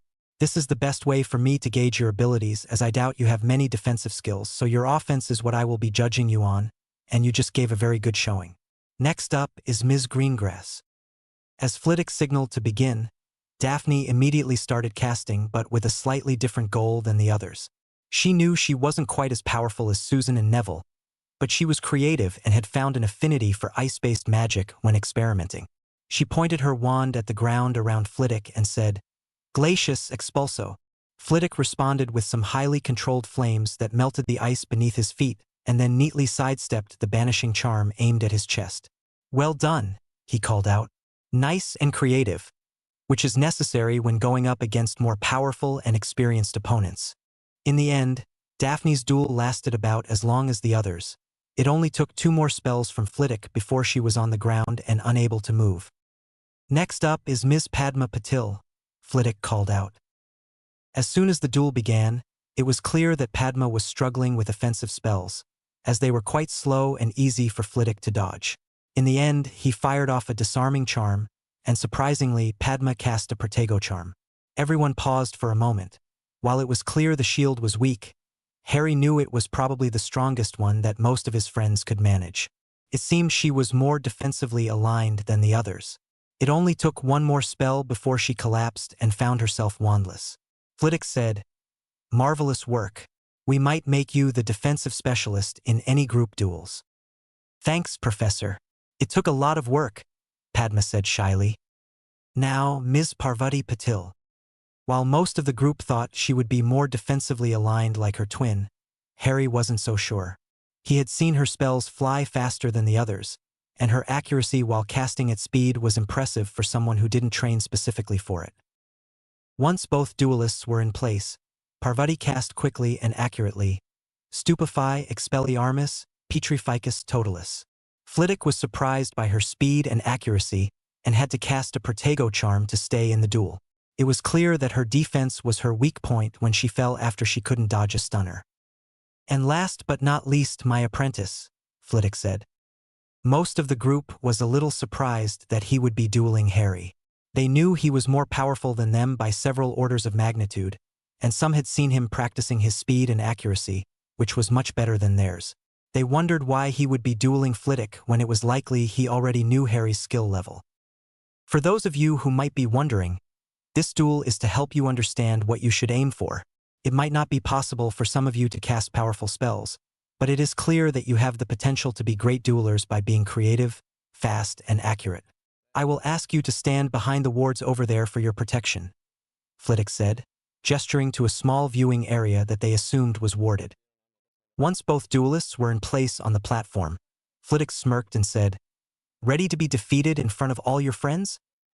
The students in the viewing area gasped when Harry replied, "Ready to be beaten by your apprentice in front of your students." At once, both of them fired off spells that collided in the middle. This didn't stop either duelist, though. Both kept casting. The student spectators were amazed at the speed of the spells each was firing off. With the opening volley of spells done, Harry stopped casting regular curses and charms and started using some transfiguration. He noticed that the platform had been chipped away in some places and saw that there was enough rubble for his plan. With an elaborate wave of his wand, he created 3 spears and banished them at his mentor while also summoning 2 small ravens to dive-bomb Flitwick from above. Flitwick conjured a small wall to block the spears and sent it toward the birds. One of them managed to dodge the wall, forcing Flitwick to use a reversing spell on the bird, which changed it back into a small rock. As both took a breather, Harry held his holly wand behind his back, and with a small wave, he created a small snake and cast the disillusionment charm to make it invisible. After a brief pause, Flitwick broke it and began casting charms on Harry, using enough speed that Harry had to use both his wands to conjure shields and bat the spells away. By this stage, the two had almost completely forgotten about their audience, who were watching in awe. "I had no idea it was possible to use 2 wands at once," Padma said. "It's incredibly rare and something that we should not spread around, so Harry can decide when he wishes to reveal it in a duel. It just might save his life," Daphne said wisely. "I imagine it could be the deciding factor in a duel," Neville commented. After this quiet conversation, they all saw that Harry was now casting spells from both his wands at the same time, and if the colors were any indication, they were very different spells. The students could see that although Flitwick looked far from done, he was feeling the strain of blocking and dodging twice as many spells as one usually would when facing a single opponent. Eventually, the spectators heard Flitwick gasp in surprise as he felt his legs getting wrapped up by something he couldn't see. It took just one flick of his wand to vanish the conjured snake, but the damage had been done. A cutting curse had hit his shoulder, and blood was now dripping down his arm. "Well done," he congratulated. "That's the first time you've hit me. It might be time for me to step up my game a bit." Harry knew that he had been holding back in terms of speed, power, and spell variety, But even he was shocked by the barrage that came at him after Flitwick's comment. There were stunners, bone breakers, cutting curses, and more, all cast with the same speed and accuracy. Harry had no reprieve and knew he couldn't last long. But he decided to do his best, valiantly blocking, dodging, and batting away various spells before inevitably being stunned and disarmed. The viewers were stunned into silence by the end of the duel when Harry finally fell to the ground, stunned and bound. After reviving Harry and dealing with their injuries, Harry and Flitwick made their way over to the spectators, and Flitwick said, "That is something you should be aiming for. I know that all of you have different strengths, but I also know that all of you have family magic that you didn't get to use, and all of you have the potential to do what Harry just did. For the rest of this lesson, I will show you some drills that I have Harry do every lesson, and I hope you will practice them outside of our lessons as well so that you can improve quickly. At the end of this lesson, I will explain a bit more about what the dueling tournament will look like and some potential strategies we can use throughout the various rounds. But for now, follow me," he said, gesturing to the accuracy range that Harry was very familiar with. "I will have Harry set something like this up in your den so that you have somewhere to practice if you have the free time. But please make sure you do it for at least 15 minutes twice a week.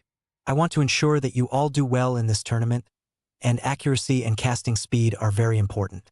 For now, Harry, you already know how to use this, so I will just have you duel 3 of the dummies on their medium level with only 1 wand. That should be challenging for you, and I doubt you will be able to defeat them before I show these guys what they should be working on," Flitwick stated. Over the next half hour, the group learned about common drills they should perform as often as possible throughout the week so that when Flitwick was with them, they would be prepared. Occasionally, the group would hear a few explosions and muttered curses coming from where Harry was dueling. As Flitwick finished, he told the group, "Come on, let's see how Harry is faring. He has come a long way since he first started and should be able to defeat these dummies, but it is difficult since they don't tire like he does. Anyway, it seems he is about to finish up." The group walked over and saw an exhausted Harry fighting a dummy that had a couple of cuts on its arms and legs, firing off spells at a rate faster than most of them could manage. Eventually, after a few spells were traded, Harry batted back a cutting curse and followed up with a blasting curse that destroyed the dummy. He collapsed as he saw the dummy repair itself and then returned to the storage area. "How does the dummy repair itself?" Padma asked. "Well, there is a small room that contains all of the materials the dummy is made from.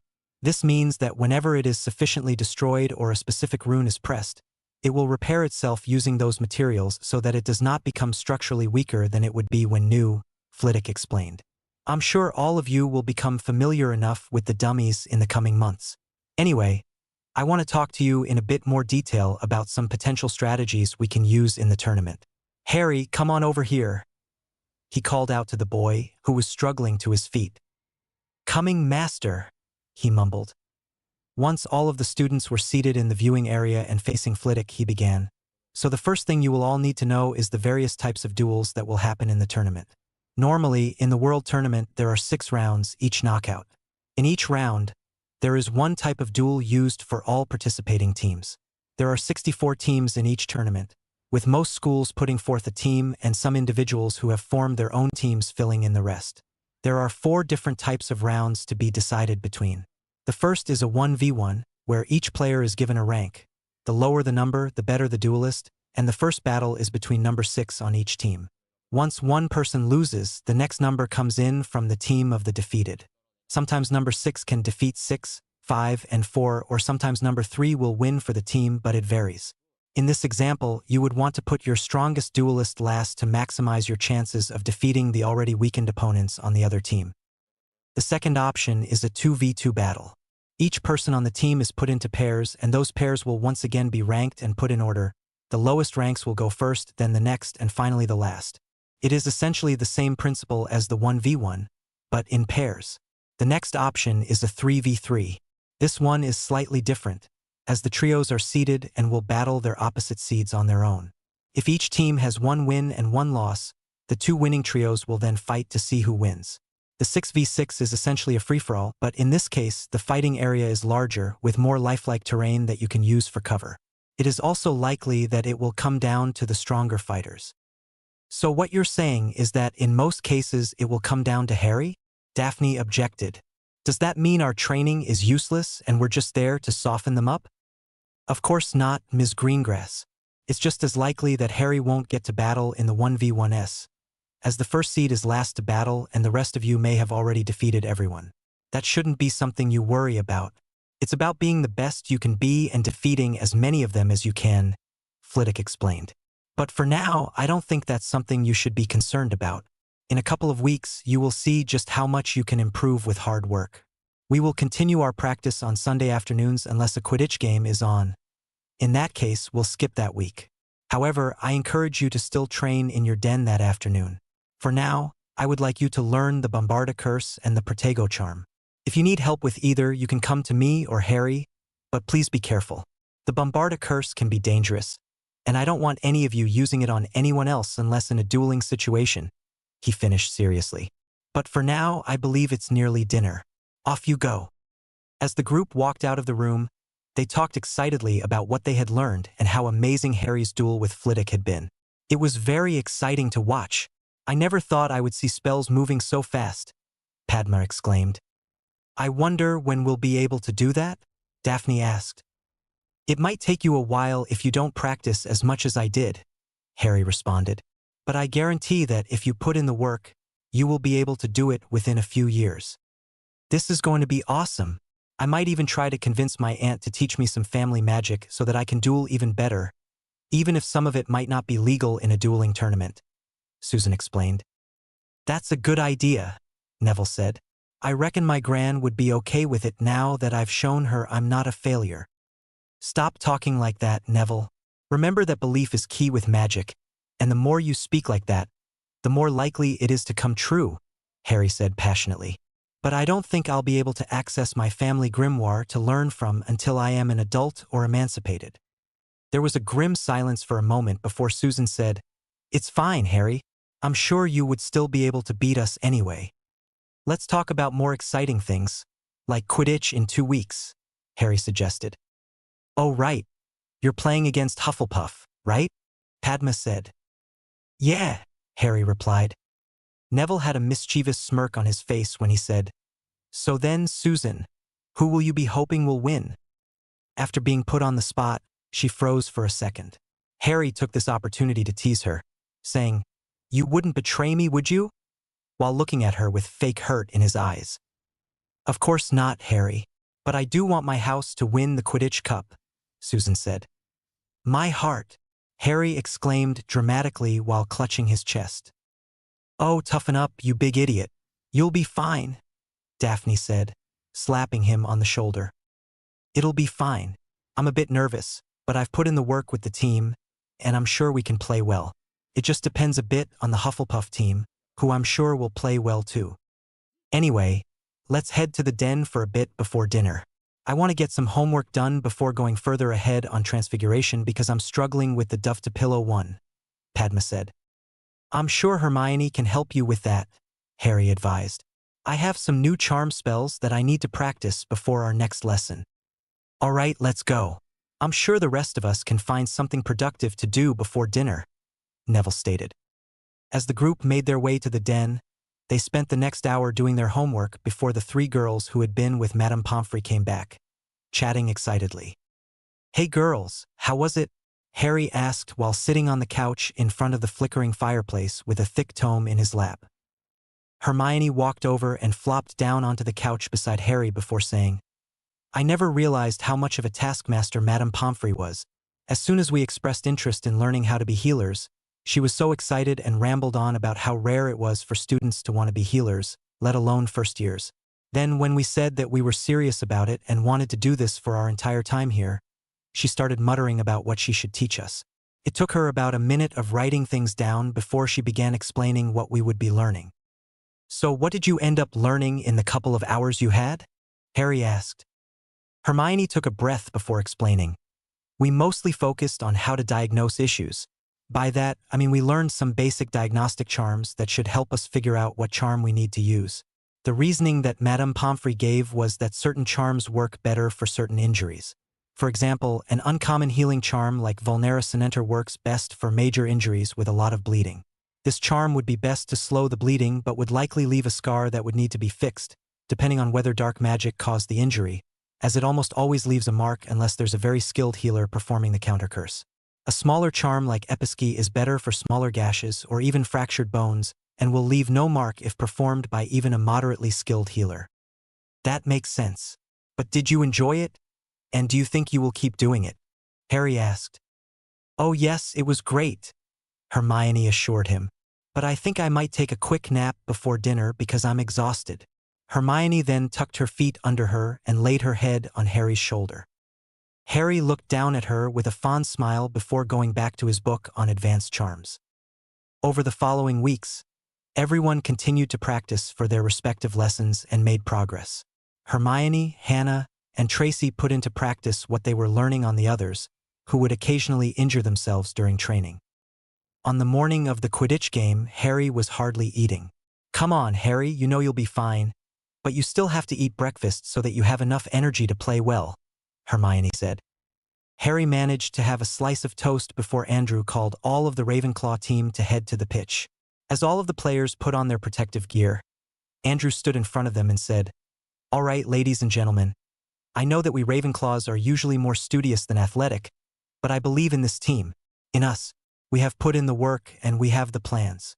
Cho, the Hufflepuff Seeker, is very good, so we want you to catch the snitch if you have the chance, but make sure to delay him as much as possible. Even if you don't catch the snitch, we might still be able to win. Jason, Charlie, keep the bludgers away from the chasers, but if you see Diggory going for the snitch, do what you can to slow him down, but make sure not to hit Cho. Jason, just do your best and follow Charlie's lead. Julie, do what you do best and keep the goals safe." Andrew then turned to Roger and Harry, who were at the end of the bench. "Now, I know this is both of your first games, but we have worked hard. Harry, I've never seen someone with talent like yours before. Roger, your ability to read others' plays is amazing. If you put those skills together with my strategies, we will be unstoppable. Harry, I know that if worst comes to worst, you can probably run through most teams' defenses, but we want to try to play as a team unless it's really necessary." After giving them a nod, they heard the commentator introducing the Hufflepuff team. With their nerves settling, the players walked out with looks of steely determination as Lee Jordan introduced them. Give it up for the Ravenclaw team with Julie Kim as keeper, Jason Price and Charlie Cassidy as beaters, Cho Chang as seeker, and Harry Potter and Roger Davies as chasers, alongside Captain Andrew Sample. As the crowd roared, the Ravenclaw team flew out as their names were called before landing in the middle of the pitch. "All right, I want a nice clean game, ladies and gentlemen," Madam Hooch instructed, giving a stern look at both teams. "Captains, shake hands." Harry saw both Andrew and a large boy step forward into the circle, and they shook hands while saying, "Good luck." Once the boys were back in their positions, Hooch said, "Everyone into your positions." With a blow of her whistle, she released the snitch, bludgers, and threw the quaffle into the air. Immediately, Harry flew to grab the ball. Once he had it, he did a barrel roll to avoid one of the opposing chasers. He threw the ball forward to Andrew, who had immediately flown toward the Hufflepuff posts once the whistle blew. With just the keeper to beat, Andrew faked towards the right post before shooting through the left. "That is 10-0 to Ravenclaw," Lee Jordan yelled over the crowd's cheers. As the Hufflepuff chasers passed the ball up the field, dodging the bludgers that Jason and Charlie were hitting at them, Roger flew below one of the chasers he thought would get the ball next and flew up as soon as the pass was released. He managed to hit the ball up to Harry just before it reached the chaser. As soon as Harry caught the ball, he was flying down the pitch, and with all the Hufflepuff chasers flying the other way, it was just him and the keeper left. Harry saw that a bludger was flying towards Charlie and made a signal with his hand. As Harry flew towards the goals, the keeper came out to reach him. As soon as Harry got closer to the keeper, he lobbed the ball up and immediately ducked. While the keeper's eyes followed the quaffle, he missed the bludger that passed through the space Harry's head occupied mere seconds ago. Once the keeper was hit in the stomach with the bludger, Harry caught the quaffle and shot it into the middle hoop. 20-0 Ravenclaw, Jordan yelled as the Ravenclaw section went wild. With the keeper out of commission, the Hufflepuff chasers struggled to stay in the game. Harry led the charge by making plays that either allowed him to score or left Andrew and Roger with open goals. As the game went on, Harry managed to coordinate with the beaters in such a way that left his team with open goals and even took out one more of the chasers on the other team. It took only 15 more minutes for the score to reach 120-0, with Harry scoring 7, Andrew scoring 3, and Roger scoring 2. Looking down at the chasers, Diggory felt worried and realized he needed to catch the snitch quickly. As he scanned the pitch, he noticed that the opposing seeker was in a steep dive. With frantic movements, he started diving toward her, scanning the ground to try and find the snitch. When he saw a small glint of gold, he grew anxious as he noticed how close Cho was to the golden ball. Just as he was closing in on it, he noticed a bludger coming at him from the right. After dodging the bludger, he looked back to where the snitch was and saw that Cho had caught the winged ball. They have done it, ladies and gentlemen. In one of the most dominant games of the century, Ravenclaw has won the game 270-0. Lee screamed. As the crowd went wild, Harry and his teammates all met in the middle of the pitch to celebrate. The crowd rushed onto the pitch to join the players, and Harry managed to make out all his friends leading the way. Harry let out a small grunt as his friends slammed into him. With all of Harry's friends hugging him, the Ravenclaw team started making their way toward Ravenclaw Tower. "Let's celebrate," Harry heard someone yell. Harry went to get changed, and by the time he returned downstairs, the party was in full swing. As he made his way toward his friends, who had been invited to join the celebration, Andrew grabbed him. "Here he is, everyone, the man of the hour. The man whose flying was good enough to score 70 points. I have high expectations for the Ravenclaw team in the next 7 years," he yelled. At the end of his exclamation, the common room cheered. Harry looked down, a red tinge on his cheeks while rubbing the back of his neck. After a round of applause from the Ravenclaws, he was able to continue to the corner of the room to sit with his friends who were led in by Hermione. "Well played, Harry," Daphne said. "Yeah, great job," Neville added. Before Harry could respond, Hermione and Hannah hugged him tightly and said, "I wish you wouldn't fly so recklessly. I nearly had 3 heart attacks while watching you." As he wrapped his arms around her back gently, Harry looked at her and said, "I'm sorry, Hermione, but that's how the game is played." Before Harry could reassure her any further, Susan interjected. "I think you need to remember just how skilled Harry really is. Just think back to the first lesson we had when he caught me after I fell. That flying alone is something that most professionals would need years of training to do. The fact that someone could do that on their first try is incredible. Add to that the fact that Harry has been training 3 times a week for a few months now, and his skills will only have improved. Also, being a chaser is arguably one of the most important positions. If he scores enough, then the snitch is useless. But the thing is, he won't be as threatened by the bludgers because his beaters will be protecting him." "I know that here," Hermione stated, pointing to her head. "But it's hard to accept here," she said, pointing to her heart. "It's just so nerve-wracking seeing Harry fly like that." "Maybe you just need to know how it feels to enjoy flying," Harry said thoughtfully. No. "I won't do it," Hermione denied. "I have an idea, but I'll try and do it later," Harry said. "Let's forget about that for now," Neville said. "Tell me how you thought of that move to take out the keeper. That has to be the coolest move I've ever seen," he gushed. It took them another hour before the group agreed to disagree on the best move Harry pulled during the match before they all headed for dinner. Harry batted away a stunner and shot a Petrificus Totalis from his Elder Wand while simultaneously using his Holly Wand to shield from a blasting curse. With only a small flick of his wand, one of his opponents was sinking into quicksand while another got hit with their own stunner. There was evidence that this battle had been going on for a while, with the floor being dug up in multiple places, the scorch marks on the walls and the sweat drenching Harry's shirt. The final opponent had the ground in front of it blown up and was quickly bound by the rubble, being animated to act like a snake. "Well done, Harry," Flitwick said. "These 5 dummies at max speed are now a bit too easy for you. It might be time for you to start dueling with 6.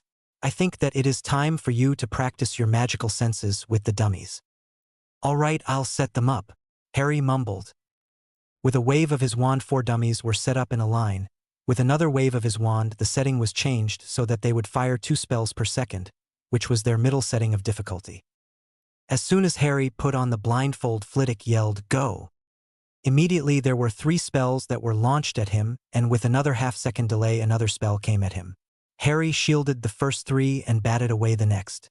As the barrage of spells continued, Harry started moving around the dummies. The dummies were also moving around as they were shooting so that they could always fire spells at Harry. This meant that Harry had to keep sensing the buildup of magic from all around the platform, and the exercise slowly got more difficult as the exercise went on as the dummies spread out more. In the end, Harry lasted for 10 minutes while displaying incredible acrobatic skills while blindfolded to dodge the spells. His shields were also lasting for longer, and his batting of spells was even more accurate. Harry found that when he would hit the spells into another dummy that they would pause for a second, which gave him a bit of breathing room. This helped Harry to also work on his accuracy when batting spells. It had been a couple of weeks since his first Quidditch match, and there was only 3 more weeks until the Yule break. After his training with Flitwick, they sat down to talk as they usually did. Instead of talking about Harry's parents or what they would do in the next dueling lesson, this time Flitwick brought up the team dueling. "So Harry, how are you feeling about the team dueling tournament?" Harry paused for a moment to think about his team. He knew that Neville was becoming quite the powerhouse. Daphne was quite skilled with the water and ice-based spells along with some other basic elemental spells. Susan was doing well with incorporating transfiguration into her dueling strategy, while Padma and Parvati were becoming an incredible duo with Padma's knowledge of defense strategies and Parvati's intensity with her casting. "I think that we are doing pretty well. There might be some weaknesses and we haven't properly been able to practice in a 6-on-6 battle, but it's going pretty well. I just wish that we had some other people to practice against to see how our teamwork is going," Harry explained. Flitwick paused for a moment before saying, "I might be able to help you with that. I know of a few older years who might be able to give you all a good challenge. Because they are older and probably more knowledgeable, I might give you a 4 versus 6 and I might hop in to slow you down if it's clear that you are too much for everyone, but I'm not so sure that I'll need to do that, so that it is a bit more even, as you could probably stop most of them in a 1 versus 3. "That sounds really good. I think that the practice would be good," Harry said. "I will bring them to the next team dueling lesson. Don't tell the others so that they can't prepare for it," Flitwick stated. "It will be a good lesson in adaptability for them." "Can I get any hints on who they are?" Harry asked. "Well, you know at least one of them from your Quidditch team, another is an opposing player, the third is probably your biggest opponent as she wants to become an Auror and is a 7th-year student who is quite skilled. The last member is someone else who has performed in numerous dueling tournaments, and while he hasn't won any of them just yet, he has gotten to at least the semi-finals in each of the tournaments he participated in. He is also a Quidditch player. Be warned that it is only the 2 eldest ones that have had any actual training for dueling, and the younger 2 might not be as much of a challenge, but I still think that with their knowledge they will give your friends a good challenge," Flitwick explained. "I don't think that helped much, but I'm sure that my friends will put up a good fight against them while I attempt to hold you off," Harry said. "Anyway, I'll have to see you later. I said that I would meet up with the others for a bit of dueling practice before dinner." Once Harry walked into the den, he was greeted with the sight of Susan and Neville dueling it out. The others were spectating, and Hannah was cheering for Susan, saying, "Go Susan! You can beat him." As Harry snuck over to the other spectators while trying not to distract the duelists, he said softly, "Neville win this." The girls turned around in shock at Harry's sudden arrival and candid statement. "What do you mean?" Daphne asked. She had been watching the duel, and Neville was struggling to deal with Susan's transfiguration of objects which she would banish at him while adding some hexes or jinx in her barrage. Look closely at Neville. He is playing up how much he is struggling so that Susan continues to use transfiguration. He is naturally more powerful, and Susan will slow down long before he does. Just consider how much more power-intensive transfiguration is when compared to Neville blowing them up or throwing in a shield. No matter how limited her transfigurations may be, she is still using much more energy against someone who is already more powerful," Harry explained. The others looked slightly more closely at the duel. They noticed the sheen of sweat on Susan's face and how Neville was just breathing slightly deeper than usual. The way that Susan's spells seemed to be moving slower and her transfigurations weren't lasting as long. "You're right," Daphne said. "Susan is being baited and Neville will probably strike soon." As the spectators looked on, Neville began a barrage with Stupefy, Petrificus Totalis, Expelliarmus. The chain might have taken him much longer than Harry would have to cast it, but the power behind the spells was enough to break Susan's weak shield and left her frozen in place and disarmed. "Well done," Harry called out.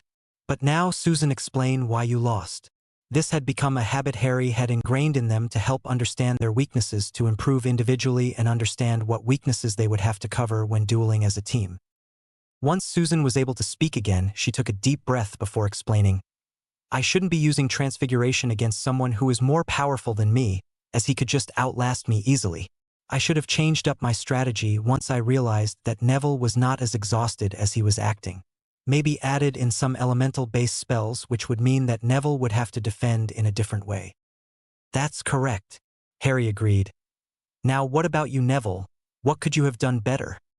"I should have put her down earlier. She was already exhausted for a little while once I fought back properly. I could have made a mistake or gotten unlucky in that time, so I should have put her down before I had the chance to make a mistake like that," he explained. "Good. Now I think that it's time for you guys to work on your team dueling. The teams will be Neville and Daphne versus Padma, Parvati, and Susan. I understand that Neville and Susan are already tired, but sometimes you'll need to duel while already tired, so I think that this will be a good opportunity for both of you. Tracy, Hannah, and Hermione, maybe you three should move back a bit and get ready for some basic first aid. I expect that there will be a few cuts and maybe a broken bone that might need healing. Standard dueling rules, and once you are disarmed or incapacitated in such a way that you can't get out of it on your own, then I will be taking you out of the area so that you don't get caught by a stray spell," Harry explained. "Go!" Immediately, Daphne and Neville fired an explosive curse at the ground in front of their opponents. With the cloud that surrounded them, they then sent 3 stunners each into the cloud. Once the cloud cleared, they saw a flickering blue shield that looked as though it was barely holding on. As the shield dropped, Susan and Parvati sent their own stunners and disarming charms at the pair. Daphne and Neville dodged in opposite directions, and Daphne shot a glacius spells at the ground the trio were still standing on, while Neville shot a banishing charm from the opposite direction. As Susan turned to Daphne, she slipped on the ice and was stunned quickly. When Harry had levitated her over to the viewing area, Padma had already shielded Neville's expulso and shot her own disarmer off in response. Parvati had also turned to Daphne and tried to overwhelm her with spells that would have been much more effective if Daphne had not put up a weak shield to stop the first few before dodging the rest. On some unseen signal, Padma and Parvati turned around to change opponents. Neville took it in stride and sent a barrage of spells at Parvati, while Daphne struggled to adapt and sent one more spell at Parvati before being caught by a Petrificus Totalis and falling to the ground. After being clipped by a banishing charm from Daphne, Neville then caught her with a stunner and she fell to the ground. At this stage, Neville's shirt was soaked with sweat and he was breathing heavily, while Padma was only breathing slightly harder than normal. Knowing that Neville was a powerhouse compared to her, and even when he was exhausted would still break her shields quickly, she sent a barrage of spells at Neville as quickly as she could. At this stage, Neville showed the benefits of working out with Harry every morning and dodged all of the spells with some quick footwork and lucky dodges. With 2 stunners sent at Padma, the first broke her weak shield and the second hit her in the chest. Hermione, Tracy, and Hannah all started their treatment of the group, and as the worst was some small cuts from the blasting curses at the beginning, they managed to fix everyone up without a scar. As the duelists were all enervated, Harry said, "Well done, Neville and Daphne. I'm quite impressed with how you work together. But what could you have done better? Daphne and I should have continued to fire spells into the smoke, as it would have either forced someone else to use more energy on a shield, or it could have even taken someone out. We also should have split up faster, as we couldn't allow them to surround us with their superior numbers. They could have had one person at our back at all times," Neville explained. "We had some good coordination with the ice and banishing charm combo, but it wasn't timed perfectly, as it might have taken one of them out of the fight or let us single them out if it was," Daphne added. "Correct, you also made a good choice to go on the offensive when you were outnumbered to even the numbers," Harry added. "Susan, Padma, Parvati, what could you have done better?" "We should have split up sooner," Susan answered. "We were all grouped up and it made us an easy target and harder to utilize our greater numbers. We also relied too much on Padma's defensive abilities. Susan and I should have made our own shields to save some of Padma's energy. We also should have melted the ice so that we could dodge the spells and weren't struggling to move around or forced to rely on shields," Parvati added. "It also would have been better if we started more offensively to take advantage of our superior numbers. Using the smoke to split up could have worked as well," Padma finished. Correct. Using the smoke to split up is a very good idea as it gives you some cover, and your opponents would have no idea where you are until the cloud has settled a bit. Harry said. You guys are improving greatly, and I also think that your teamwork is going really well. I also want to thank our healers for treating everyone so well. Harry finished with a grin. We aren't healers yet, Harry, Hermione said with a slap on his arm. But I think that it's time for some dinner because I swear I can hear Neville's stomach rumbling from here. Hey! Neville exclaimed over the laughter. You know what? Let's just head down to dinner now. Neville, Susan, can you guys stay back for a minute? Harry asked. Sure. Are we scheduling another lesson? Susan asked. Yep. I think that tomorrow morning we can do it as most of us sleep in on Saturday mornings, and it will give you plenty of time to recover for Flitwick's training.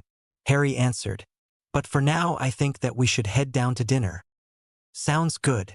Neville answered before leading the way down to dinner. What will we be learning this time? I think that it is time for you to learn how to bat spells away. It requires a bit of power but is a solid defense that is slightly easier power-wise than a shield. Harry explained. You should have seen me do this in some of our duels, and I think that you are able to do it by now. That's going to be so cool. Imagine Daphne's face when we do it for the first time. Neville exclaimed excitedly. She would probably demand to join our sessions. Susan laughed. Maybe that is something that we should consider, Harry said thoughtfully. I mean, it's not like she won't want to be able to protect herself and her family as the heiress. But if we let her join, then wouldn't everyone else want to join? Susan said. I mean, it's not like I have anything against the others, but to be honest, I kind of like our time together. It just feels like you guys understand more what it's like to be impacted by Voldemort better than the others would. I agree, Neville said. I really like how you guys understand me better. Don't worry, guys. I'm sure that Daphne and the others will understand, Harry said. As the others made their way into the Great Hall, they made their way over to the Gryffindor table and sat down next to the others. So what are we talking about? Harry asked as he served himself up some food. We were just talking about how you knew that Neville would win after just watching the match for a moment. Hermione answered. It was very impressive, Daphne said. I just want to know how you could do it so accurately. Well, it took a lot of practice with Flitwick. We would duel, and then after each duel we would talk about what we've gone through in that battle and how I could have done it better. He also has this other device called a pensieve that he borrowed from the headmaster from time to time. We would then watch his memories of fighting in tournaments and him spectating other impressive duels.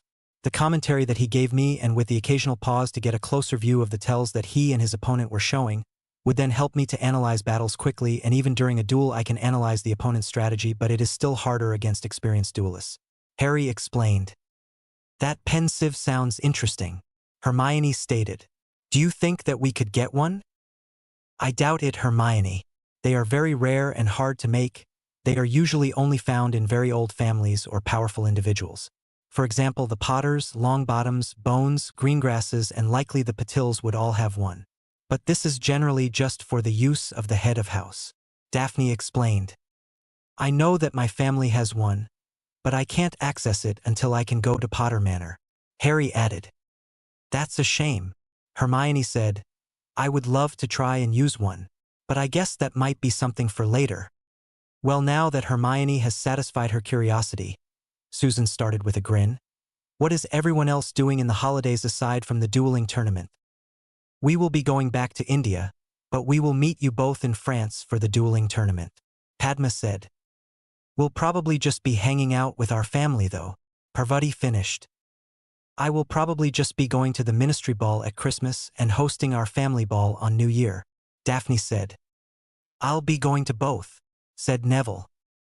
Same, added Susan. I'll just be hanging out with my family. I wish I could go with some of you guys, Hermione said a bit dejectedly. Don't worry, Hermione, the balls are really boring anyway, as there is so much focus on politics. You would probably not enjoy it very much, as most of the stuck-up purebloods would ignore you or treat you like you are worse than them, Daphne consoled. What about you, Harry? I'll be staying with my family and the balls. I forgot to mention it because I assumed most of you would have gotten one as well, but I got the standard invite for members of the old families for the ministry Christmas ball. But my family will also be doing some sightseeing in France after the tournament. Harry said, since I'm participating in the team and individual duels, I will need to be there a bit earlier than you guys. But I hope that you will be able to see me if I make it to the finals. There's no doubt about you making it to the finals, Harry, Neville said. We've all seen you against Flitwick, who was a former world champion. There is almost no way that you get knocked out before the finals, and even in the finals you should be able to destroy them. But the thing is that some of the other schools are much more focused on dueling, and the second years will have had an extra year of training compared to me. Harry explained. They might also have some techniques that I've never seen before because of their other education compared to me. But I doubt that any of them will have your power. Daphne objected. Let's be real here. Even if all of us combined, we would probably still be weaker than you for another year. Even if we are all above average power. Your magical power is probably greater than most adults even now, so what can the other first years do against you? I guess that you're right. I'm just a bit nervous, Harry said. Susan bumped his shoulder and said, It's going to be fine. I'm sure you'll do great. Thanks, guys, Harry said gratefully. Line break. All right, let me explain to you two how to bat away spells. Harry started. The way that Flitwick explained to me was that you want to imagine a square in front of your body, and if a spell comes inside of it, then you hit it with the end of your wand. You will need to put in a small amount of magic and intend for the spell to be hit away. This will channel a small amount of magic through the wand to make it durable enough to hit it away. Some spells may need a bit more magic to bat away than others, but it will become instinctual after enough practice. Harry lectured. As the other two nodded, Harry smiled and said, Time for some practice. Immediately Harry sent a barrage of stinging hexes at the pair with his Elder Wand. It took them a few minutes of constant stinging hexes before they started to get the hang of it. After 10 minutes with a single wand, the pair had welts all over their body. It was then that Harry summoned his holly wand from its holster and doubled the speed of casting. He only continued with this for 1 minute, but by the end of it both Susan and Neville were lying on the ground panting. With sweat dripping down their brows, Susan and Neville struggled to push themselves up. The pair helped each other up and limped over to the chairs that had been set up to view the dueling area. You are a cruel man, Harry Potter, Susan gasped.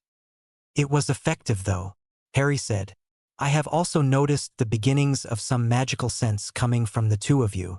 Based on your dodges, it shouldn't be too long before you can start to sense the magic coming consciously and then react to it properly. I don't know how much you guys already know about magical sensing, but I have had numerous discussions with Flitwick about this. There are a few stages of magical sensitivity. The first is that you can feel when you cross particularly powerful wards at places like Hogwarts or your family manors. The next lowest stage will be where, in the heat of battle, you will feel something like a warning from your magic, and it will be pretty much instinctual that will allow you to dodge the spell. The next level is where your magic will be able to sense all other magical objects in the surrounding area that could be cursed or enchanted. This also includes people and will help you sense the buildup of a spell being cast. This is the stage that I'm at, and I can navigate a magic-rich environment with my eyes closed just by, essentially feeling, but that isn't quite the right word. It's hard for me to explain to someone who can't feel it. The next level will allow for me to feel the intent behind a spell. For example, if I can't dodge the spells coming at me, I can then know for sure that I can get hit by the spell that will have the lowest effect on me. While I know that some of the spells are determinable by color, some of them look similar, so it's better to be sure. The next one will allow for feeling the intent behind a cursed object, which is important for many curse breakers. The final level is one which allows for you to sense wards in very high detail. This requires lots of practice to understand fully what information that your magic gives you, but it will help take down wards and understand their intent. Harry explained. I would hope that soon you will sense spells a bit sooner and be able to react consciously to spells being sent at you. That sounds really useful, Neville gasped. But I don't get why you had to send so many spells at once. It will help you learn it faster and help with your batting skills, which are still a bit lacking, Harry replied. Besides, haven't you seen Flitwick randomly launch spells at me while in the halls? That is so that my magical sense gets better, and currently I can generally sense people in about a 10-meter radius. The rumored maximum was Merlin with 100 m, but to be honest, I am just hoping that eventually I will be able to reach 50 m because I will be able to dodge any spell from there no matter how fast it is traveling or if I'm expecting it. But that is just if I'm dodging it consciously. Something that will also help you to understand what you are sensing is for you to learn occlumency. There are numerous benefits, but the one that will help you most in combat is being able to perceive things faster. This will allow you to understand the warnings that your magic gives you and react faster. What will also happen is that you will be able to cast faster as you can move faster due to your perception of time. Harry explained. I've just got the basic mind shields from occlumency, so I don't think I'm there just yet. Susan explained. Yeah, same. Neville agreed. Do you guys have enough books to get to the 7th tier of occlumency? Harry asked curiously. No, I am being tutored by Auntie, who is about a 5th level, I believe. Susan replied. My gran had just taught me the basics, but has promised to teach me more over the holidays, because she didn't think that I could do it before. Neville said. Oh well, I am learning from books, and Flitwick has said that once I have reached the highest level that I can go on my own, that he will help me as he is a 5th level and can get me up there. Harry said. I will also get some access to the books in my vault once I can get emancipated and have access to my family vault. That's a good idea, Harry. But when can you get emancipated? Susan asked. My auntie said that it was very rare for minors to be emancipated. Well, it is just because of the fact that I am the last of my line, and while there are more families that I am the head of, I don't want to expose them just yet, but because I am the last of the most ancient and most noble house of Potter, I am able to be emancipated when I turn 13 because of a last of line clause. Harry explained. Oh, that makes sense, Susan said. But it's also kind of sad that it's necessary. Does that mean that Neville could do the same? No, he can't actually, because of the fact that both of his parents are technically still alive, and his gran is the regent, which means that he isn't the last of his family and can't get emancipated. Oh well, I guess that on that depressing note, we should probably meet up with the others in the library because you guys know how Hermione is when we are late. Susan finished with a grin. Line break. As the group was walking and talking excitedly towards Flitwick's classroom, Padma wondered aloud, I wonder what we are going to do in this lesson. This led to some speculation from the group, but Daphne noticed that Harry stayed suspiciously quiet and asked, You know what it is, don't you? Normally you will throw out some wild theories to throw us off and make us nervous, but now you aren't doing that. Eventually Harry caved under the pressure of everyone else staring at him before confessing, Okay, fine, I do know what we will be doing this lesson, and it is out of the ordinary, but I promised Master Flitwick that I wouldn't say anything and I will not be forced to break my word. After lots of pouting from the girls and Neville bugging him, the group made it to Flitwick's office. As Harry knocked on the door, they heard Flitwick call out, Come in! As the group walked into the room, they noticed that there were other students here. What are they doing here, Professor? Susan asked. Please follow me inside of our dueling room and I will explain, Flitwick said before standing up and opening the doorway into the dueling room. Harry was observing the other students and noticed that only the girl was not looking surprised as the room opened. Today all of you will be dueling as a team against these older students. Let me introduce all of them to you. Pointing to the older students one by one, he first pointed at Roger, who Harry knew from his Quidditch team. This is Roger Davies, who is a 3rd year and on the Quidditch team with Harry. He then pointed to the kind-faced brown-haired boy and said, This is Cedric Diggory. He is a 3rd year as well and played against Harry as Seeker in the first game that Ravenclaw played. Flitwick moved along the line and pointed to the mean-looking older boy. This is Marcus Flint, who is a 6th year who regularly participates in dueling tournaments and has gotten to the semi-finals in all of his recent tournaments. Finally, Flitwick pointed to the eldest girl who had bubblegum pink hair and a kind smile. This is Nymphadora. Don't call me that. The girl yelled out as her hair cycled from pink to red and back. She then glared at the first years and said, Call me Tonks if you want to be able to sit down in the next week. Tonks, Flitwick finished. She is a 7th year and hopes to be an Auror, and I have helped her to train for the past few months once a week. She has also been helping to prepare Cedric and Roger, since I informed them of this plan about 3 weeks ago. I will set up the dueling area to be slightly more lifelike, which will make the terrain uneven and have cover for you to utilize. I will allow Harry to duel with you guys, but I might jump in against you to just duel Harry if it is clear that he is overpowering everyone else. Flitwick explained. I will give you 5 minutes to plan while I create the dueling area. Immediately the group of 6 first-year students huddled up and began to plan. Alright, so we know that Tonks is likely the biggest threat with Flint a close second. Daphne summarized. I think that if we set Harry on Tonks, then Susan and Neville could probably take on Flint, while me, Padma and Parvati could probably take out Cedric and Roger quickly. Then we could gang up on Flint before taking on Tonks together. That's a good plan, but to be honest, I think that alone there might be a chance that Padma and Parvati could probably take on Cedric and Roger together because of their teamwork. So Daphne, I think you should start with the twins, but if it looks like with their teamwork they can take on Cedric and Roger, then you should switch to Flint because I think that he would be a larger threat. Harry added before turning to Padma and Parvati before saying, "How do you two think that you will fare against those two?" After sharing a quick glance, both nodded and Parvati said, "We should be fine with our teamwork. Just a quick reminder to all of you that these students will be more powerful than all of you, except possibly Neville with Cedric and Roger. So save your energy and capitalize on any mistakes that they make. Susan, your transfiguration might help, but don't waste too much energy on it.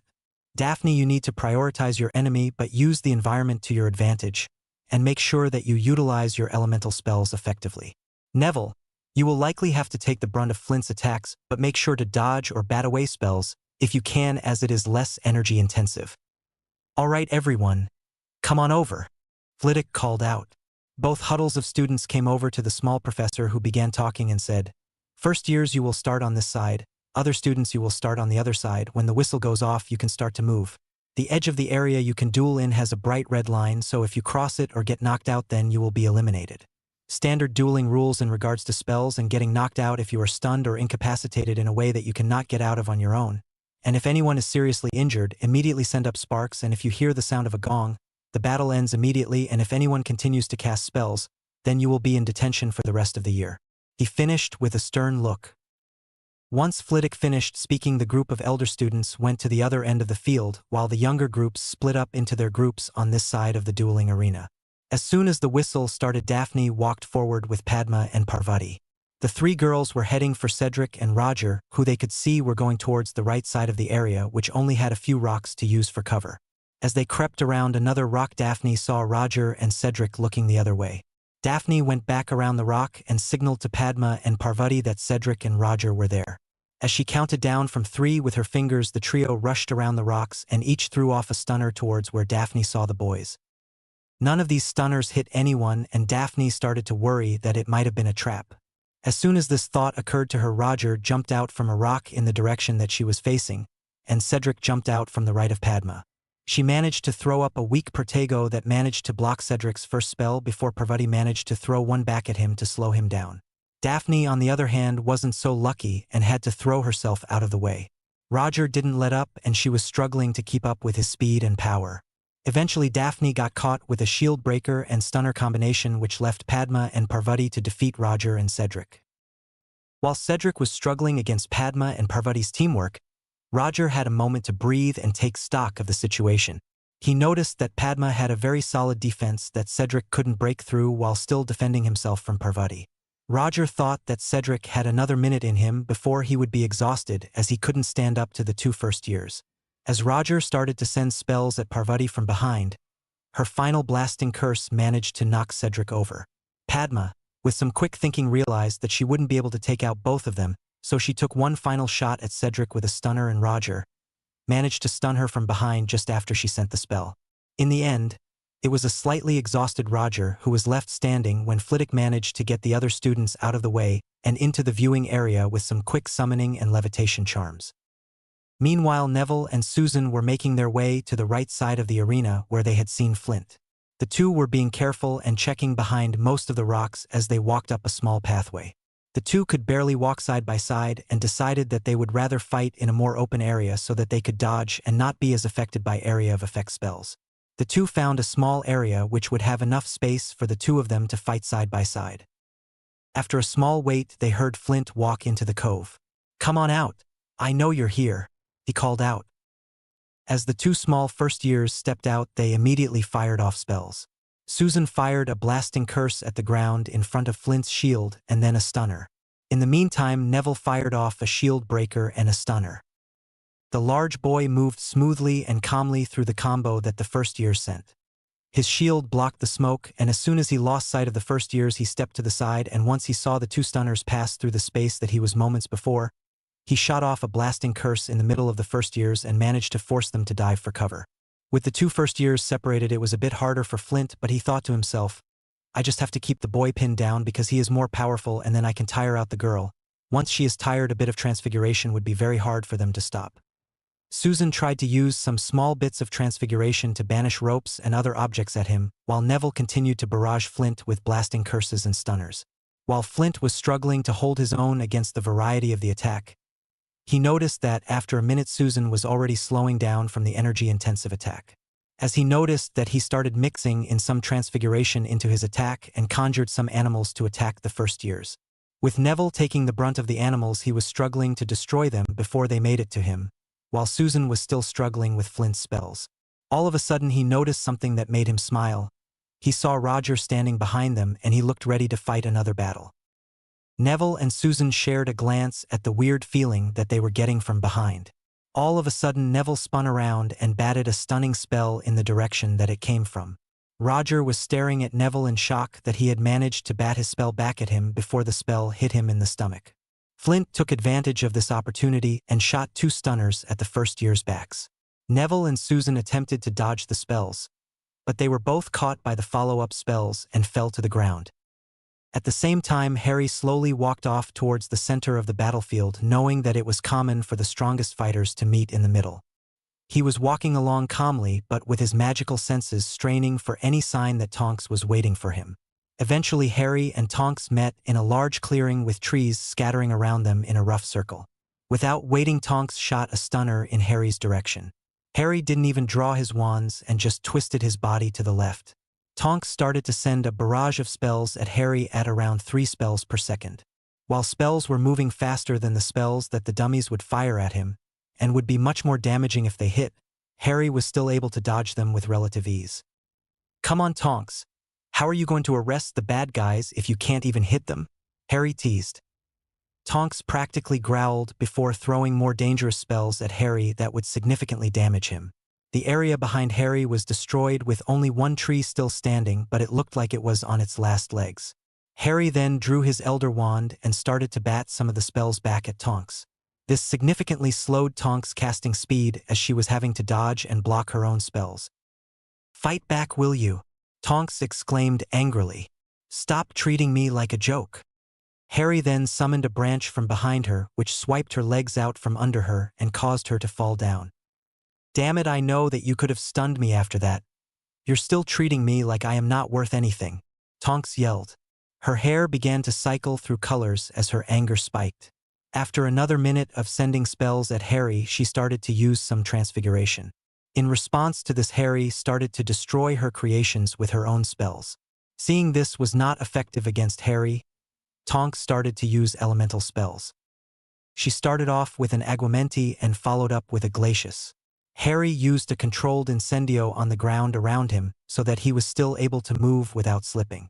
Tonks then followed up with a Ventus, which stirred up the dust from the explosions around Harry. With a wave of his wand, Harry pulled up a curved wall of earth that allowed the wind to blow the dust around him. When the wind settled, both fighters looked around the destroyed battlefield and noticed that Flint was looking at them from the edge of the grove. That was more impressive than I expected from a first-time Potter, he grunted. You might be worth my time after all. As soon as he got near Tonks, the two shared a glance and started to barrage spells at Harry. While the spells were flying at Harry, all of the knocked-out contestants looked on in shock.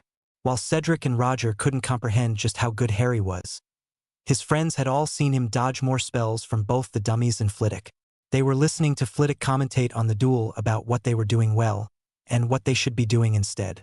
See how Harry has just been dodging Tonks spells for a while and countered her elemental or transfiguration spells. He is conserving energy because he knew that although he could take on Tonks quickly on his own, he would likely need to face others after her. This way Harry can take down Tonks using less energy, as she will already be weakened, and hopefully his opponent would already be weaker due to fighting his teammates. Flitwick lectured. Tonks, on the other hand, should have tried to conserve energy as she was struggling to breach his defense, and he is already more powerful than her. Roger exclaimed, Wait, is Harry more powerful than Tonks already? I knew he was powerful, but Tonks is pretty powerful for a 7th year and Harry is still in his 1st. He is in fact far more powerful than her, I would have put him closer to my level of power at the start of first year based on the intensity of his lumos. But I would say that after all of the training he has done so far, he is definitely my equal, possibly starting to get more powerful. Tonks is also quite powerful, especially considering she is 17 and has almost certainly gone through her final magical maturity, but I would be surprised if she reached my level of power within 5 years. It would not surprise me though if she reached it within 20 or so years, but I would not expect for her to surpass me by any significant margin. There are very few people who would have been able to stand up to Tonks and Flint casting together who weren't professional aurors or duelists. Luckily for Harry, he was one of them. The pair were casting very quickly for students, but their teamwork was lacking and it was clear that the two had different strategies that didn't quite merge properly. Flint was casting lots of curses, hexes and jinxes as quickly with as much power as he could. But Tonks was trying to use her elemental spells to make it harder for him to dodge. While the pair's strategies wouldn't oppose each other, without proper communication and teamwork, they would not be able to stop Harry. Harry, for his part, was having a great time. He had found a love of dueling through his lessons with Flitwick, and this was one of the best duels he had in a while that wasn't against his teacher. He was dodging in such a way that to the spectators it seemed as if he was gliding along the ground. When Tonks' spells would come along, Harry would fire off a counter-elemental spell that would neutralize her spell. This combined with his magical sense to tell where spells would come made his defense impeccable. The speed of spells coming at him was noticeably faster than the dummies, but their rate of fire was about the same, and from all of his practice with them, he was not struggling. He eventually started to find a rhythm to Flint's casting: stunner, shield breaker, cutting curse, blasting curse. This pattern meant that after each blasting curse there was a small break in his casting. This pause allowed for Harry to bat back the blasting curse at the ground in front of Flint. This was close enough that he knocked Flint off balance for a second. It was just long enough for Harry's stunner to slip through his hasty shield and hit him in the chest. Tonks knew that she wouldn't win at this stage, but she decided that she would still put on a show. She yelled out "Incendio." Harry waved his wand and a wall of water rose from the ground to stop the blast of fire that came at him. Harry then shot out a Ventus spell at the cloud of smoke that filled up the battlefield. As Tonks felt the scalding hot steam hit her in the face, she covered her face with her arm as she yelled out in pain. Harry shot a stunner at her as soon as he could see her silhouette and hit her dead in the chest. As soon as the cloud cleared, all of the spectators cheered at Harry's victory. Harry enervated Tonks and healed her of the minor cuts along her arms from flying debris. The pair walked over to the others. Susan ran at Harry and launched herself at him to give him a hug before babbling. "That was so awesome. Your transfiguration and elemental spells were able to defeat a 7th year." "Thanks, Susan," Harry smiled while returning the hug. "I'm sure your transfiguration could be better than what I actually showed with some hard work. Let's all come to my office so that we can have a discussion on what happened during the duel." Flitwick called out to the celebrating students.